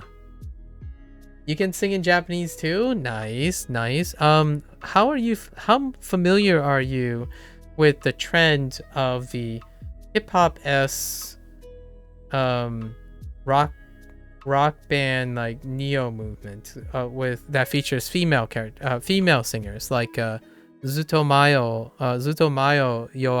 Yoasobi and Yorushika. Because I listen to those a lot. You love the J-Rock sound? Now, are we talking about indie J-Rock or are we talking about mainstream? Yorushika? Oh, yes. Yes.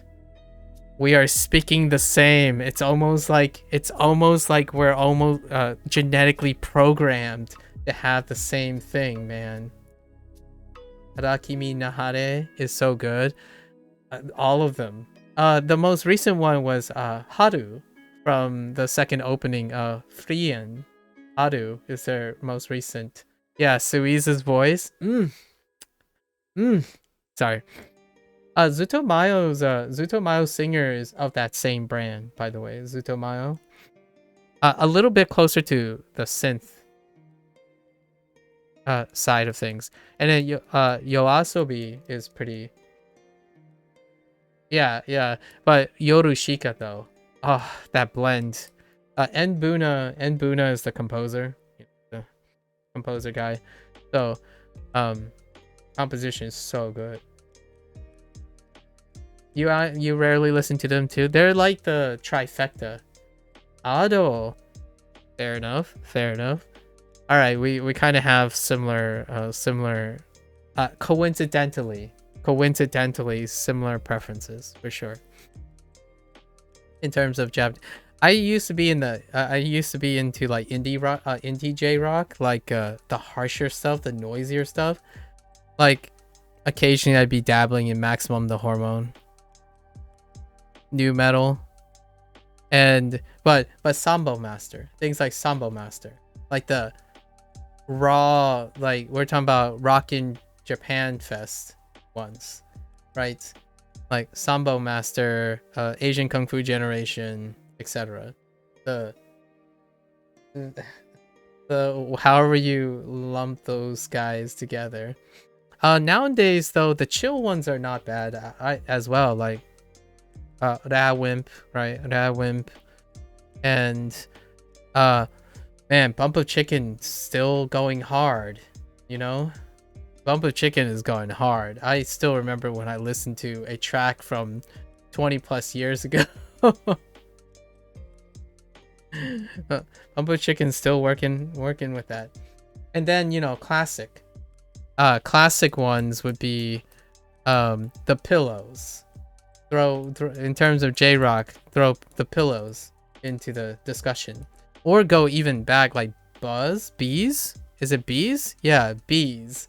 That is some old school J-Rock. Man. You actually saw... Oh, hey, you saw... who did you see? Okay Rock. Oh yeah. Yeah, they do frequent. Which, by the way, speaking of Maryland per se, I know we're at the intersection of Maryland. I don't know if you've ever been to Otakon, Otakon, but I actually volunteer at Otakon. So occasionally, sometimes the reason why those bands come, like the venues in that place actually accommodate them. You haven't been to Otakon, but I want to go this year. This year is the 25th anniversary of Otakon. I have been going since 2007. Yeah, this is a big year. Yeah, it's the 25th anniversary. I've been going since 2007. And then obviously it was canceled for COVID.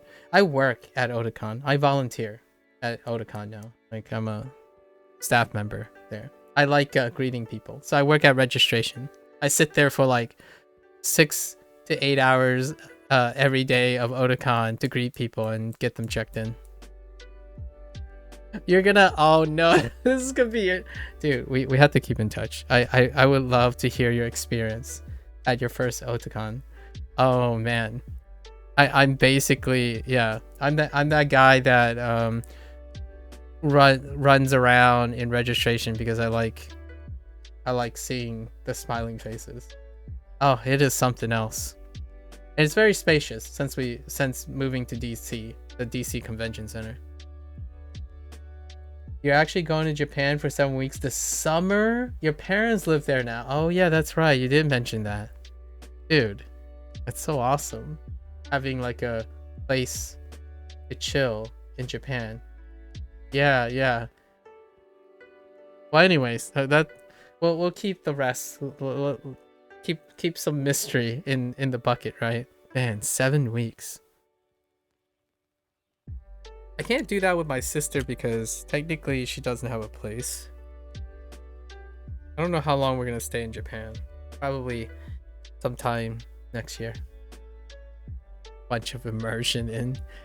I like how Japanese language learners like, yeah, we gotta go to Japan to get some immersion in.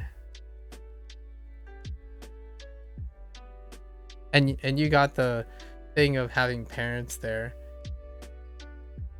Do your parents know Japanese now? I imagine your parents are good to go. Okay, there are 3 black cats in this room. They're taking classes? I see. Man. It's so interesting. Oh, I guess both your parents are Hong Kong and Taiwanese. Like, one of your parents is there is one thing that there might be a disconnect between both our backgrounds. Since my parents are Fujianese, obviously there is some generational baggage involved. So sometimes when the topic of Japanese comes up, it can be a little bit touchy, especially if your parents are one's from Hong Kong and one's Taiwanese. Since we're adults here, there's a lot of geopolitics involved, especially including Japan, right? Historical geopolitics. So that stuff can be a little bit different. But I think my parents are Americanized these days, and they're not as awkward around the topic of Japan. Yep. Let's see. I don't know if you ever talked to your parents about geopolitics. My parents, since the dawning of like YouTube and all the social media like news outlets and stuff, they talk about news like every single day. So you cannot hear that by contact. Kono. What is an indicator of getting old? Being interested in the news. I thought I wouldn't say this. I'm 37, but I didn't think I would say it in my 30s but I read the news a lot. Like, if you ask my 20-year-old self, it's like, who would ever like get up or spend their evening reading the news? Like, come on, man. And then now I just do it every day. So I already got my our old card punched in. Read the news a lot. You don't talk about politics too often in general, which I definitely don't mind. Fair enough. Fair enough. Yeah, we talk about it more like a third thing. It's not like a personal thing, but more of a third person commentary.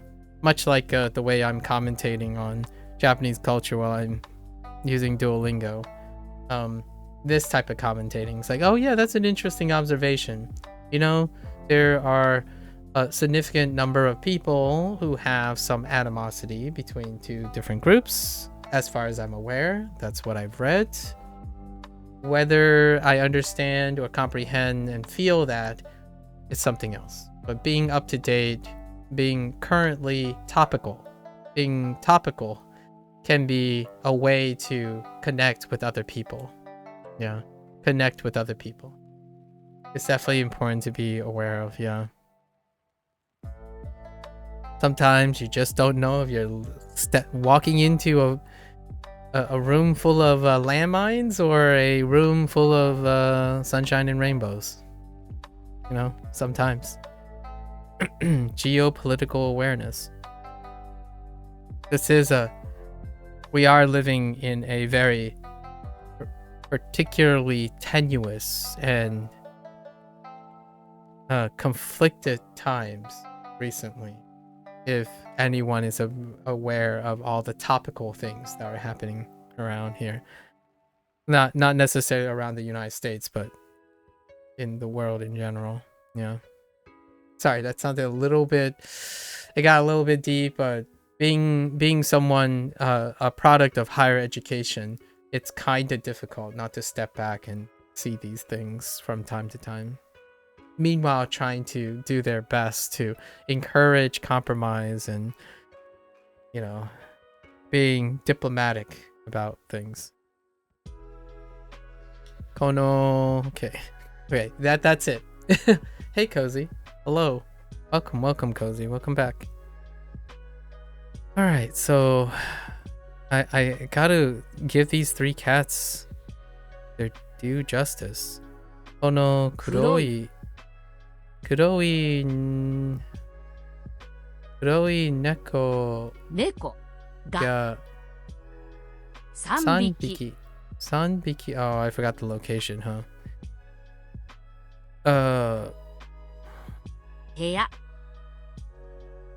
部屋この部屋にこの部屋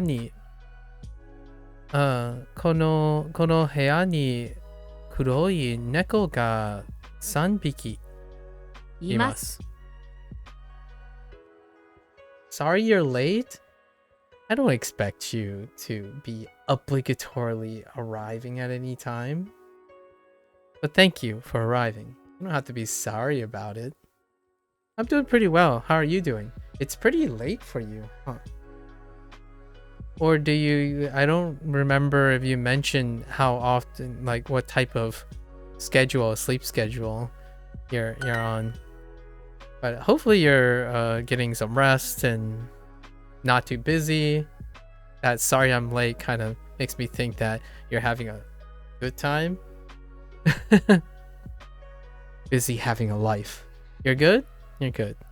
Nice. I'll take it. What are your thoughts on tomato salad, Cozy? Tomato salada.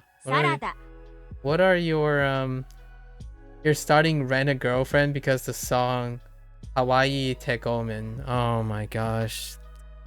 Sorry, please ignore Indy. He's a you know, he's that type of otaku. So, please ignore. I'm just kidding.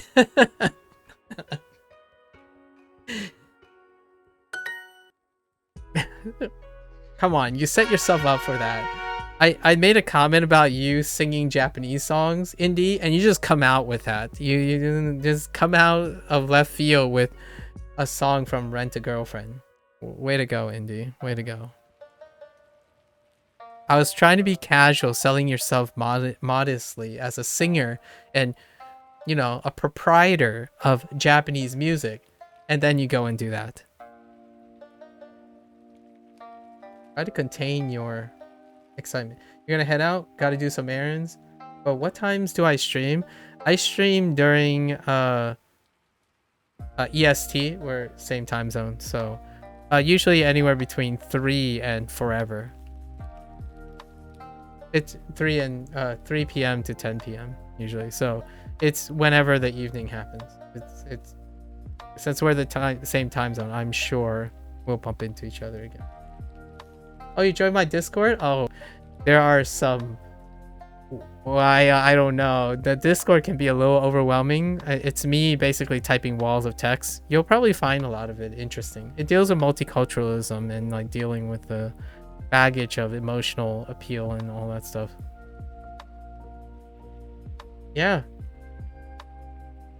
Good luck. Good luck on your errands. Thanks again. Thanks again. Nihongo Jozu. Jozo. Jozo. Jozu.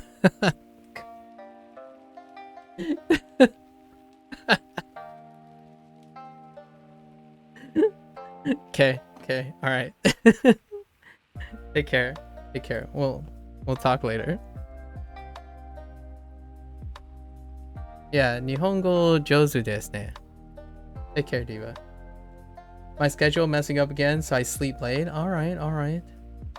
But manageable, right, Cozy? Manageable sleep schedule, right? Do I have to? Do we have to start singing lullabies around this time? Okay, that's good. Glad to hear it's manageable. We should learn a Japanese lullaby song. Indy could teach me. Actually, Indy could sing a Japanese lullaby song, and I'm gonna play that voice sample for you. I've been told whispers down the line that Indy is a fantastic singer. So, you know, we need some voice samples at some point. And I'll just try to imitate Indy in a very, like, I'll be the budget Indy when we get a voice sample of a lullaby song from Indy.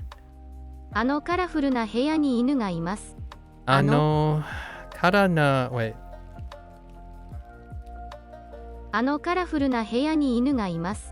Oh, karafuru.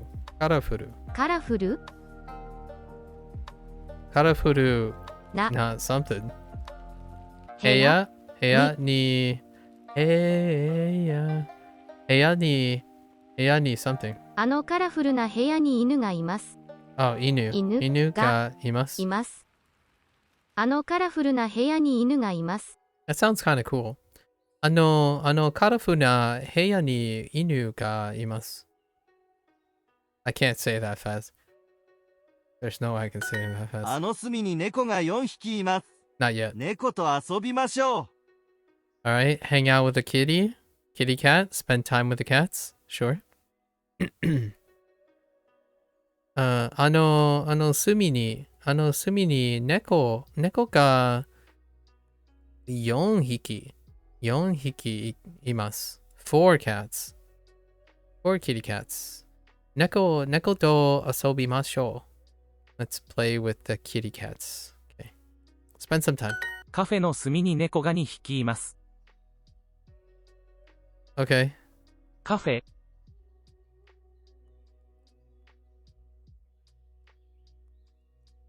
カフェの隅に猫が2匹います。の。隅。に。Wait. 猫。に。が。2匹います。 That comes out so fast. Like, what the heck? Cafe no sumi ni neko ga 2匹います。カフェの隅に猫が2匹います。Yeah. Wow. That comes out so fast. What the heck? このカフェにカメレオンが4匹いますか？カメレオンはどこにいますか？部屋の隅ですか？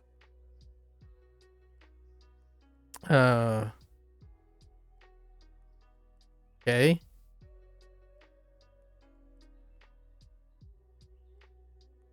I guess it's technically looking for animals, right? Wait. このカフェに、yeah, カメレオンが4匹いますか？カメレオンはどこにいますか？ Yeah. He's asking where are the chameleons?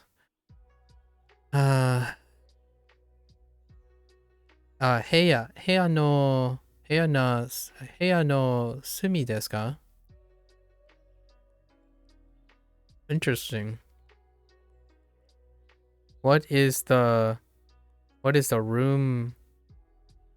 room section or room corner? What is the 隅部屋隅 What is the room's corner?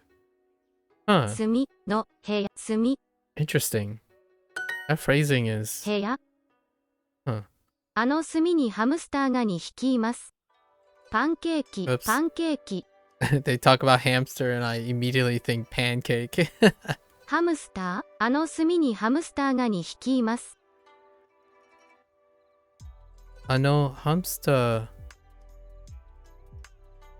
ーが2匹います。Oh, there's a location? No? あの隅にハムスターが2匹います。隅にあの隅にハムスターが1匹Okay.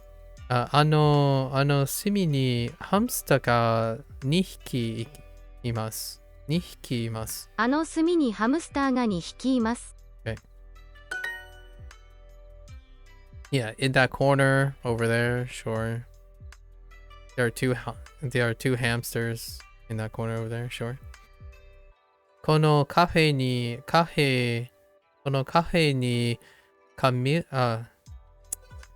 メレオンが how many?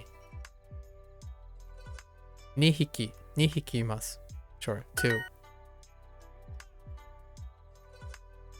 カラフルなカメレオン It's a wait.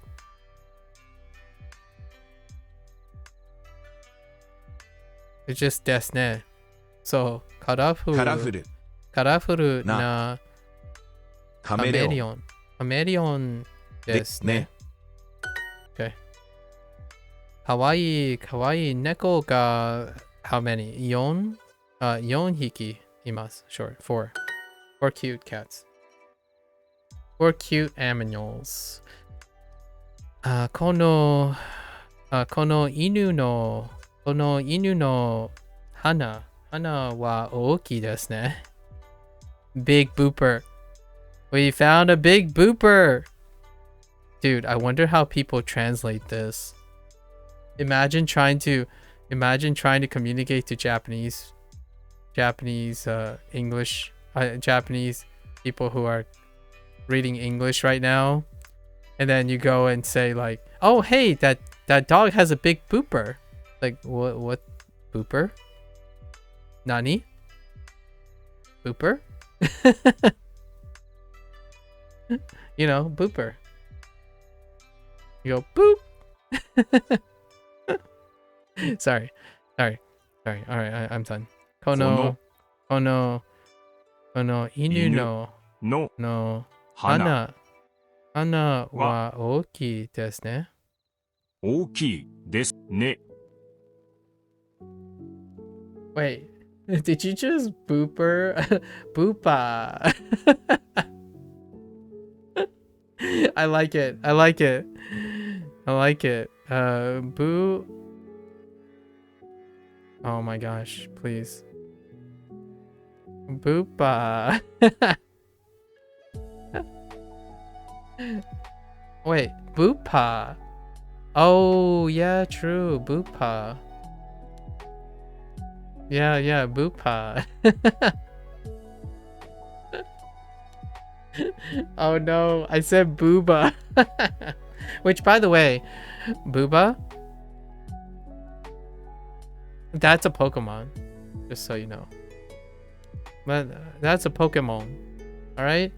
But it's more like Booba. Booba, okay? Booba is a Pokemon. We already had this discussion a long time ago, okay? Pokemon Booba. Also, its baby form is Booby. And then, I don't actually know its evolved form. I forgot what its evolved form is. But I don't make this stuff up. That's not on me, okay? It's on Game Freak. I'll let you find out which Pokemon that is. Dogs don't like you booping their nose. Fair enough.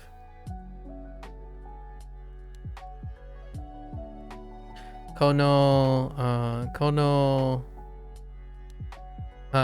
heya ni inu ga 4匹います. 4匹? カメレオンの花は面白いですね。カメレオンの花は面白いですね。その部屋にハムスターが4匹います。ハムス4匹?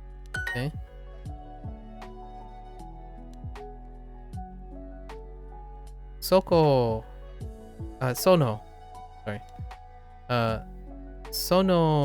の犬の花は綺麗ですね。Alright, sure. その Sure. 犬の花は綺麗ですね。Awkward.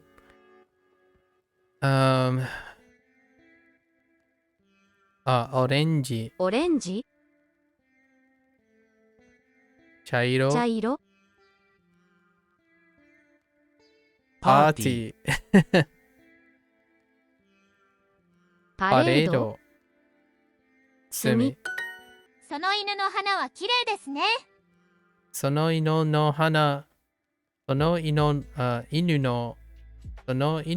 は花綺麗ですね。We just said this. Only in the reverse.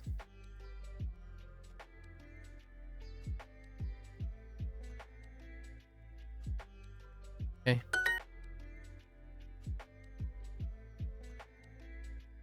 このカラフルなケーキは美味しいです。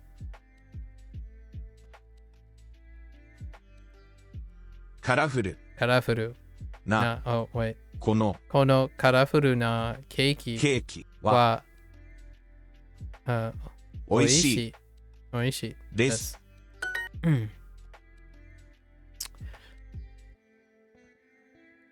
Hold. カラフルな動物はカメレオンですか？カメレオン。Okay.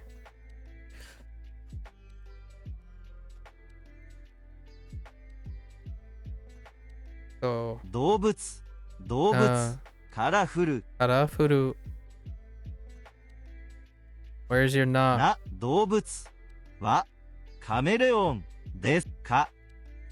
No, they wanted the reverse. Yeah, I don't really agree with this. This has happened before, but they just want to reverse it. the equivalents. Reverse the equivalents. So chameleon wa karufuru na dobutsu. It's fair. Well, it's really not that fair. Yeah. カメレオンな That's fair. は Sure. 動物カラフルなですか I just want the equivalents to be the other way around. I kind of personally disagree. It's either. ハムスターと遊びましょうか？ How did I make a mistake here? ハムスタ Hamster と遊びますか？ because of ka. Hamster と遊びますか？遊びましょうか?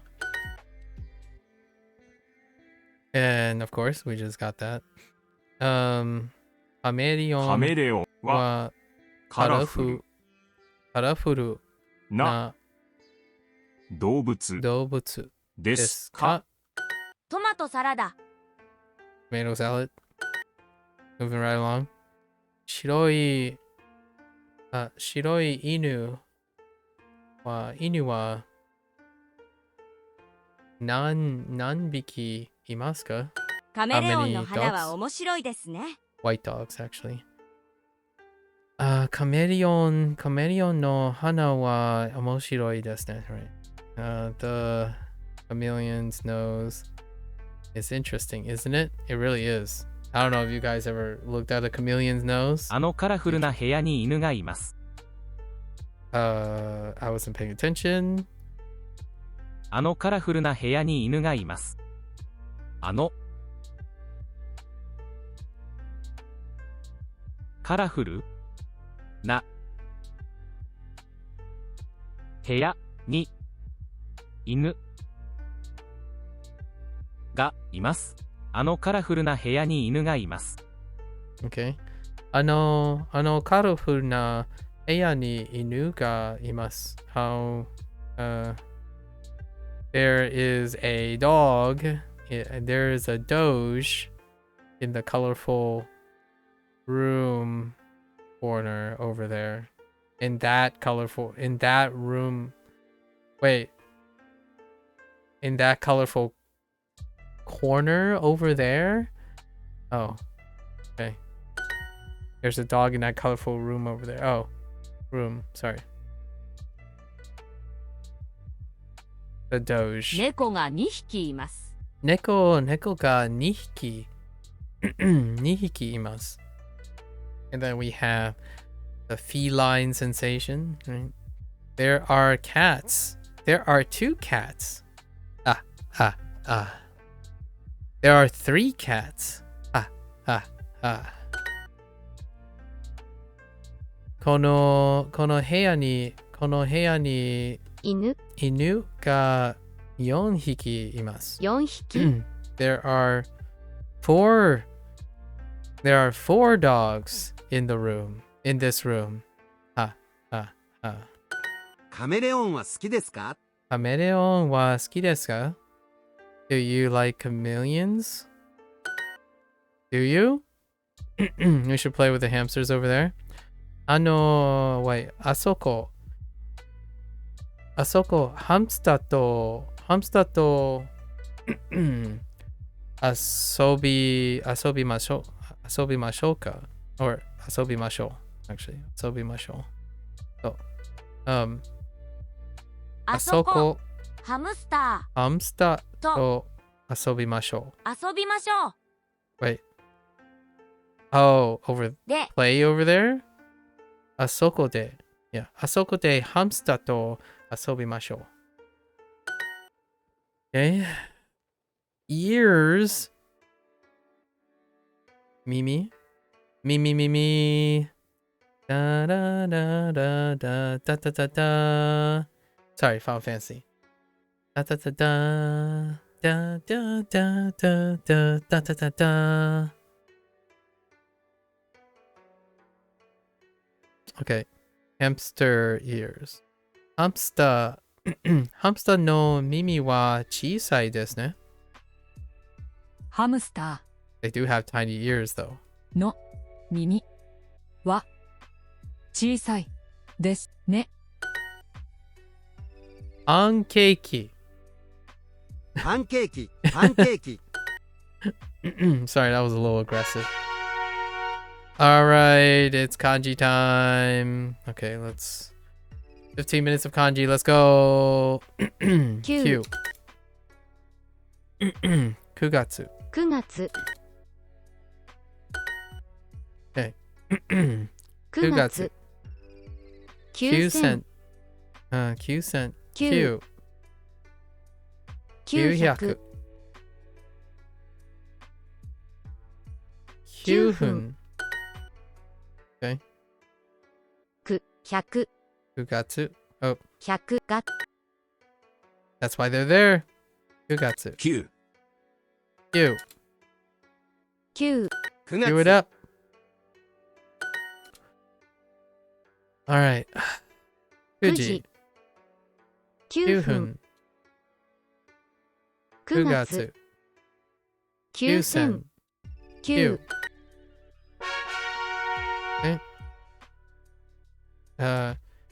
7時。7時。7月。7月。7時。1時。700。Oops. 700。7時。7時。7月。7000。7000。7月。7時。時。7時。7月。That was awful. Sorry. 7000。7000。7時。7月。6時。7分。7分。Okay. Let's go again until we get 月。7月。7月。Oh, we got it. Okay.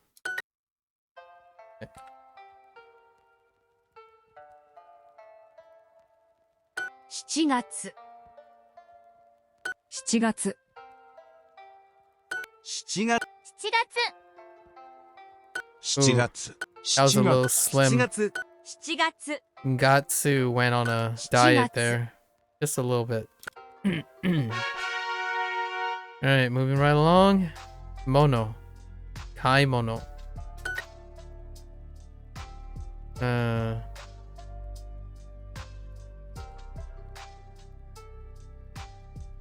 Chi. Wait.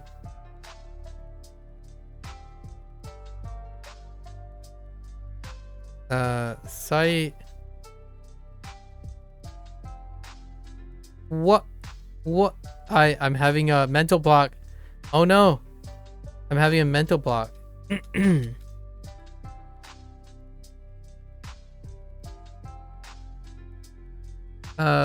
来月。来月。買い物。買い。来月。8 8時。時。買い物。10 10分。7 7月。来来月。月。Wow, that's the longest mental block I had in a long 買 while. い物。 Uh, 買い物。来月。買い物。え買い物。 2時半。来月。 12 12時。 I messed up. 12時。9 9月月。。来月。来来月。月。買買いい物物。。高い。高い。 7 7月。月。大きい。来来月。月。Okay.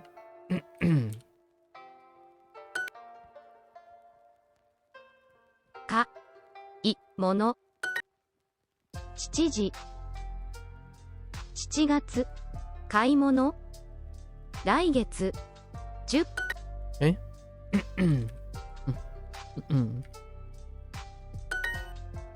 Hey. Let's go again. 7月。7月来月。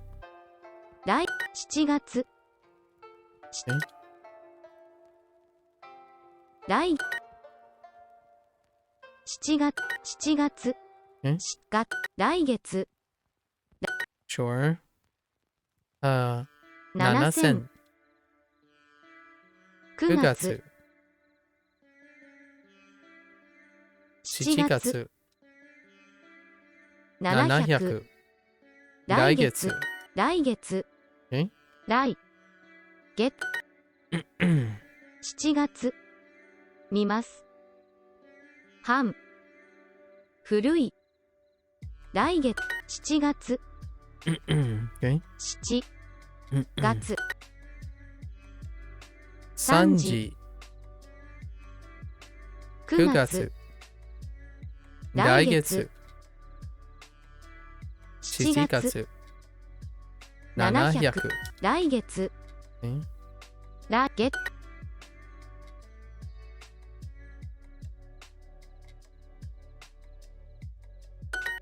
え6000 6000。田中田中。Sure. 7月え来月20来月。Okay. One more. Let's do one more. Oh, we didn't get Mono yet, actually. Until we get Mono. 買い Is it Kaimas and Kaimono? 買います読みます日日曜日曜日。買い物休みますえかいも買います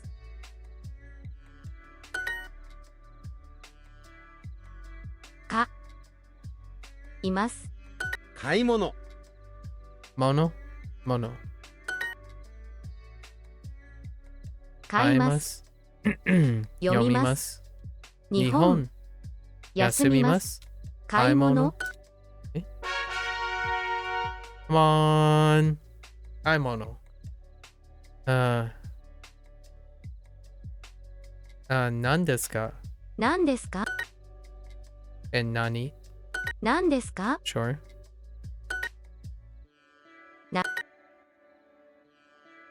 何ですかなんです何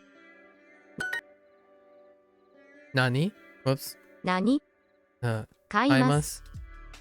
行行きまきますす。 8 8。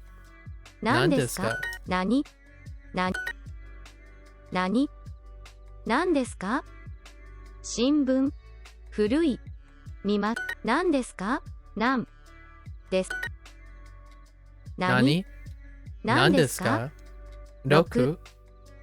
食べます。飲みます。何何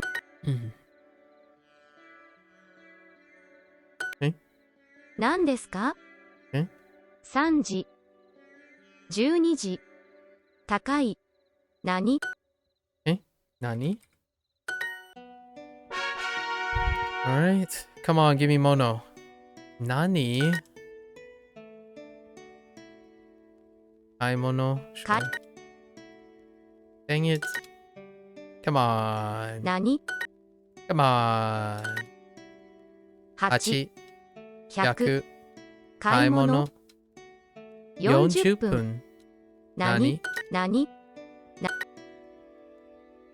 か何母母。京都京都。半何買い物買い物えかいも9。 9父。1 1時半時半。買い物何 Sure. な、Mm-hmm. 買い物、 Uh-huh. 水、10、4000、何、 Okay.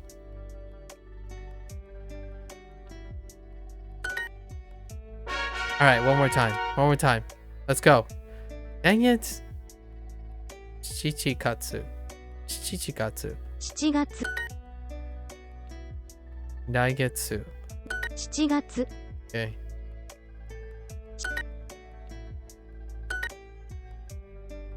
7月、7月、来月、今日、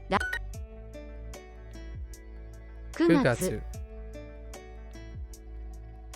7月、 700、 7000、来月、来月、来月、7月、来月、半、見ます。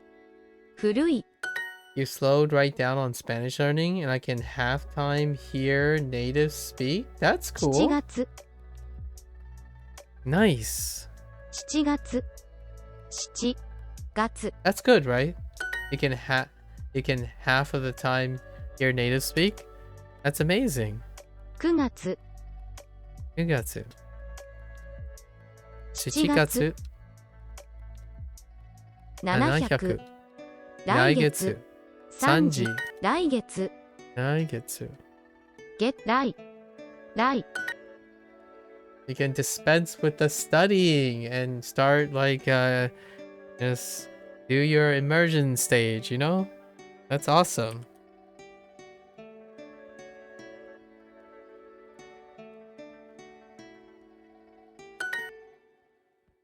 田中、来月、20分、7月、え6、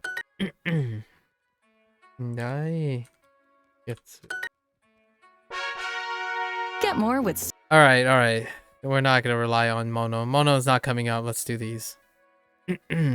Nanji. な、 Okay. Nani. 何時、 Sure. Nanji.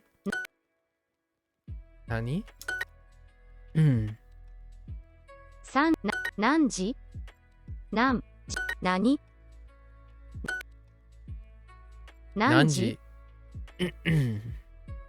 3時、 何、 7 7時、何、何、30分、何時、何、東京、50、何時、何時、何時、日、5時、何、2時。 Not cool when learning the Japanese vocab and I'm forgetting the grammar. Oh, okay, so not a good thing. 何、何、 So, you have any plans on how you swap it up to get yourself motivated again? 時間、 Done. 何、何時、山口、日曜。 It's gonna be a while before I get to Spanish. But you'll be there to help me out, you know? That's also kind of cool. For like a maybe in a year or two. 金曜日. 金曜。 Oh, we got a 金曜日. Wait, which one is this? 金曜日。 Oh, I totally forgot that I know how to write 金曜日. 金曜日。 What the heck? 金曜日、金曜日、金曜日、金曜日、金曜日、金曜日、金曜日、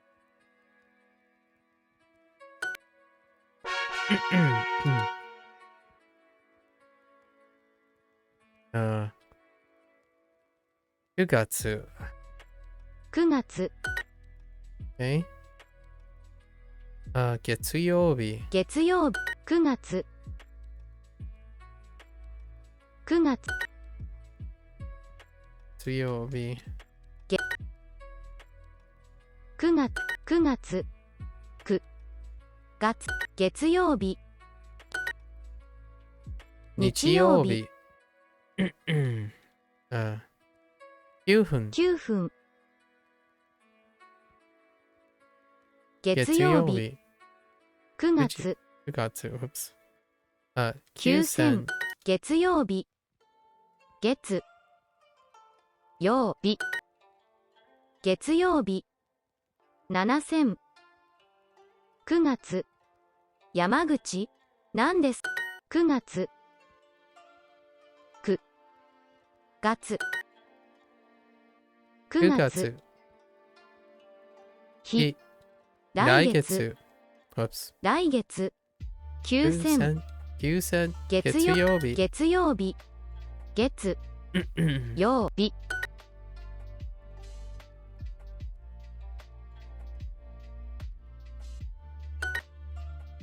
12時4時4時4月曜日9月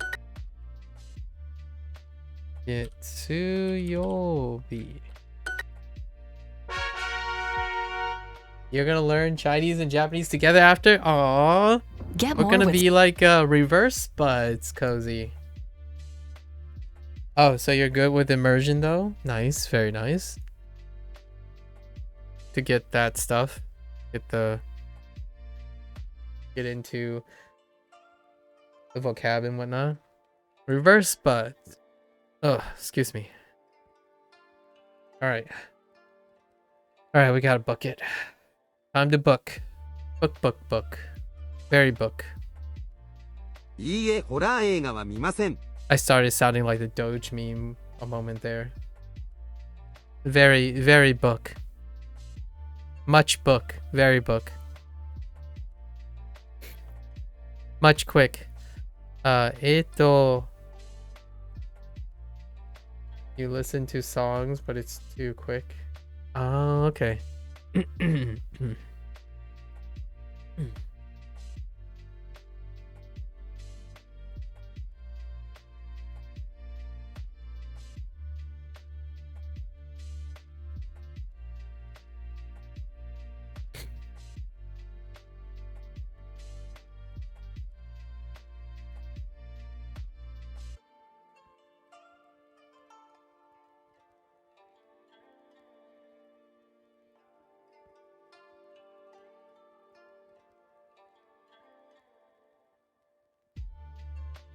Ooh, my voice is getting a little chalky from the drainage. Sorry, very vivid description.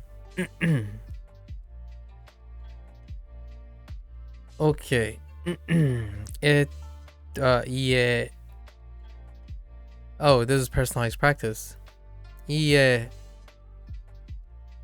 Hoda ega wa mimasen. Okay. Oh, interesting. Okay. I was gonna say amari mimasen, but no amari here. No, I don't watch horror movies.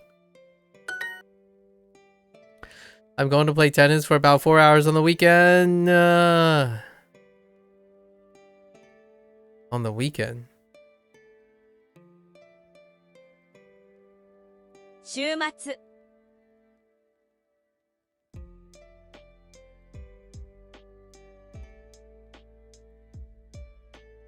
4時間します Oops. ぐらいテニスをします午前8時にギターを弾きますか午前8時にギターを弾きますか Are you going to play guitar at 8 a.m.? プロの野球選手の仕事はどうですか I heard プロの support? I heard 仕事 What do we have? 野球 Probably 野球選手の仕事はどうですか？どうですか？プロの野球選手の仕事はどうですか？プロの野球選手の仕事はどうですか？明日9時間ピアノを弾きます。明日9時間ピアノを弾きます。Okay, I'm going to play piano for 9 hours. What are you, crazy? Okay. プロのサッカーのサッカー選手手の仕事はどうですか？どうですか？明日4時間バドミントンをします。明日4時間バドミントンをします。I'm going to play badminton for 4 hours. Oh, I can see that though. Tomorrow. 医者の仕事は大変です。Like speaking fast or catching the really fast and low speech. Yeah, you're not sure what I can do to get your speed up. Yeah, that's fair. I happen to sometimes I try to watch reaction videos and that stuff gets out of hand. So like what I mean is I like Japanese music, right? So I kind of do the same where I try to listen to Japanese music. It's a little fast and it has like poetic ad-libbing and whatnot. But then I was like, you know what? What if I watch a reaction of someone who speaks Japanese reacting to a Japanese song, right? And I forgot it's the internet. So naturally, this content creator speaks even faster because they're trying to be enthusiastic. So how they're enthusiastic is like triple the speed of the song. I'm like, dude, please slow down. You're too enthusiastic. You're speaking at like 3 times the speed that I can even comprehend. Like, I don't even know. Did you even say I in your sentence? Like that kind of thing. That's what happened. That's my experience at the moment. I kind of, that's the closest thing that I have that's relatable to what you just mentioned. Although I recently tried a little bit. So what do you do? I took the song and I reduced it by half. It warps the way the song sounds, but I took it and I reduced everything in halftime and try to understand it that way. Alternatively, I also took the kana of the song, read the kana. I read the kana, and because I know the kana, I sung along with the song.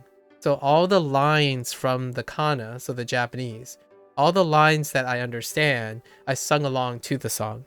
So instead of trying to listen to the entire song, I took parts of the song that I understood in Japanese from the translation, like not the translation, but the written part. I sing that song to myself or like hum it or something in my head. I remember that lyric and I go back to the music video, right? Or whatever song I'm saying, and then I sing along to it. And then over time, you kind of build up to that song. At least that's what I did. Just to engage myself in a different way. There are various songs that I really enjoy listening to. So it's kind of reverse engineering, but it still helps me get used to seeing the song written in Japanese and finding all the ones that I do understand about the song. Then when I get to the song, I can hear it in like a certain amount of speed and some cadence, and then I can sing along just in those lines. You know how when you're singing to a song, you could remember the chorus or something because the chorus comes up a bunch of times. So I take some of my favorite Japanese songs that have great, wonderful chorus. I learn what the chorus says and how to say it and pronounce it.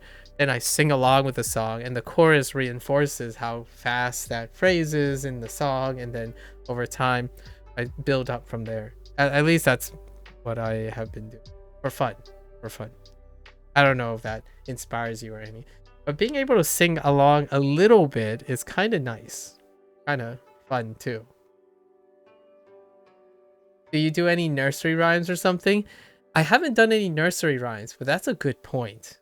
I wouldn't mind learning some nursery rhymes, actually. I don't know if they're what kind of Japanese nursery rhymes. That's a good point. I'll come back to you on that. I haven't done any nursery rhymes. I've done like pop culture songs, like songs from anime and stuff that I enjoy. So I only know the chorus of those. But I'm curious about beginner songs, actually. I'll think about that. I'll try to like learn a few and then break it out in song every once in a while. Because I have a few way back in high school of the various languages, so yeah, little kids can do it. So can I. So I'll have to get back to you on that. That's a good point. Perhaps I can learn a few nursery rhymes now. Yeah. Indeed. Let's see. Isha no shikoto wa tanoshii desu. Work as a doctor is taihen desu. Whoops. Is tough. Taihen. I'm like, wait a minute. Work as a doctor is fun? I'm like, no, taihen desu. よくうちでピアノを弾きます。よくうちでピアノの弾きます。弾きます。ピアノを弾きます。I often play piano at home. その赤いキャラクターが好きです。その赤いキャラクターが好きです。I actually love nursery rhymes, by the way. I know a lot of people can be a little apprehensive and being adults and stuff. I'm not a stranger to doing anything well. So oftentimes pride and ego can prevent someone from feeling a little insecure about doing nursery rhymes and stuff. I say nursery rhymes quite a lot. I think that's a great way to connect with younger people and even younger. Like I wouldn't mind having nursery rhymes in my back pocket for those occasions, actually, in my opinion. Like I participate. If a 6-year-old come up to me and say, "Hey, do you want to play something?" I'll try my best, right? So you need those things in your back pocket in case, or like someone who's equally as committed to that. Bro, why are you doing baby songs? Yeah, that's kind of the impression I get a lot too. I'm definitely not one that's shy on the whole ego scale. I don't usually ego learn anything most of the time. Say embarrassing. Embarrassing?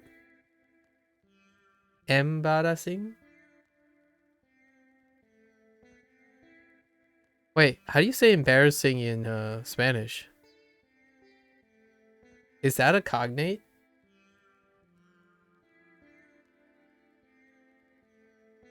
How do you say embarrassing in Spanish? I don't actually know.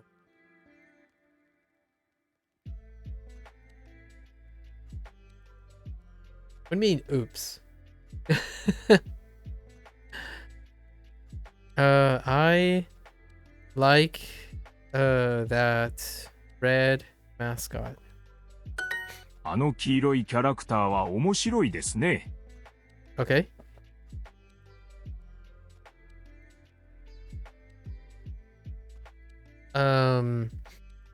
That yellow mascot is funny, isn't it? Oh, that yellow mascot over there.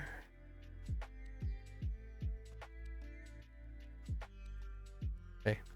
いいえ、アニメはあまり見ません。いいえ、アニメは they haven't do anisong at all. いいえ、アニメはあまり見ません says no one. I'm just kidding. No, I don't really watch anime. かわいいキャラクターのショーに行きましょうか。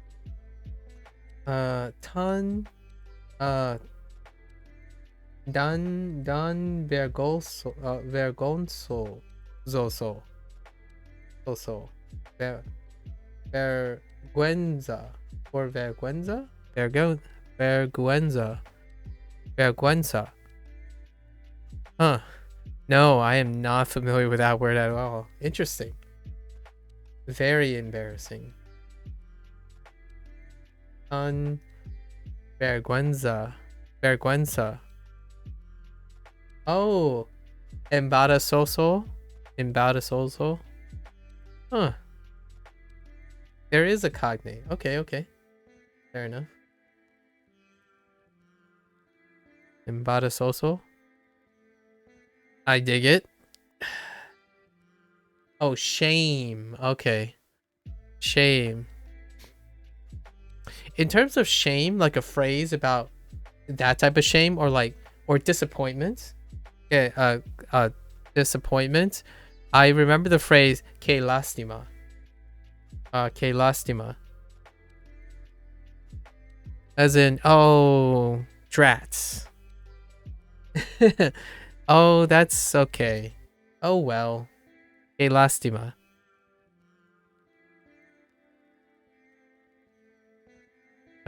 Kawaii character no show ni ikimashou ka?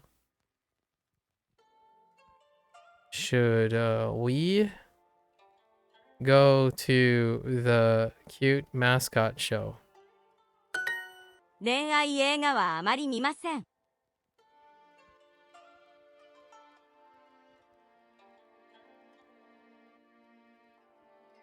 恋愛映画はあ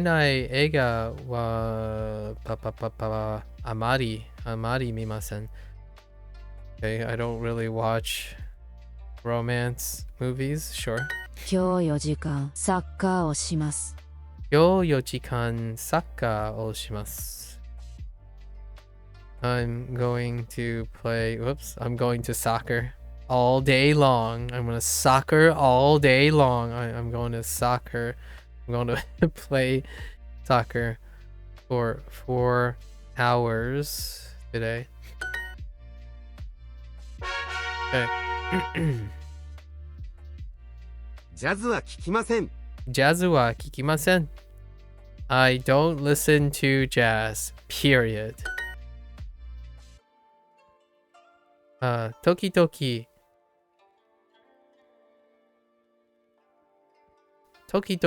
スポーツのイベントで写真を撮ります。Okay. 時々スポーツのイベントで写真を撮ります。そのバンドのアルバムを買います。そのバンドのアルバムを買います。Not this. Why do you keep giving me this personalized practice?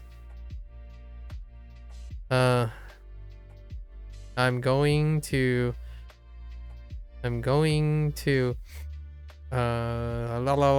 buy that band's album. Whoops, not anime. K-POP は聞きません。K-POP は聞きません。Okay. I don't listen to K-pop, period. 毎週タクシーを洗います。Don't tell that to Indy. He might get mad at you. Heckin' K-pop. Who listens to K-pop? Come on. I'm just kidding. Sorry, folks. Something has to be sacrificed. Cozy. My shoe. What? My shoe. Wait. My shoe. Taxi.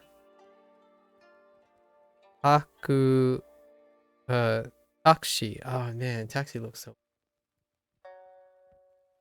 My shoe taxi o araimasu. Oh wait, it's Indy's patent phrase. I wash something phrase. I wash the taxi.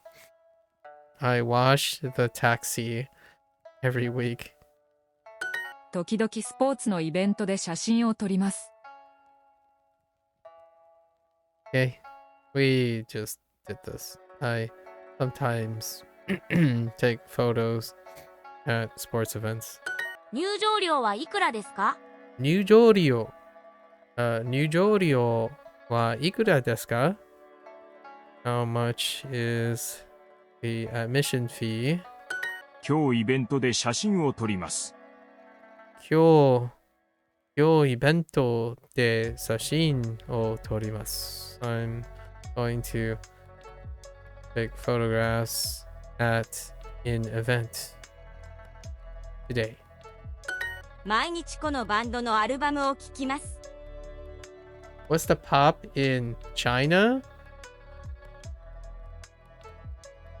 Honestly, I have no idea.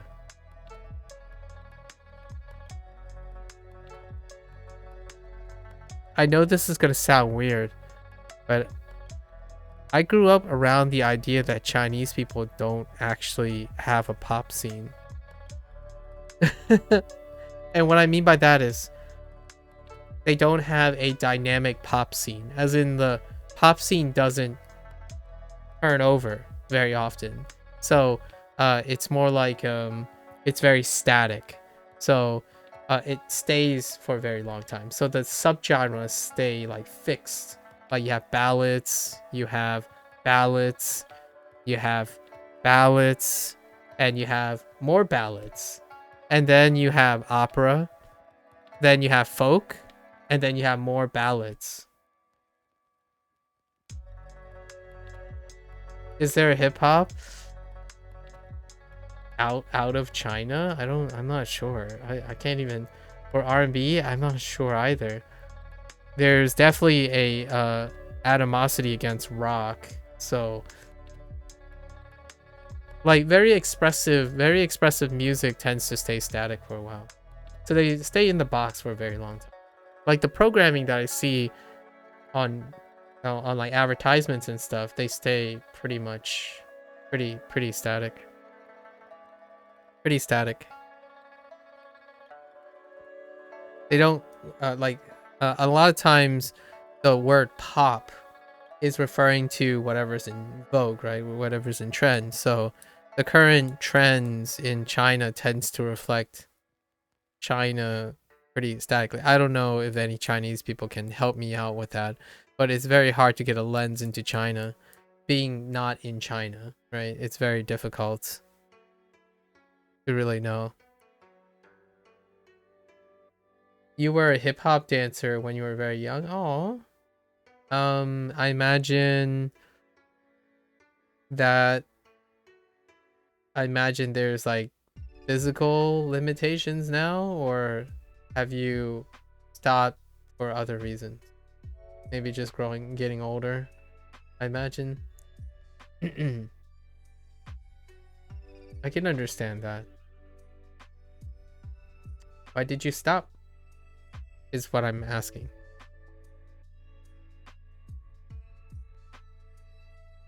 Tough to juggle, I imagine. Life. Some people respond with the ever-present looming word, life happened. Physical and stuff that happened in your life. Yeah, there you go. Yep, physical and stuff, and then life. Trauma, etc. Fair enough. Would you ever see yourself ever dabbling again as a hobby?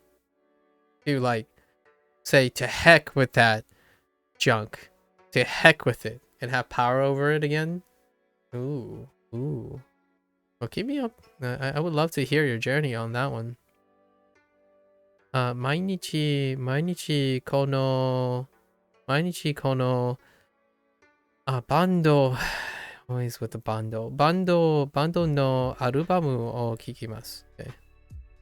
I listen to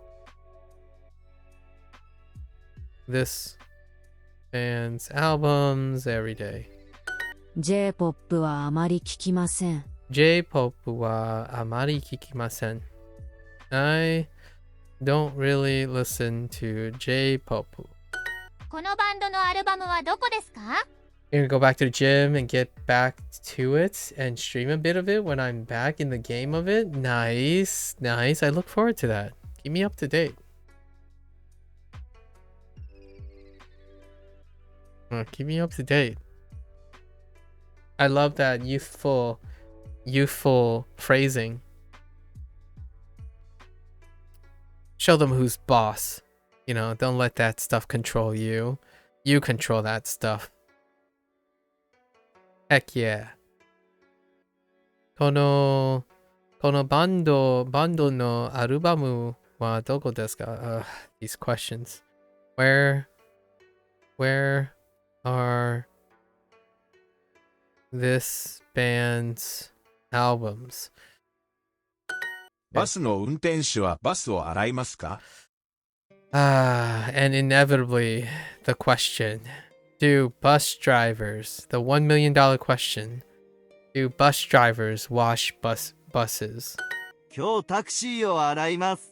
And then of course ending with, I'm going to wash the taxi today. Naturally. 子供の入場料は2000円です。 Oh. 子供の入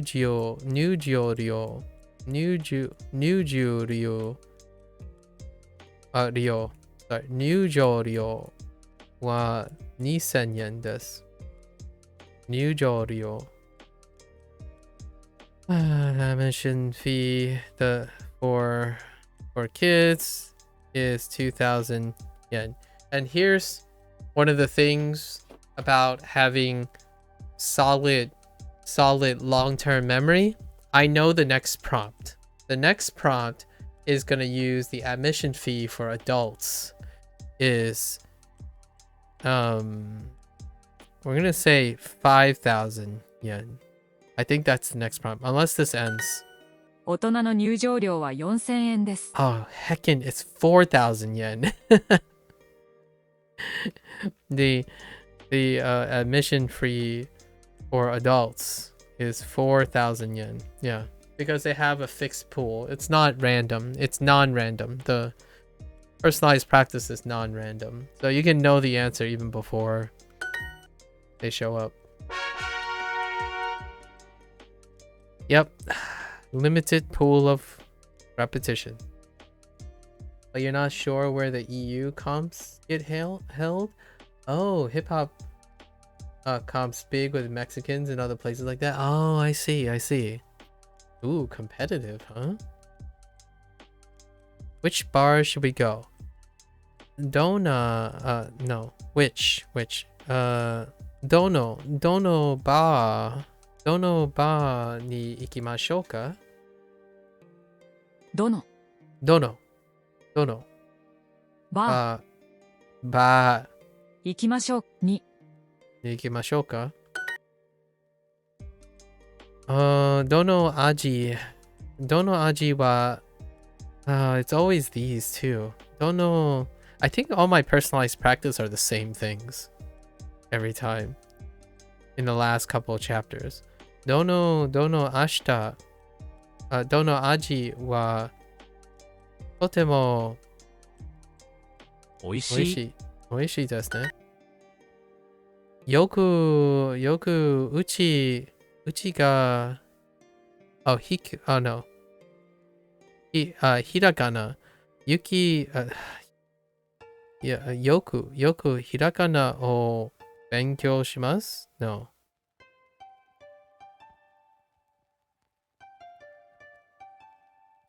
Oh, 使います Use? Okay, sure. Wait. Sure. お兄さんも写真家ですか? You won a few competitions? Oh, nice. But the comps weren't in your country. Yeah, I see. Thanks, Nojo. Thanks again. お兄さんも写真家ですか? お兄さんも写真家?ですか。お兄さんも写真家ですか？ Yep. Is your older brother also a photographer? Uh, oh, 豚肉. 豚肉。Oh, that's been a while. 同僚。同僚。甘い。甘い。魚。ソース。週末は友達と中国語を話します。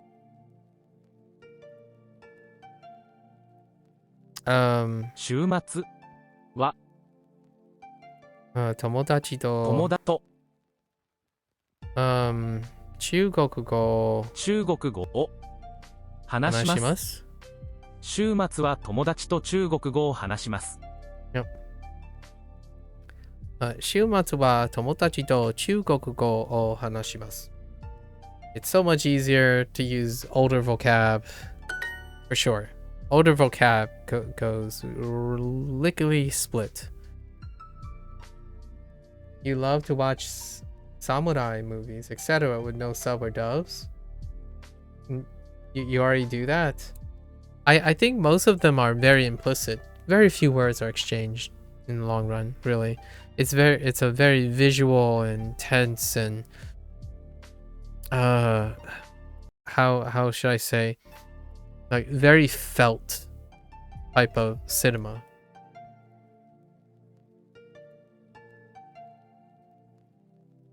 No? You love to do that? I mean, you like to do that. Oh, you want to do that. Fair enough. You don't have to need subs. I mean, like it's very visually felt through their words too. Kind of nice. Like, I don't know if you watch old samurai movies, especially old ones like Kurosawa stuff. It's very felt. Also very harsh in words. Those movies I'll be watching when I'll be learning Japanese, that's fair enough. Fair enough.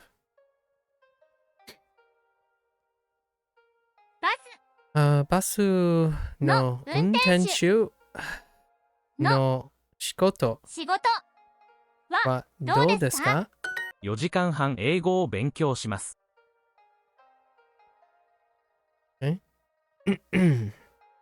4時間半。What language? 英語を勉強します。4時間半英語を勉強します。Not a weeb? Okay. I mean, loving to watch samurai movies, I don't really understand how that has anything to do with being a weeb. Samurai could be, you could be a historian.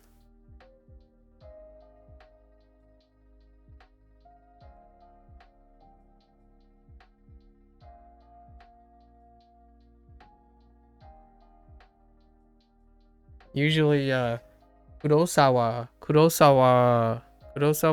films are part of film history. So generally, cinematographers and film fans.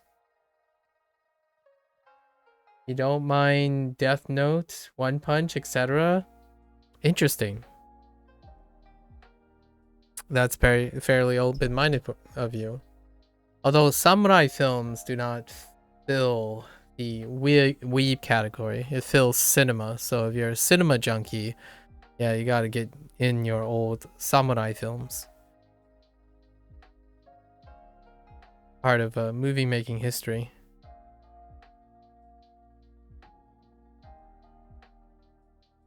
I will go to work around 9 a.m.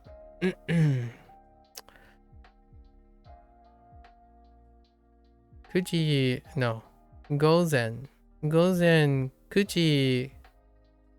時頃仕事に行きます。午前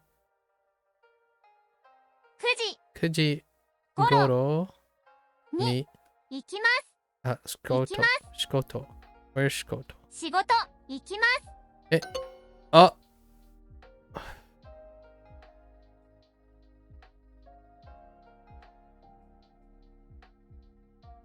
Oh, I was tapping in the wrong 今晩 order. チームと晩ご飯を食べます。今晩ゲームと晩ご飯を食べます。Okay. Oh, チーム。I said ゲーム。チーム。I'm going to eat with my team. I'm going to eat dinner with my team tonight. クライアントとミーティングがあります。クライアントとミ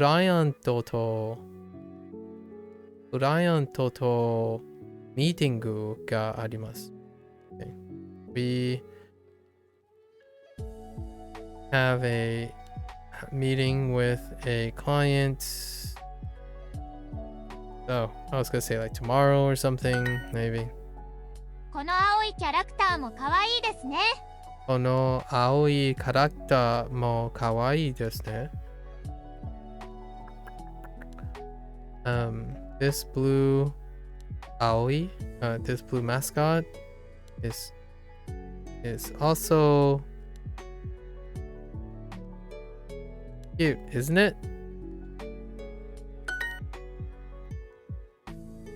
Okay, let's not tap the wrong order again. Goes in.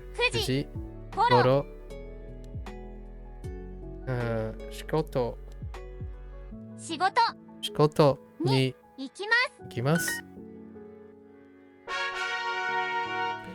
Do we do kanji again? No. Yeah, let's continue. We have time. I really need. Oh, let's do more kanji. Where were we? We were up here. 7時。Okay. 7時。何時？ 7時。時間。3時。4時。4時。7時。何時？何時？ 7時。G.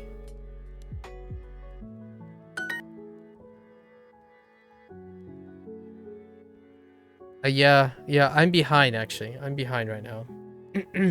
Gotta finish this entire unit. 7時。何時？ G.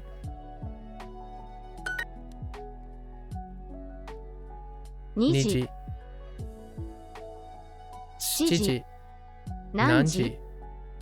3時。 7月。 I screwed up. That's my bad. 4時。 4時。 4つ。 4時。 4時。4つ。 4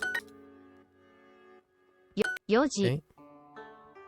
4時。4つ。 4つ。 400。 40分。 4000。 4つ。 4時。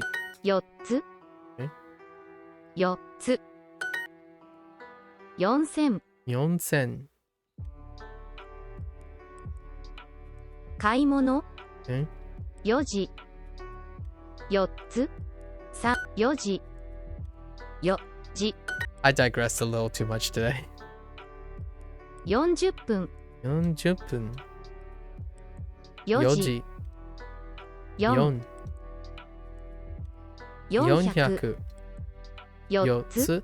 4つ。4つ。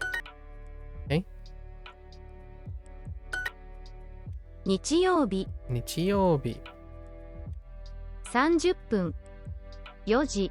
I got a chance to meet 4つ。 another ABC, so that's kind of sweet. Get a little nerded out.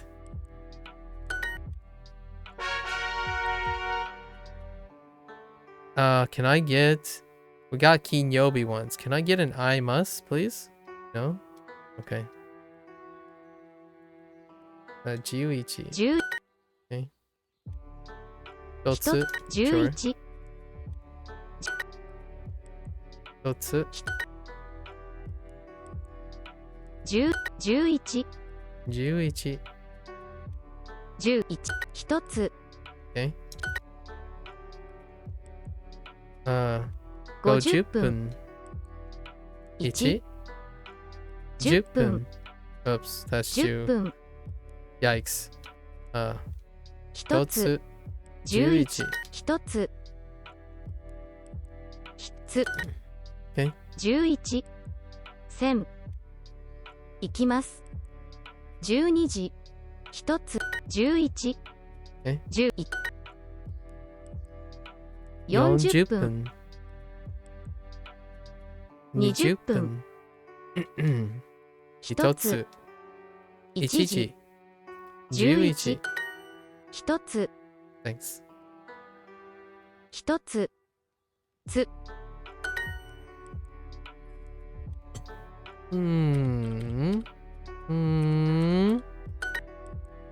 何時 ?11 何1つ10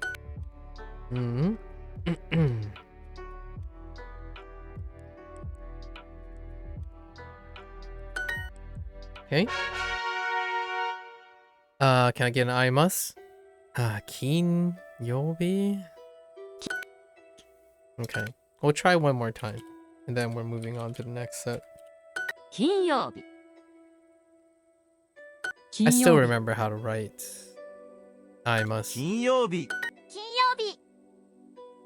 金曜日金曜日金曜日金曜日金曜日 The moment I have a random thought, my writing goes out the window. Alright, one more time. I must. Give it to me. Yugatsu. 月曜日月曜9月 Okay. 9月9月9月月曜日9000 Oops. 9000日曜日月曜日9分9分9月月曜日水曜日曜日月曜日何ですか9月 7000山9月 9月日9月来月来月月曜日9000月曜日月曜日月曜日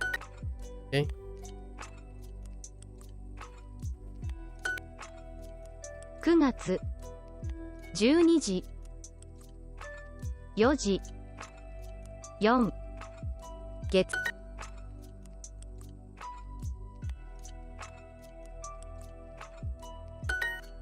Okay. Alright, we're moving on. Let's do this set now. Kayobi. Okay, we got the ka. Fire. 火曜日 Fire. 火曜日火曜日火曜日火曜日火曜日 Let there be fire. 火曜日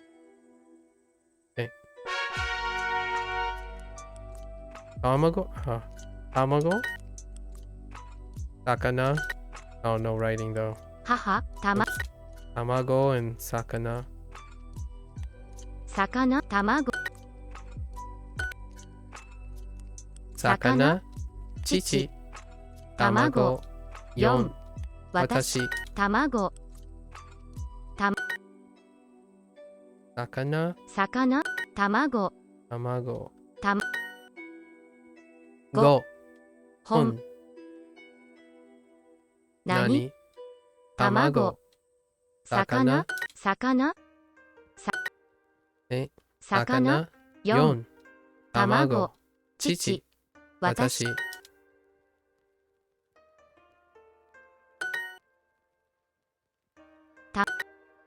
卵。8。魚。何？6。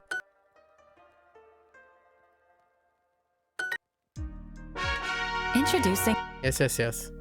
Can I get a tamago? No. Sure. 火曜日。 Another kai. Sure.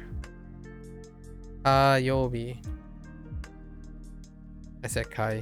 But 火曜日 Oh. 火曜日火曜日火曜日火曜日火曜日火曜日火曜日 Okay. Come on. Ka again. What is your fascination with Ka? Come on. 火曜 Duo, 日 what are you doing? 火曜日火曜。火曜日火曜日火曜日火曜日火曜日 Sometimes? Mokuyobi. Oh, no mokuyobi. Okay, alright. Tamago. 卵。も Okay. Mokuyobi. 金曜日。卵。 Tamago. 木曜日。 Haha. 月曜日。木曜日。木曜日。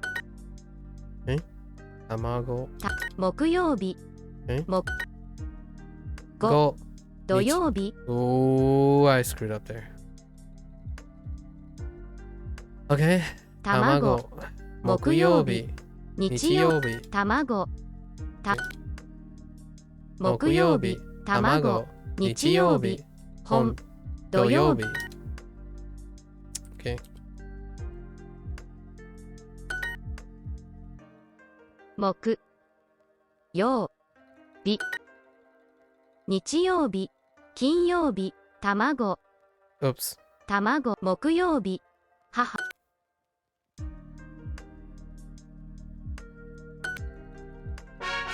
Okay. Kayobi. 火 Kayobi again. Come on. 火曜日 We got three other choices. 火曜。火曜日 How's this happening? 火曜日火曜日火曜日火曜日 Oh my god. Okay. Oh my goodness. 火曜日 What is this? 火曜日火曜。火曜日 I know. Fire. 火曜 Fire. 日火曜日火曜日火曜日 Fire spreads, but man, this is ridiculous. Mizu? What? Oh, Suiyobi. 水曜。水。 Fair enough. 水。水。水曜日。水曜日。水。魚。日曜日。山。水曜日。水曜日。4。水曜日。水。8。ふる。水。水。水曜日。卵。火曜日。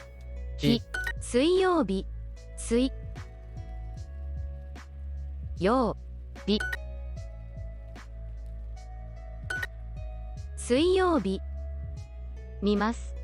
2時半。分。水。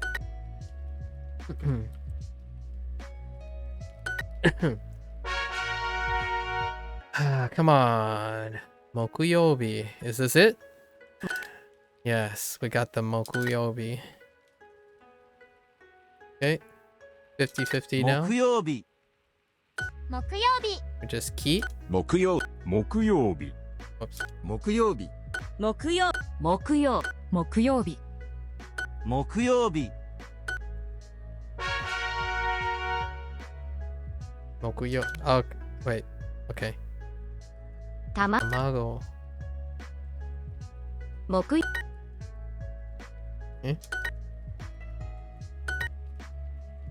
金曜日、月曜日、木曜日、母、卵。木曜日。木、じ、じ、曜日。木曜日。日曜日。卵。木曜日。5。土曜日。卵。木曜日。本。卵。日曜日。土曜日。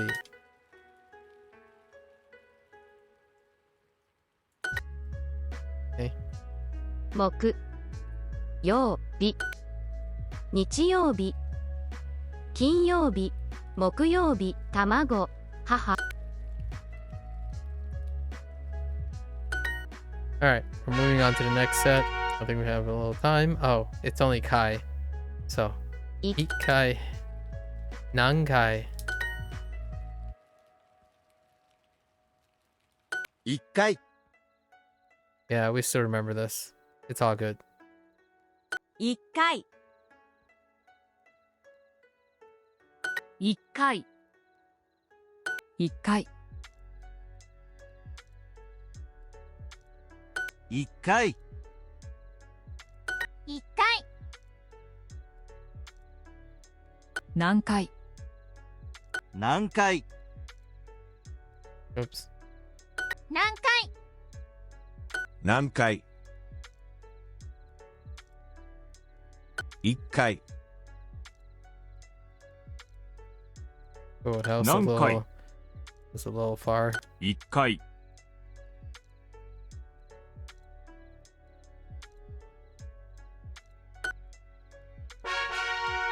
Alright, that's the end of 15 minutes. Let's go back. Let's count some aminals.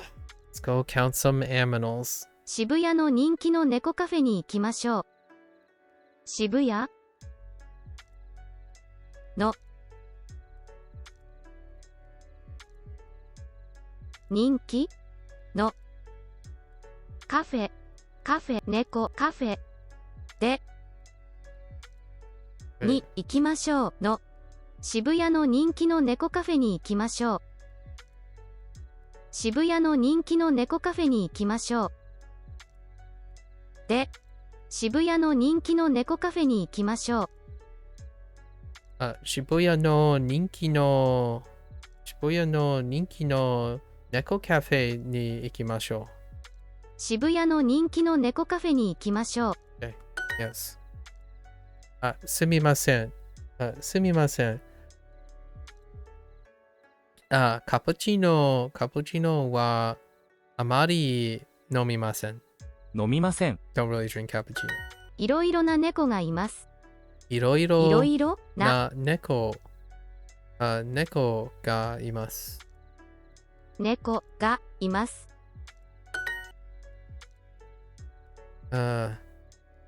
人気の猫カフェはどうですか？面白い動物がいます。面白い動物動物がいます。います。面白い動物がいます。人気の動物カフェに行きませんか？ Would you like to go to a popular animal cafe? 大きい動物がいます。大きい動物がいます。I'm like naturally adding the ga, but I keep thinking I made a mistake. Weird. Okay. います。います。大きい動物がいます。大きい動物がいます。大きい動物がいます。There are big animals. There are big animals. 人気の猫カフェカフェでカプチーノを飲みましょう。We should drink some cappuccino at the popular cat cafe. この動物、カフェのカプチーノは美味しいですね。or です。Oh, that's cute that you have a nearby cafe that allows dogs. For the most part, they're in the United States, when it's outside of the city, there are various places with lots of doggos and cats. Yeah.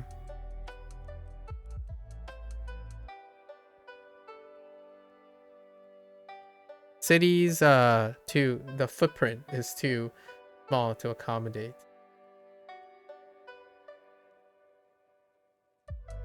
You're cheering me up in Japan? Hello there. Hello there. Thanks. I appreciate it.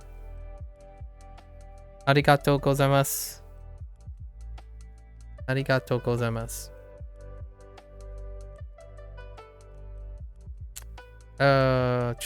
この動物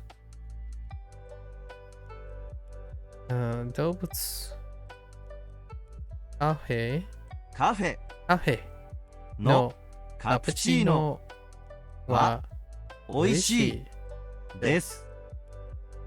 And out by the coast, there's an ice cream breakfast place. They allow pets. Aw, that's cute.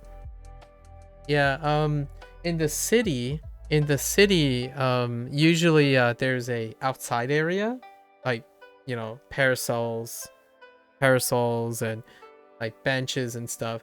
Typically those are reserved for the restaurants and stuff, and then that's the pet area. But inside, the buildings are too crowded. Like the footprint is too small, so pets are not allowed in there because it's an endangerment to the pet and the people around. So, but yeah, when we're in the city, it's always kind of nice. But the footprint is too small for it. It's too crowded inside cities. The city places, I mean, people bump into tables already. It's a pretty small footprint. Real estate comes at a very high cost. 人気の猫カフェで紅茶を飲みませんか？人気の猫カフェで Wait. Oh.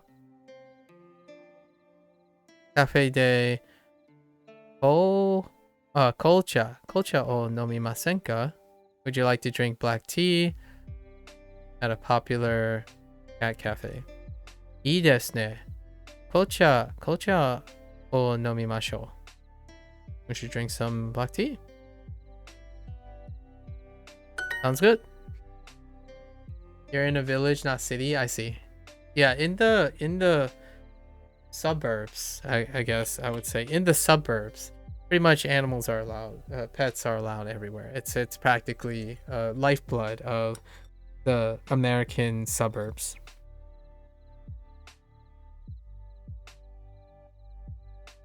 Pets are family members, right? They're synonymous with family members.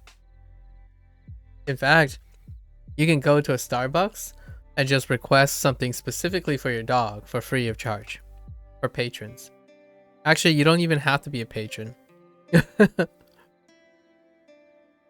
gonna like pull up at a drive-through, and even chains and stuff offer things like libations and stuff for your pet. Doggy cups and stuff. Lots of doggy cups. I'm not sure how cats work. I don't think I've met someone who habitually take their cat joyriding.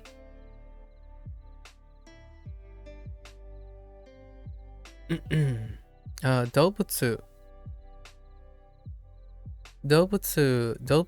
cafe wa tanoshii desu. Dobutsu inu. Oh, wait, not inu. Sorry, I was thinking dog in my head and I kept saying inu. はわ楽しいでです。猫カフェでカプチーノを飲みませんか？猫カフェでカプチーノを食べませんか？ Would you like to drink cappuccino at a cat cafe? いいですね。猫カフェに行きましょう。We should go to a cat cafe. Sounds good. We should go to a cat cafe. There are lots of small animals. 小さい動物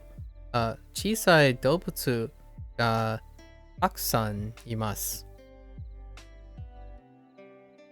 Okay. 動物がたくさん Oh, I could do both. います。Probably. Oh, okay. 猫カフェ Maybe で not. 温かいカプチーノを飲みましょう。We'll never know. 猫カフェで温かいカプチーノ。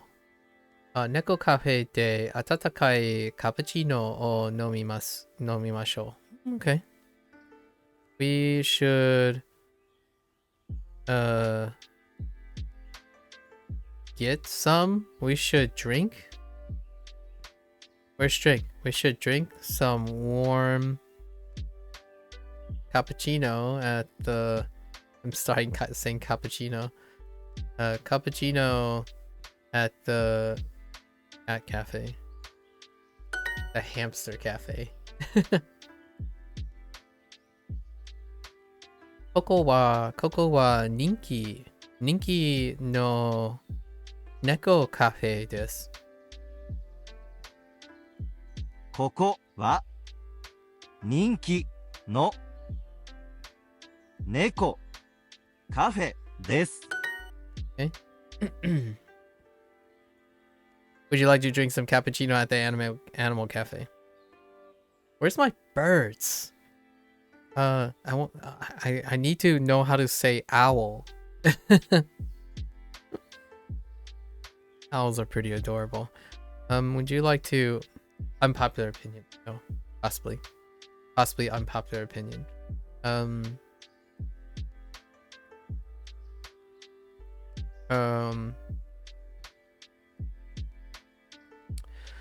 動物カフェで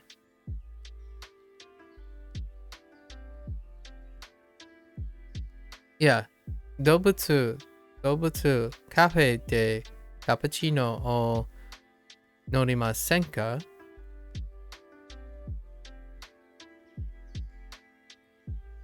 動物カフェでカプチーノを飲みませんか？ There are cute animals. かわいい動物がいます。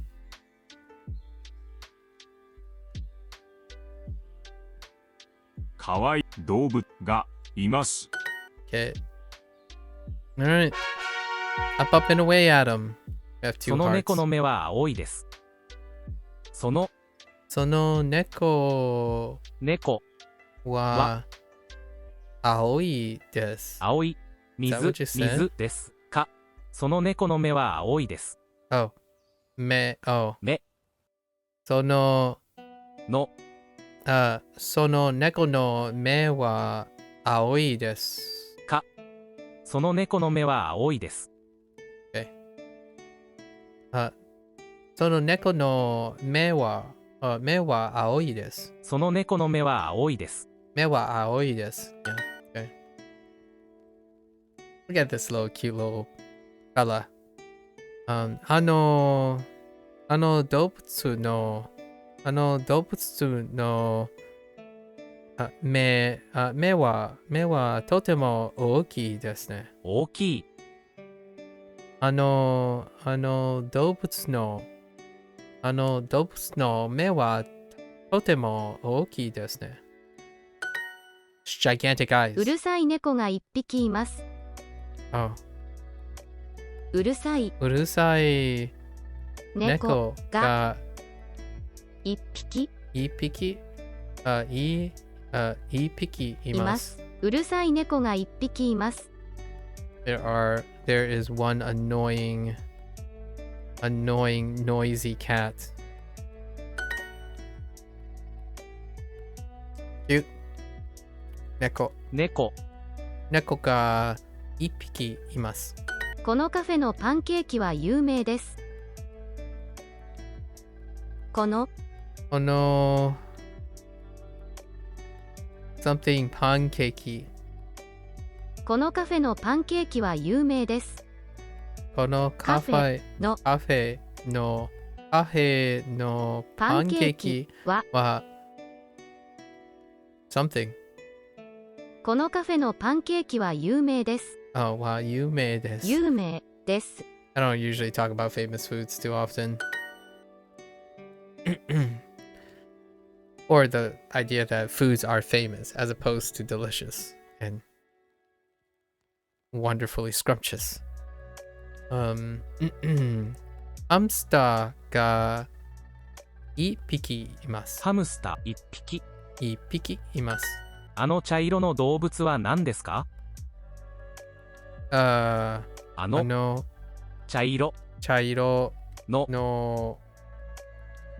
some place の茶色 something カメレオンハムスターあの茶色の動物は何ですか？動物は何ですか？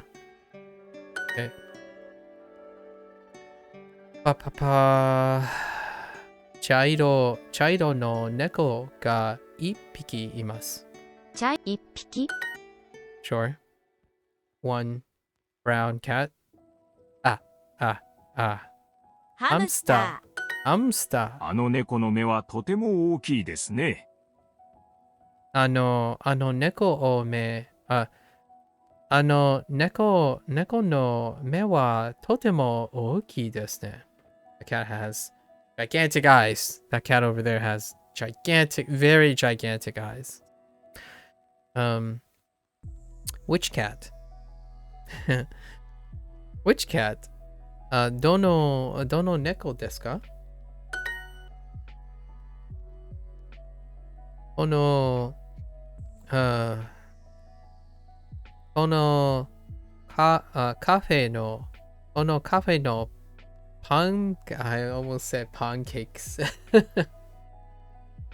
このカフェのパンケーキは有名です。この No plurals or singular. Imagine. カフェのパンケーキは有名です。あの茶色の猫は可愛いですね。茶色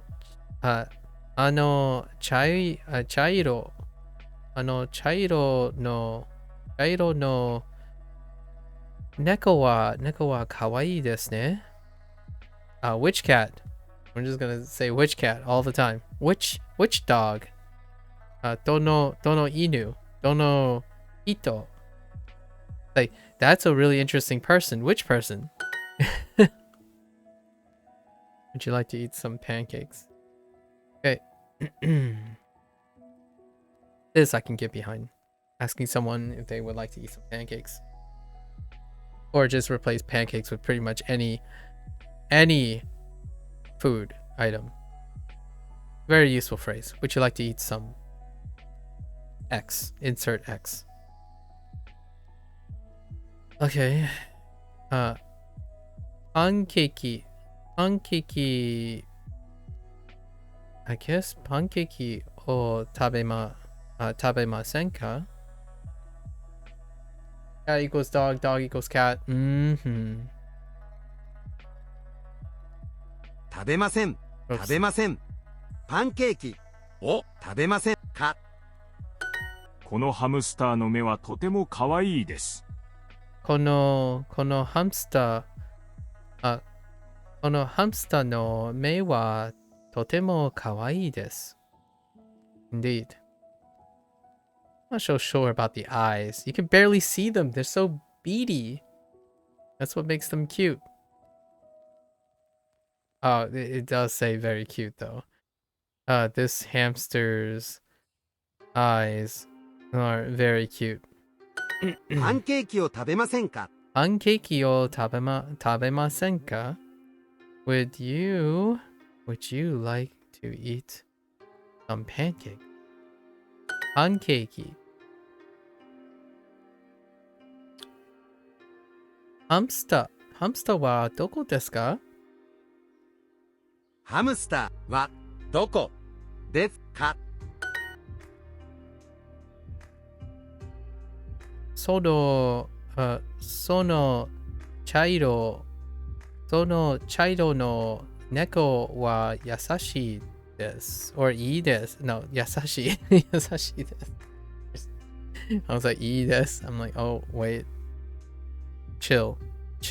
この優しい茶色の猫は優しいです。Wait, did I? Sono, why did I pick Kono? Okay, it's fine. It's a lapse of judgment. It's fine.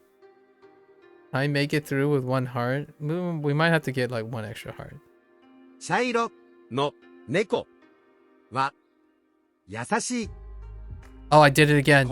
I almost repeated the same mistake. Okay. Let's get some hearts. Do I want to do keyboard? Nah, we're not gonna do keyboard. We're already running out of time. Oh no. Fried rice.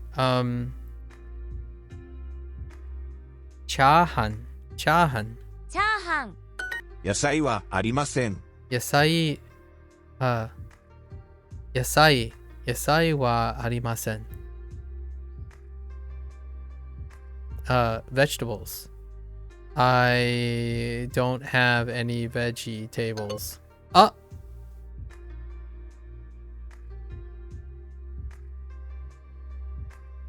木曜8月に大学のイベントがあります。8月に大学のイベントがあります。Okay. There's a event in it.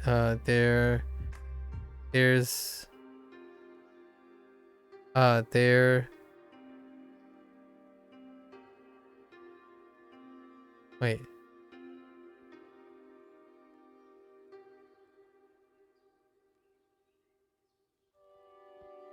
There's a university event in August. Fiction. Non-fiction. All right. This is new. A good review, I suppose. 今日の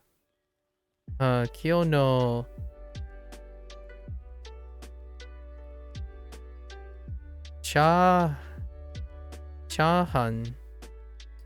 今日のチャーハンはとても美味しいですね。魚はよく食べますか？魚は Is this I think I heard 魚はよく食べますか？よくは食べますか？よく What? よく魚よくは食べますか？ Okay, sure. Oh, wait. Oh, I swapped it around. Whoops. Okay. Non-fiction no 本が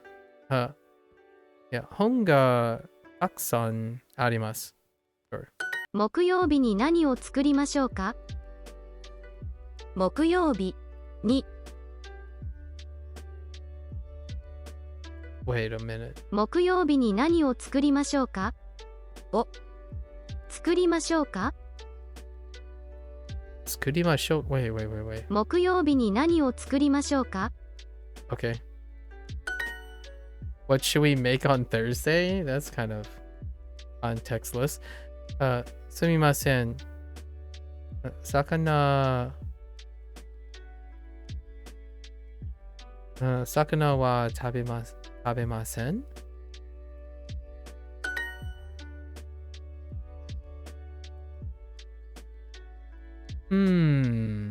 Okay. 8月に花火大会があります。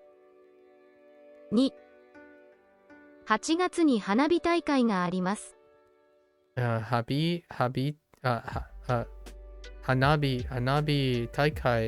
大会があります。8月に花火大会があり。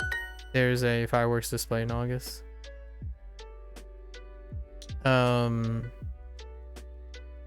優しいカレー、wait. Yeah, 優しいカレーも、wait. No. 優しいカレーが欲しい、oh, yeah. So, 優しいカレーも欲しいです。Hold up. 優しい彼氏もが欲しいです。が欲しいです。I still. Hold up. も。私も because it's the subject. 私も優しい彼氏が欲しいです。いいえ。野菜 right? 野菜はありません。いいえ、野菜はありません。Do you want to watashi me? No, watashi. 彼女は優しい人です。彼女は優しい人です。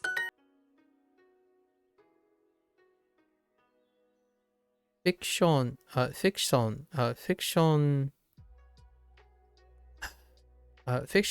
はあまり読みません。いや、読みません。フィクションはあまり読みません。どこ？読みません。野菜はありません。So what did I do here? I said I probably tapped I'm. 魚はよく食べますか？魚はよく食べますか？ Your bag, where did you even go, Indy? I feel betrayed. You were probably cheating on me, so that's fine. I'm just kidding. I'll come back, Indy. 耳。うるさい犬が2匹います。うるさい犬が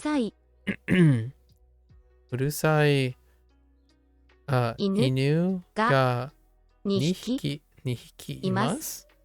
うるさい犬が2匹います。Yeah. I guess I love trash anime because my friend told me Rent a Girlfriend was a bad anime. Are you gonna watch it? Just to, you know. Wait, you've already watched it.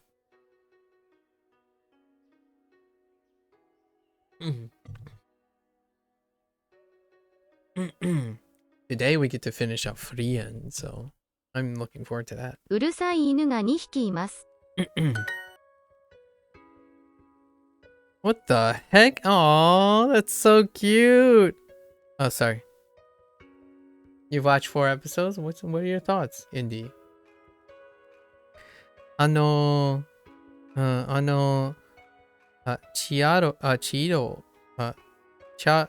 茶色の猫と遊びましょう。あのカフェに白い犬がいます。カフェ。あのカフェに白い犬がいます。2白い犬がいます。あのカフェに白い犬がいます。Okay. There's a white dog in that cafe over there. Aw, that's cute too. Paco! A dog named Paco. Classic dog name, Paco. You only watch 3 to 4 episodes of an anime a day as a rule, so I don't binge them.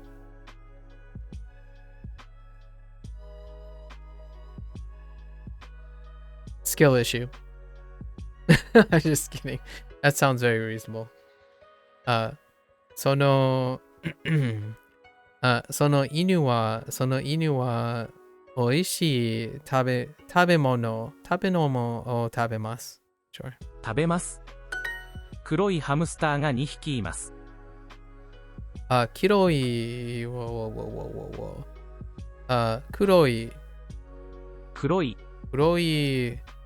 匹。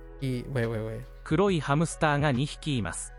ハムスターが2匹います。黒いハムスターが2匹います。You love the anime so far? I really like when the MC is screwed up but is overly optimistic. I see. I'm guessing you watched all the other ones too, right? Well, not. I guess the other ones aren't too screwed up, but maybe like, I guess you already watched like Bocchi the Rock, right? That's basically your personality. Are you telling me you're screwed up, but overly optimistic?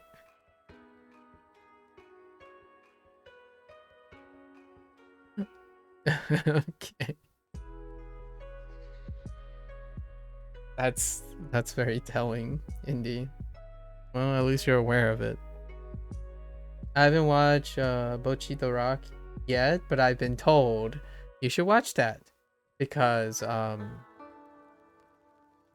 just describe Bocchi the Rock.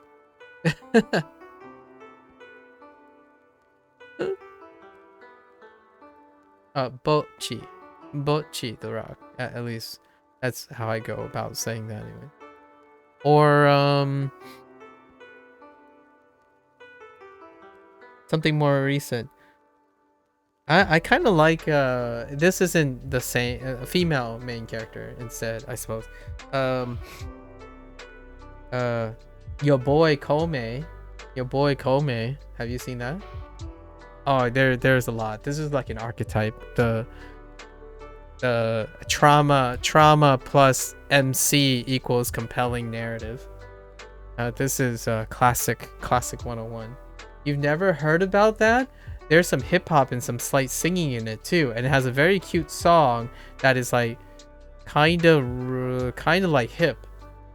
Your boy Kome. I would highly suggest that too. It's about apprehension and insecurity, but while seeking dreams.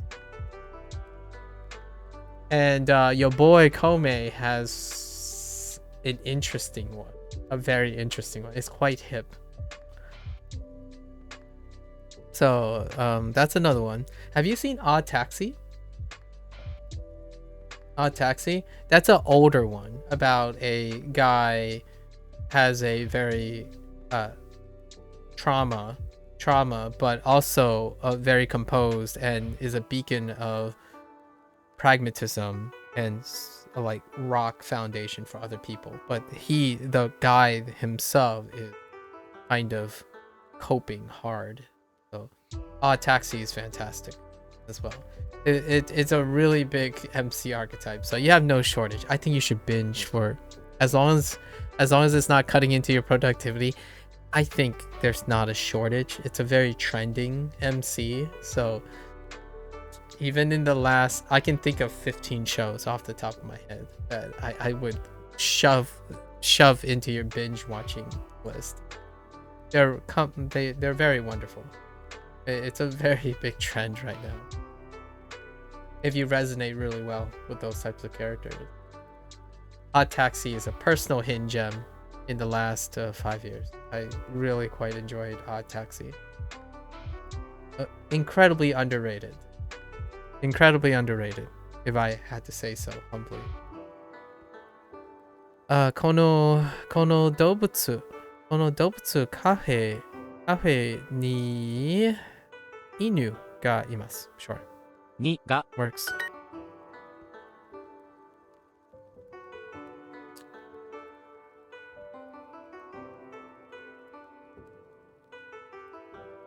Right. Sorry, I thought of something else. 優しい猫が How do I do this? 2匹います。2匹います。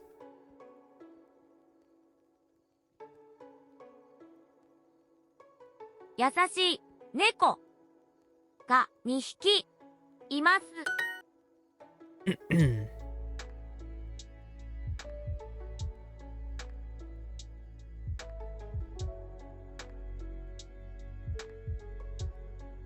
このカフェ sorry, I'm thinking of all the anime titles that would fit that criteria, and it's like there's just so many going on. I'm like, maybe I should suggest something else. Like there's so many of them. Trauma plus MC is like a meme right now.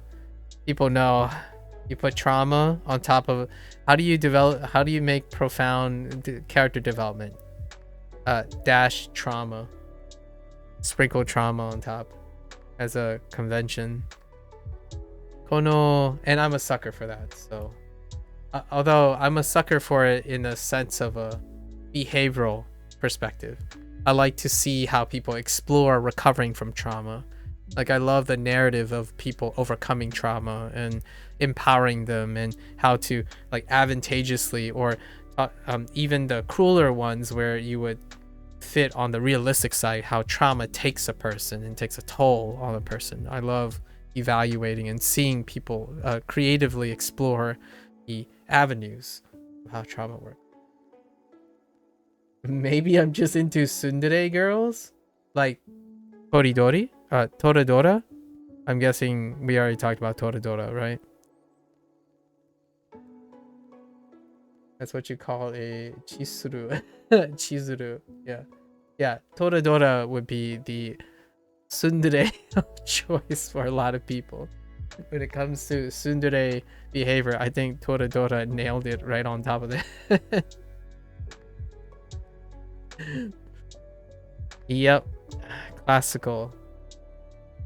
I just didn't like that Taiga was a lolly. Oh yeah, fair enough. Yeah, true.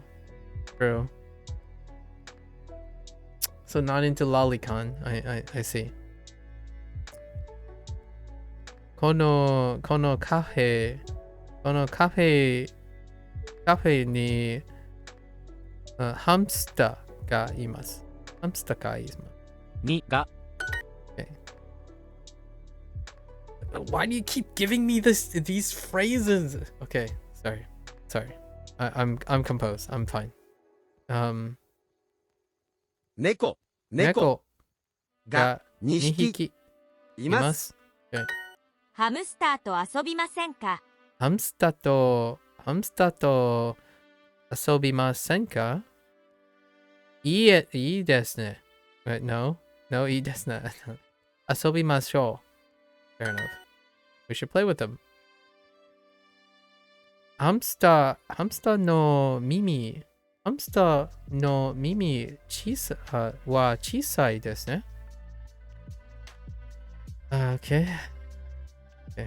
ハムスターの耳は小さいですね。To get back on track though, I don't remember these lessons. Are these new? What unit am I on? I'm on unit section 2, unit 16. I think. 犬と遊びませんか? Inuto, it's about counting aminals. I'm counting aminals. Inuto asobimasen ka? Asobimashou! Let's play with the dogs. この猫の耳は大きいですね。この猫の耳は大きいですね。Big ears. Wait, a cat that has big ears? This cat's ears are big, aren't they? あの動物と遊びませんか? あの動物と遊びませんか? 遊びましょう! Sorry. I'm trying to pump some more energy into my voice right now. It's growing weaker as we speak. この猫の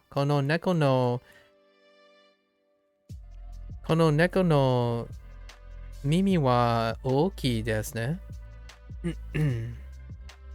この猫の耳は大きいですね。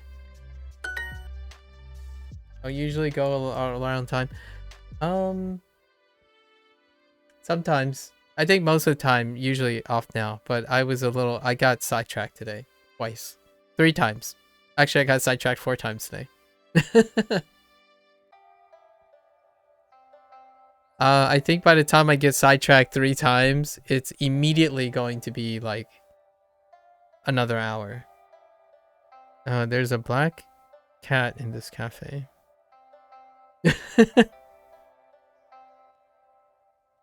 Okay, let's see. このカフェで黒い猫がいます。ダダダダ、このカフェ、ダダダダ、このカフェに黒い猫がいます。We're almost there. Get more with Super Duolingo. Not right now. Oh my gosh. I'm actually really far behind. I underestimated how much. ハムスターの口は小さいです。ハムスターの口は小さいです。ハムスターの口は小さいです。小さいです。I mean, sure. ハムスターの口は小さいです。I mean, it is kind of small, right? 2年生。Oh, they're combining the stuff now. 2年生。口。駅。4年生。何年生。このハムスターの口はかわいいですね。このハムスターの口はかわいいですね。I'm not sure if I would ever say this, but このハムスターの口はかわいいですね。They do kind of, it is kind of cute. このハムスターの口はかわいいですね。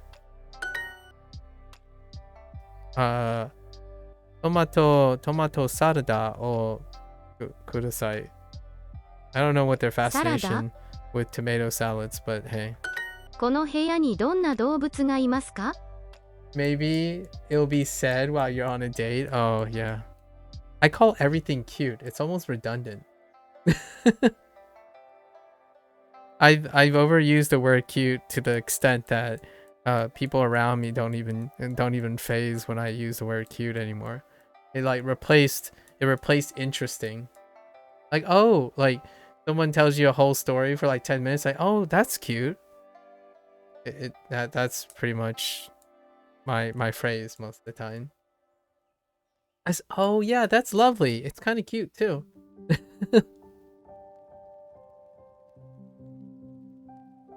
この部屋にどんな動物がいますか？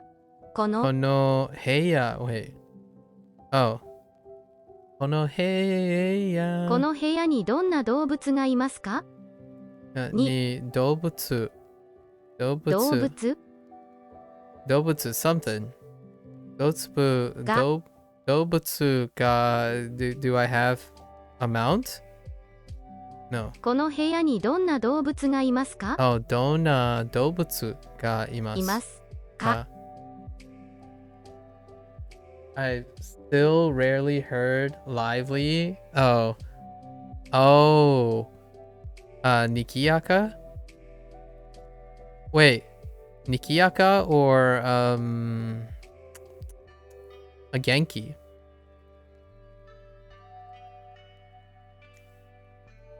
Oh, in English, lively.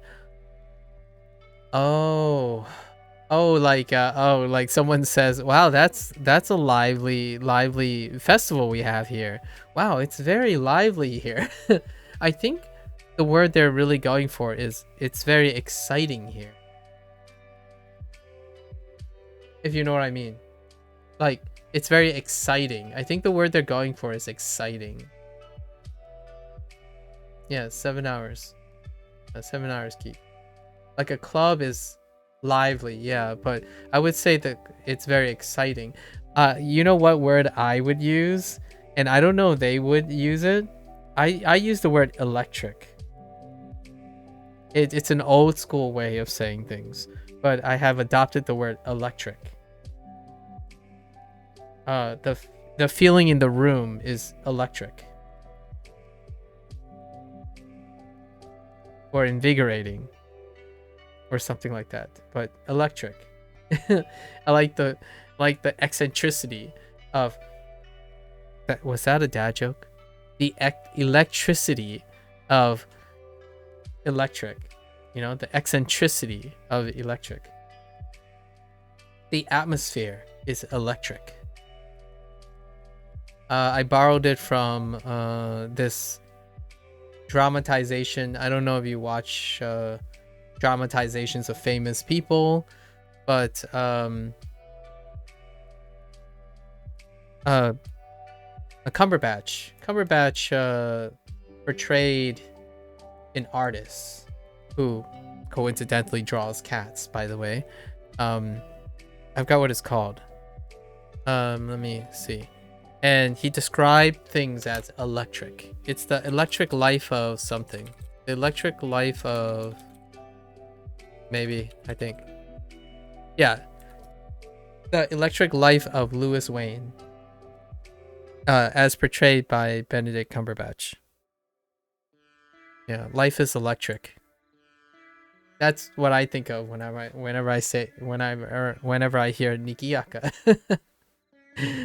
Or Genki. Apparently Genki has some uses to portray liveliness as well. この部屋にどんな動物がいますか? Okay.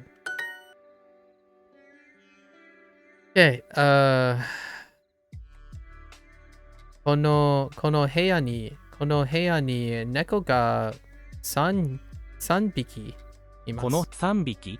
猫は何匹いますか？猫は何匹？いや、何匹いますか？猫は何匹？Oh my. 猫は何匹いますか？3匹います。3. There are 3. There are 3. このカフェにこのカフェにハムスターが3匹います。この3匹。ハムスターは何匹いますか？ハムスターは何匹いますか？ That transition between います and biki, hiki, and piki is a little bit still left for desire from me. いいpiki. いいpikiいます。Is this the cat's room? Oh, that's a new expression. Interesting. ここは猫の部屋ですか？猫の口。猫の口。Okay. A cat's mouth. I see what they did here. Look at this. Low blow duo. A cat's mouth. Low blow. This cat's cafe tomato salad is big. この猫カフェのトマトサラダは大きいです。And no, shush. We're not adding S's, okay? We're not adding S's. 白い犬は何匹いますか？白い犬は何匹いますか？ Okay, how many white dogs are there? Okay, we're getting there. Would you like to eat tomato salad? Says ask no one. I'm just kidding. トマトサラダを食べませんか？ Okay, I forgot. トマトサラダ。トマトサラダ。Alright. We got 3 more. カフェの隅に猫が2匹います。I totally talked over it, but let's say カフェのI need to hear it. カフェの隅に猫が2匹います。隅に猫が2匹います。カフェの隅に猫が2匹います。Wait. カフェの隅に猫が2匹います。Okay. Yeah. カフェの隅に猫がOh my gosh, 2匹います。2匹います。そう。カフェの隅に猫が2匹います。Oh, that's cute. Weird and cute. 犬ははい犬は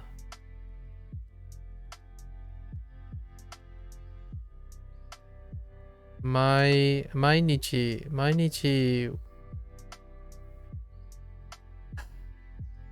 カラフル。Oh, カラフル。Colorful. 犬は毎日カラフルな something. What's colorful? We got article clothing. ジャケットを着ます。Interesting.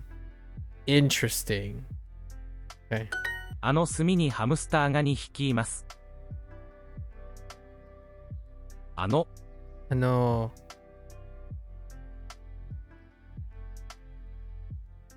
ムスター Wait. あの隅にハムスターが2匹います。隅にが2匹います。あの隅にハムスターが2匹います。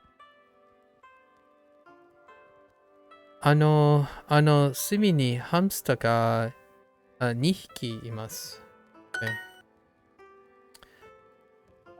猫が4匹。4匹はいます。います。います。います。Okay. Sorry. カフェにカメレオンが4匹います。カフェに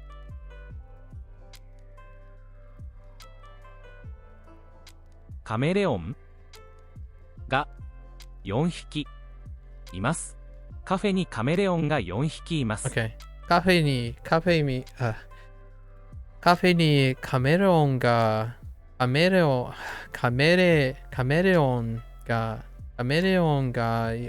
匹4匹います。カフェにカメレオンが4匹います。その部屋にハムスターが4匹います。4匹カラフルカメレオンですね。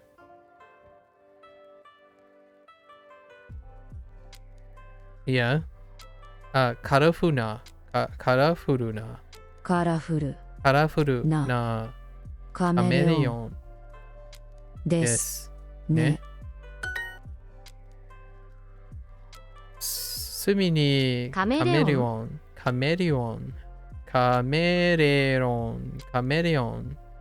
が1匹います。1匹います。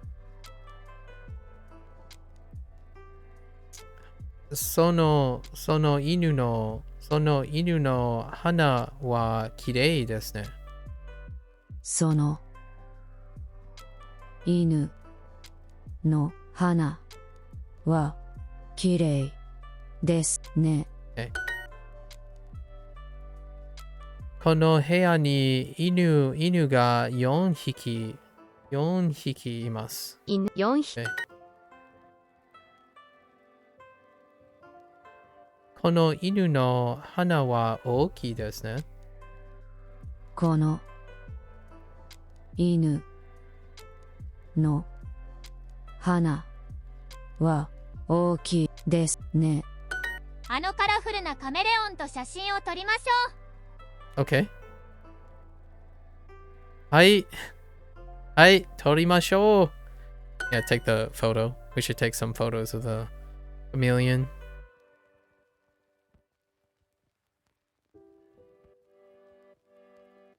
The colorful chameleon. That particular colorful chameleon over there, right? Sure. 部屋の隅にハムスターが3匹います。Okay. There are 3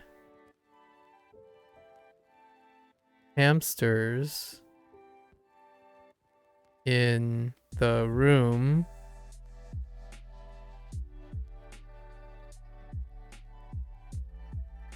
Heya no sumi. Oh.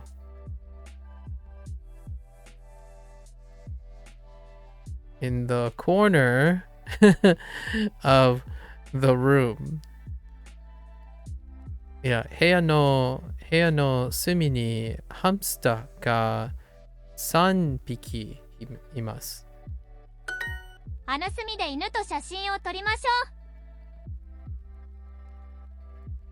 う。Sure.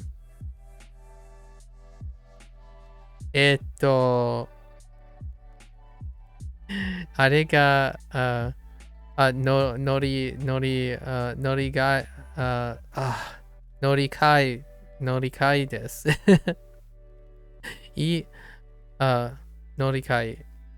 えです。乗り換えです。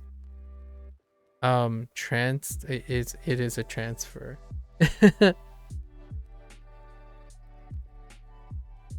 いいですね。撮りましょう。Yeah, take pictures of the dog over there. The dog in the corner over there. その犬の花は綺麗ですね。その犬はその犬の花は綺麗ですね。Okay. Dog's nose. There he is. Okay.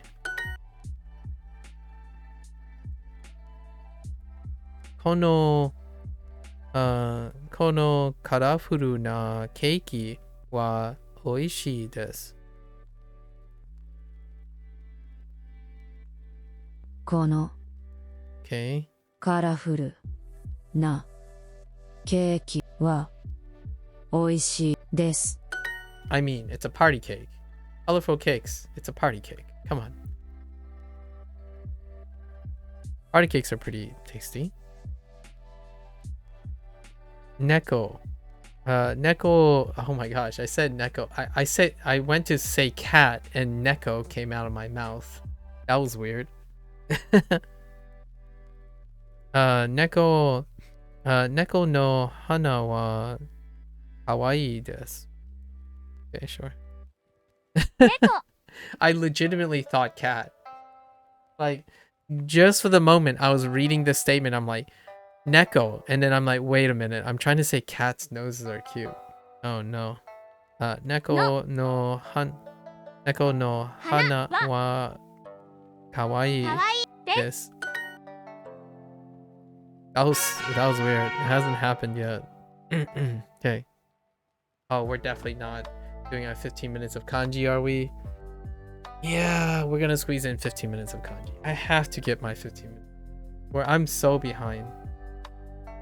It's working. Tom Bain says it's working. That brown cat is nice. Okay.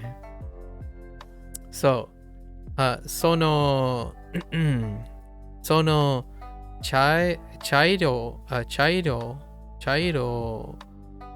sono chairo no neko wa yasashii desu. Right? Sono yasashi. That's not it. That's not it. Stop.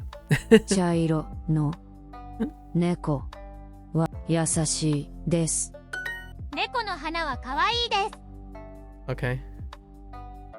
I'm gonna stop reciting now because I think I've said the same couple lines. My voice is kind of giving out, so we'll keep it a little low now. 猫は何匹いますか？ Rest for a little bit.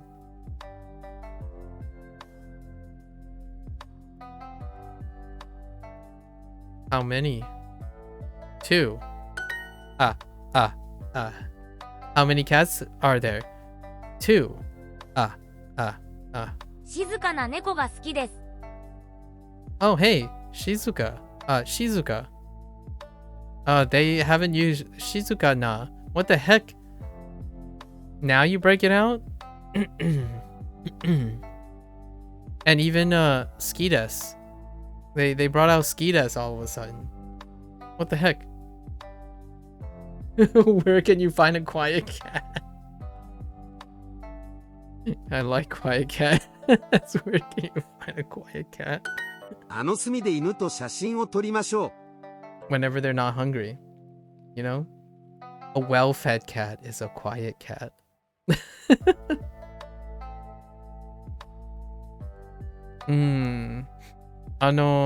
隅で、隅で目と、犬。Okay. 隅で犬と写真を撮りましょう。Just take it. Just take all the トマトサラダ。What is your fascination with tomato salads, huh? ハムスターは何匹いますか？ How many hamsters? One. Just one. 部屋の隅にハムスターが3匹います。There are 3? Okay. I don't even look at the prompts anymore, honestly. At this point, there are 3 hamsters. Oh no. in the corner of the room. Oh no. We gotta make sure. Okay. あの茶色の猫は可愛いですね。Which one? Which cat?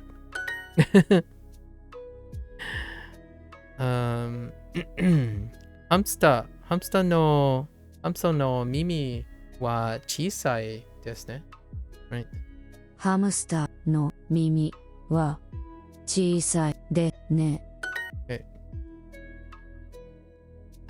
Neko no kuchi. ねの口。Okay. 猫の花花は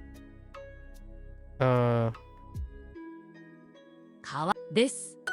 Moving right along. All right. 15 minutes of Introducing the kanji. Duolingo No. family Stop. Not right now. Let's do our 15 minutes of kanji. We haven't gotten to this stuff. We need to review this stuff now. I'm slacking. All right. Okay. Okay. Kujikan. Okay. Kugatsu. 900、Oh. 9月、 No one saw that.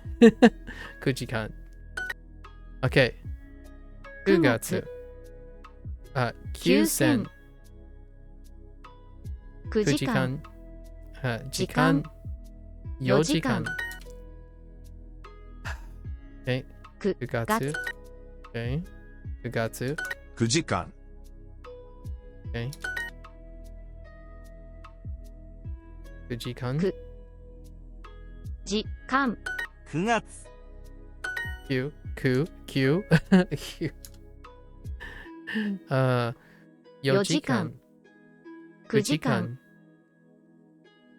時間来月9月 Alright. Sure. Can we hit skurimasu? Can we hit skurimasu? 10分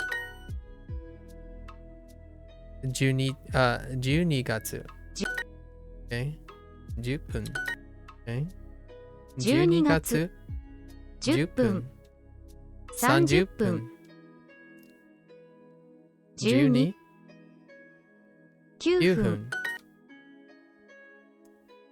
12月12 10月分10 10分12月 10 again 10分40 40分 Oh, 40分 Whoops 9 9分分12 12 12月 月 Okay. 作ります or 書きます Come on 4時間40分 Whoops 4時間 Just kidding 4つ4時間4時間何時4 That's 時間 not it 4時間よ4つ Sorry 4つ4時間4時間4時間よ時間4つ Okay. よ4つ4時間4000 400 4 4つ4つうん1時半うん4つ東京1回 4時間よ時間4つ4時間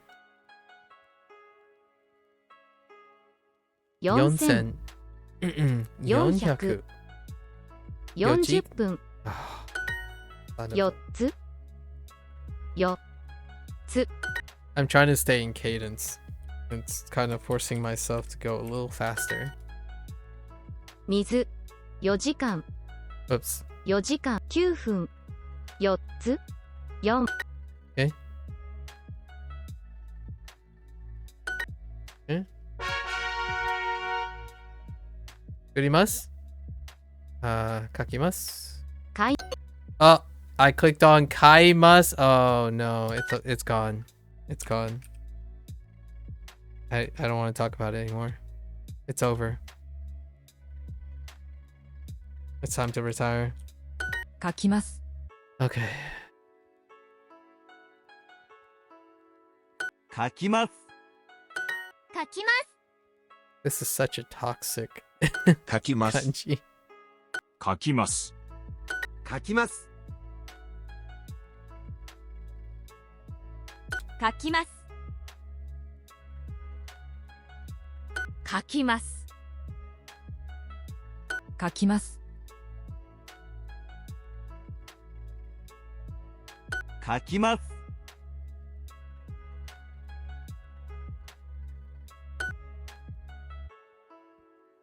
書きます。 Okay. Alright, let's try to get skurimasu right off the bat. 12 12 and 12 12月 okay. 30分2分10時12 12月12が12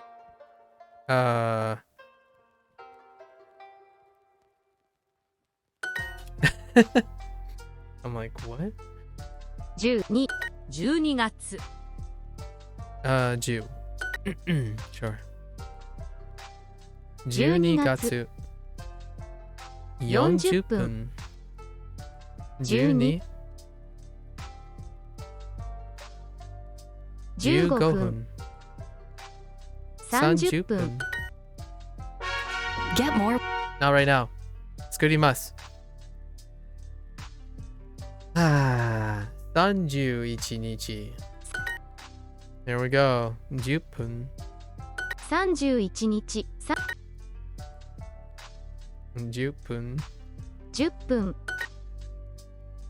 31 31日日31日11に10分10日曜日31日7分10分月曜日10分10分新聞7分31日10分9月31日1、1、11、2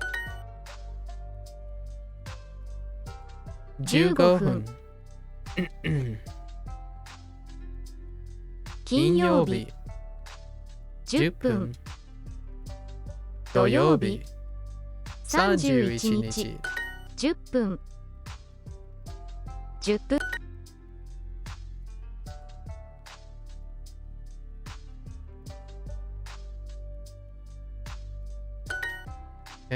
2つ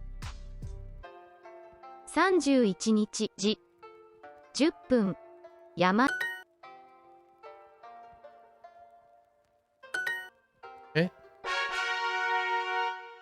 作ります No, no dice 12月 10 Sure 月曜日月曜12月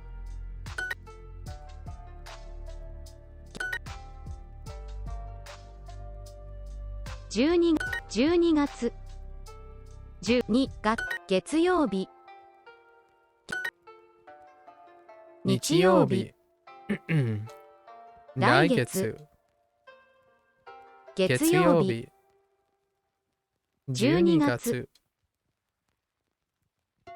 20分月曜日月曜日月曜日9000 12月100休み12月12月40分20分月曜日12月日曜日月曜日月曜日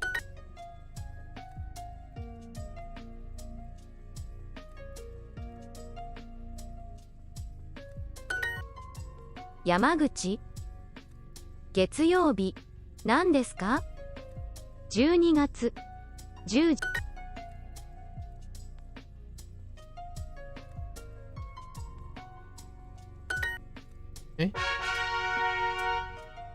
Alright, let's go down here. Hito. Hito. 人人人人 人 palate cleanser. Alright, we'll probably skip this too. 人 I don't 人 think 人 人 I don't remember what the other things are about. Is it people? Oh, it's the different. Oh, it's like nomimono, and sanpyaku, and hapyaku.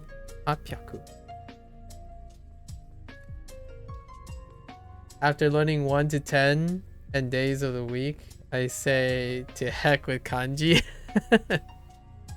All right. Nomimono.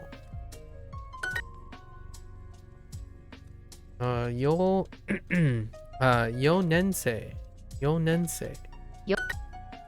Yonensei. Nomimono.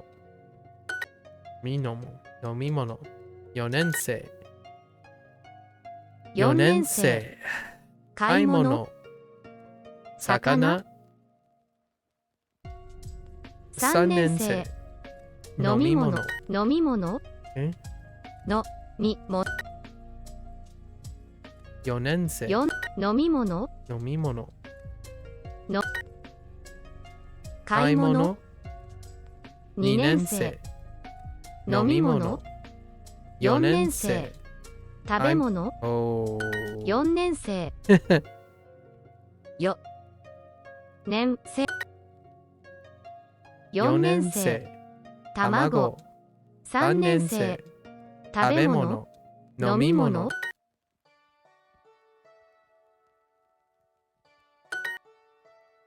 Okay.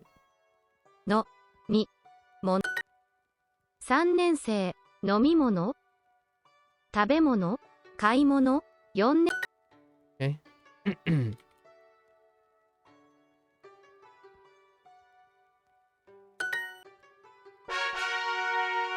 Still got time. Nomimono. Yonensei. Again? Yo.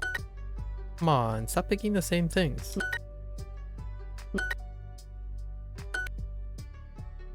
Nomimono. 4年生3年生魚買い物飲み物のみも4飲み物の飲み物食べ物2年生4年生買い物4年生よ年生飲み物3年生4年生食べ物卵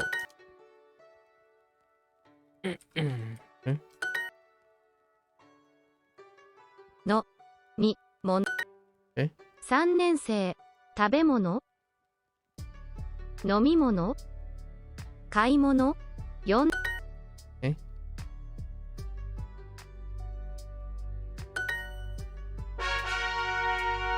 Still got time. Eki? Give me Eki. Sensei. Okay. 先生先生先生先生先生先生先生先生 Okay. Eki? Nannensei. なん Ichinensei. Oh, we got the other one. Nen. Which we found out today is also 何年生 year. Can be used for 1年 year. 生。何年生？何年生？ 1年生。 Oops. 何 No one 年 saw 生 that. 1年 Stroke 生。 order. 2年生。何年生？ Got time. Eki? Eki. Okay. This one's a little sus, Eki. actually. What you call it? Whoops. Stroke order. Because of that part. It's a programming thing. 駅。駅。駅。駅。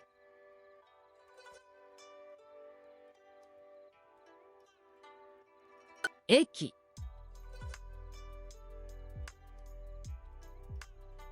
駅。駅。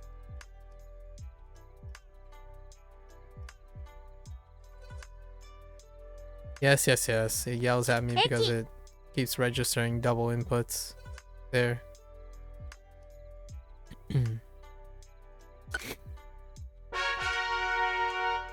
Alright, 15 minutes are up. Alright, one last review. Let's go. Unit 16 review. The end of the day. Cute. Very cute.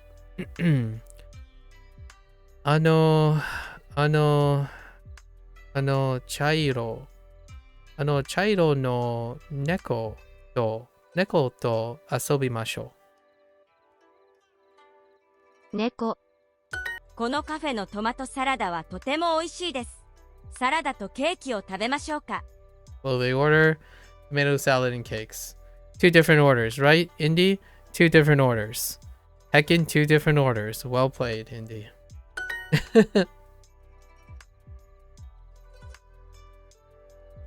Are you from Germany, Kai?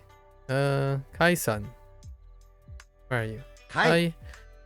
Kai-san はドイツドイツ出身ですか？このカフェのお茶はとても高いですね。でもコーヒーは安いです。カプチーノを飲みましょう。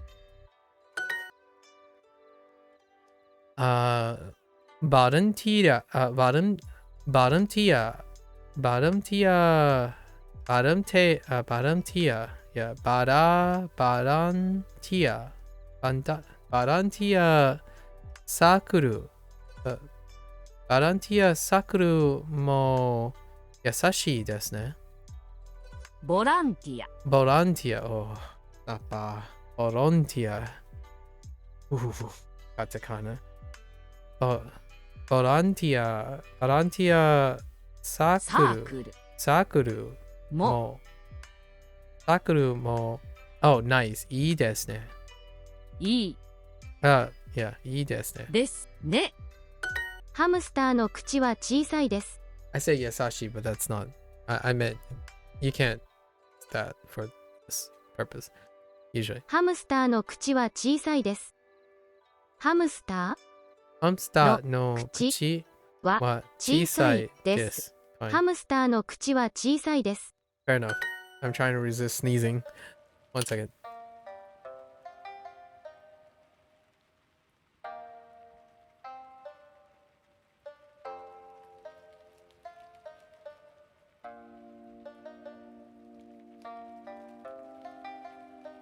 All right.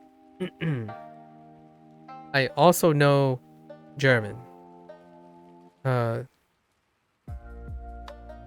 私もドイツ語ができます。私もドイツ語ができます。このカフェに犬が3匹います。このカフェに犬が3匹います。カフェに犬が3匹います。このカフェに犬が3匹います。このカフェに犬が3匹います。このカフェに犬が3匹います。Okay, sure. サムさんは何年生ですか？サムさんは何年生ですか？私は1年生です。アイさんは Right. Reflected. あの部屋で犬と遊びましょうか？あの部屋で犬と遊びましょうか？あの部屋で犬と遊びましょうか？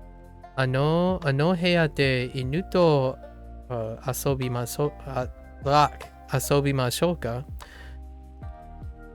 あの部屋で犬と遊びましょうか？ナオミさんの専攻は何ですか？ Wait. Oh, what's Naomi-san's major? 私のincense は数学です。Sorry. 専攻。It's an inside joke. It's an incense joke. That could be misinterpreted out of context. 私の専攻は数学です。Math. アンドリューさんはどの言語を勉強しますか？ Oh, there's the Genko. Genko を勉強します。What language do you study?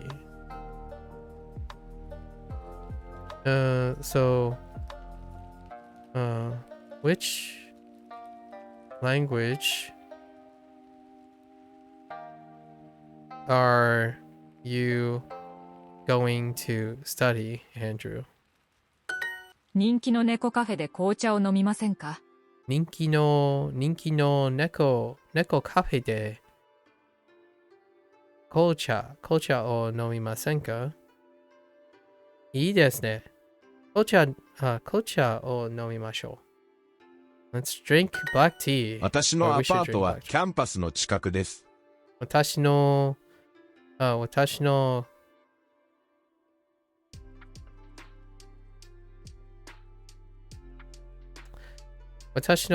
ートはキャンパスの近くです。My apartment is near campus. その部屋に大きい猫が4匹います。その部屋に大きい猫が4匹います。There are 4 big cats in that room. And we're good. Hooray! I'm actually running out of days to complete section 2 before the review. I might have to extend the day. I don't think I can do the review day on day 76. Because I need 6 days to complete the last 2 sections. Or I could crush it out 1 extra day. Ooh, that's kind of tough. We're pushing the envelope here. Let's look at a sneak peek at the guidebook for Unit 17. Discuss outdoor activities. Eat in a restaurant. Would you like to go Hokkaido? To Hokkaido.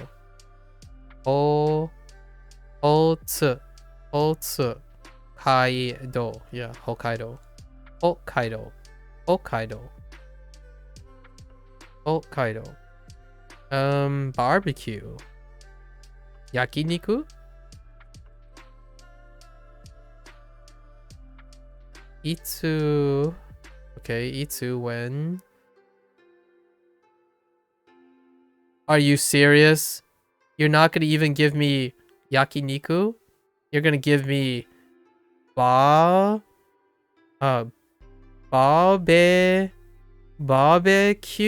Oh my gosh. Come on, Duolingo.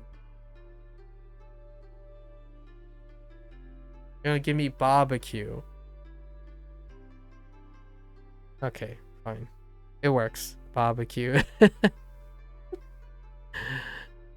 Oh, new month. 5月5月1日がいいです。5月. No change. 5 comes through again. Go always comes through, man. So far, Go is the MVP. 5月. Okay. 5月1日 probably. 1日. 1日, right? 5月1日がいいです。What? 1日。Wait, what? 5月1日がいいです。Did that just say 1日5月1日がいいです。5月1日がいいです。日日。Well, we're gonna find out tomorrow, I guess. Where is good? どこがいいですか? Yeah, that's fair. That's a pretty good phrase. Oh, river. We got river, finally. Right?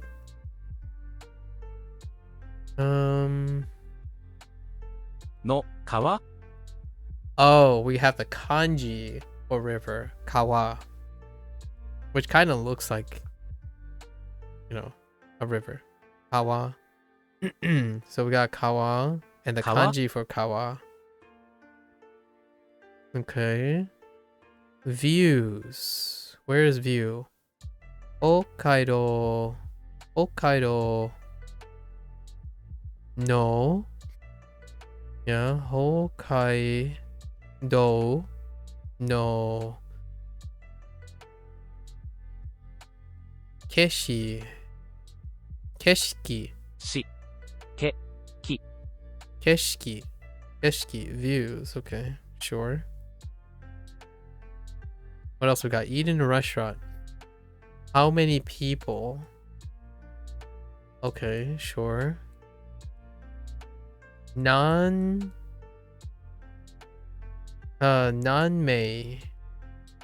Non-mei-chima. Wait.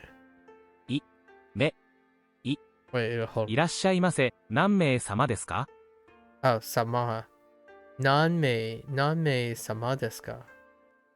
Mei sama. Nanmei sama.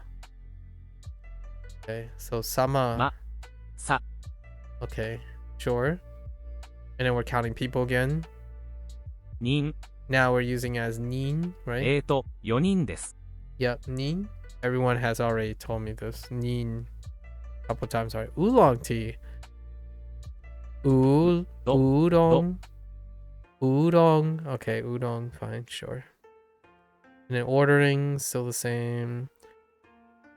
Dumplings. How do you say dumplings? Gyoza? Are we using gyoza? Yeah, gyoza. I was about to say, if they dumpling me or like give me a katakana, I'm gonna flip the table. Yeah, gyoza. Gyoza and total. Ikura, but how do you say gozen? 全部でいくらですか? Bude. Bude ikura. Okay. Bude. So about how much? Okay then. I swear, they give me dumpling, I'm gonna do a barbecue. Barbecue, I'll accept. Okay, fine. Barbecue. Even though yakiniku would be perfectly fine. Yakiniku would totally be fine. What is this? Why 6? What's wrong with 6? 6. Is it still the same? 全部で6000円です。 Okay. Roku stays the same. Alright, cool. Some things to talk about. Yo. Eating at a restaurant is useful. I want to see how many different things they're gonna... Besides ordering, I need more restaurant, like, food vocabulary. Not just how much it costs and like I need like oh well, I do have a lot of vocab actually. I have salty, sweet, no sour, bitter, no bitter. So bitter, sour, savory, like umami. Smells, no way to describe the food smells good.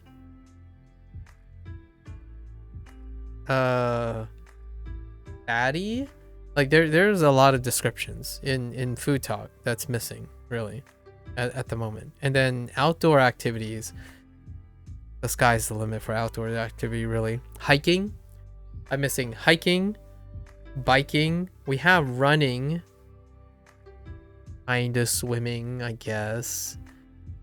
Like we're missing like things like climbing,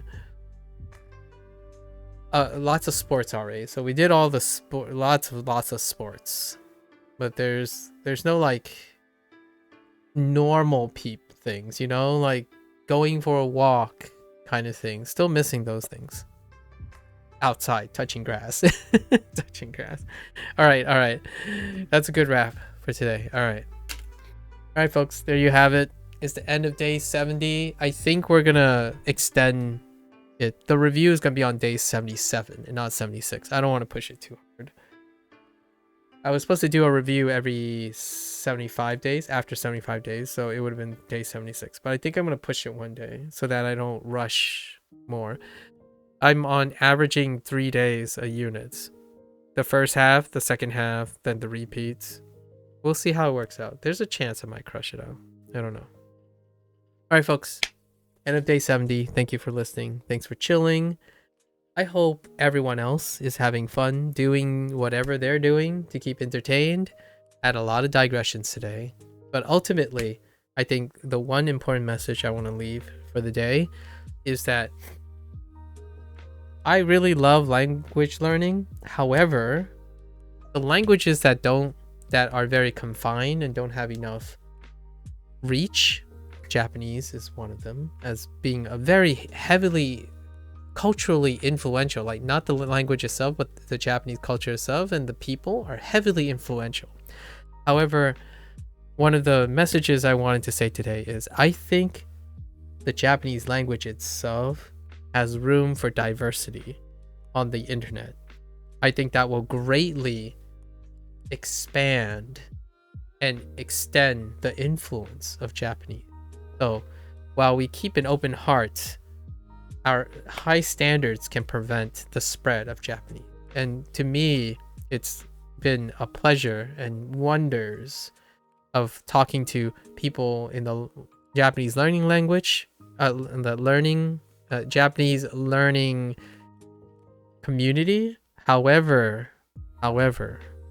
it's marred by a lot of closed-minded, like conformity things that I honestly still feel is very coincidentally aligned with the Japanese culture. So like, if the nail isn't quite straight, I think that's still okay. I think there's enough room for that. I kind of want Japanese to be a lot more spread out and popular and stuff. I think the Japanese culture and people are incredibly influential. Their language can be a little bit daunting, in the sense of the attitude and behavior surrounding the language. And I understand that it requires a lot of discipline and commitment, but it also restricts how far it reaches. People tend to find that bar a little bit high, relatively speaking, so it ultimately restricts the influence of your language. We'll see how Japanese turn out in another 10 years, really. Like, we already seen the high pace of katakana, right? The whole like English thing, but not just English. I kind of would love to see different types of dictation, maybe the normalization of varying flexibilities and pitch accents and stuff. I know that would go against the whole like, do you sound native or not? But oftentimes one could sound native and not native at the same time, right? I've seen people with multiple accents. In fact, it's incredibly impressive when someone can speak in one language with multiple accents. It's very refreshing. It shows the flexibility and draw and appeal of the language. So one message I really would like to leave it out there for people. I think the internet has enough diversity for more than one type of Japanese. With all due respect and humbleness, if I go to Japan, I'll try to speak as the Japanese do, right? When in Japan, do as Japanese do, right? At the same time, I think there's enough room to have more than one thing, and it can really greatly increase the friendly, approachable nature of Japanese. The higher that bar is raised, the less likely people are willing to commit to understanding a beautiful language and the culture and users of that language. With that said, as always, until next time, stay safe, stay healthy, both in mind, body, and spirit. Keep on learning, folks, and I'll catch you guys on the next one. As always, mata ashita. じゃあね。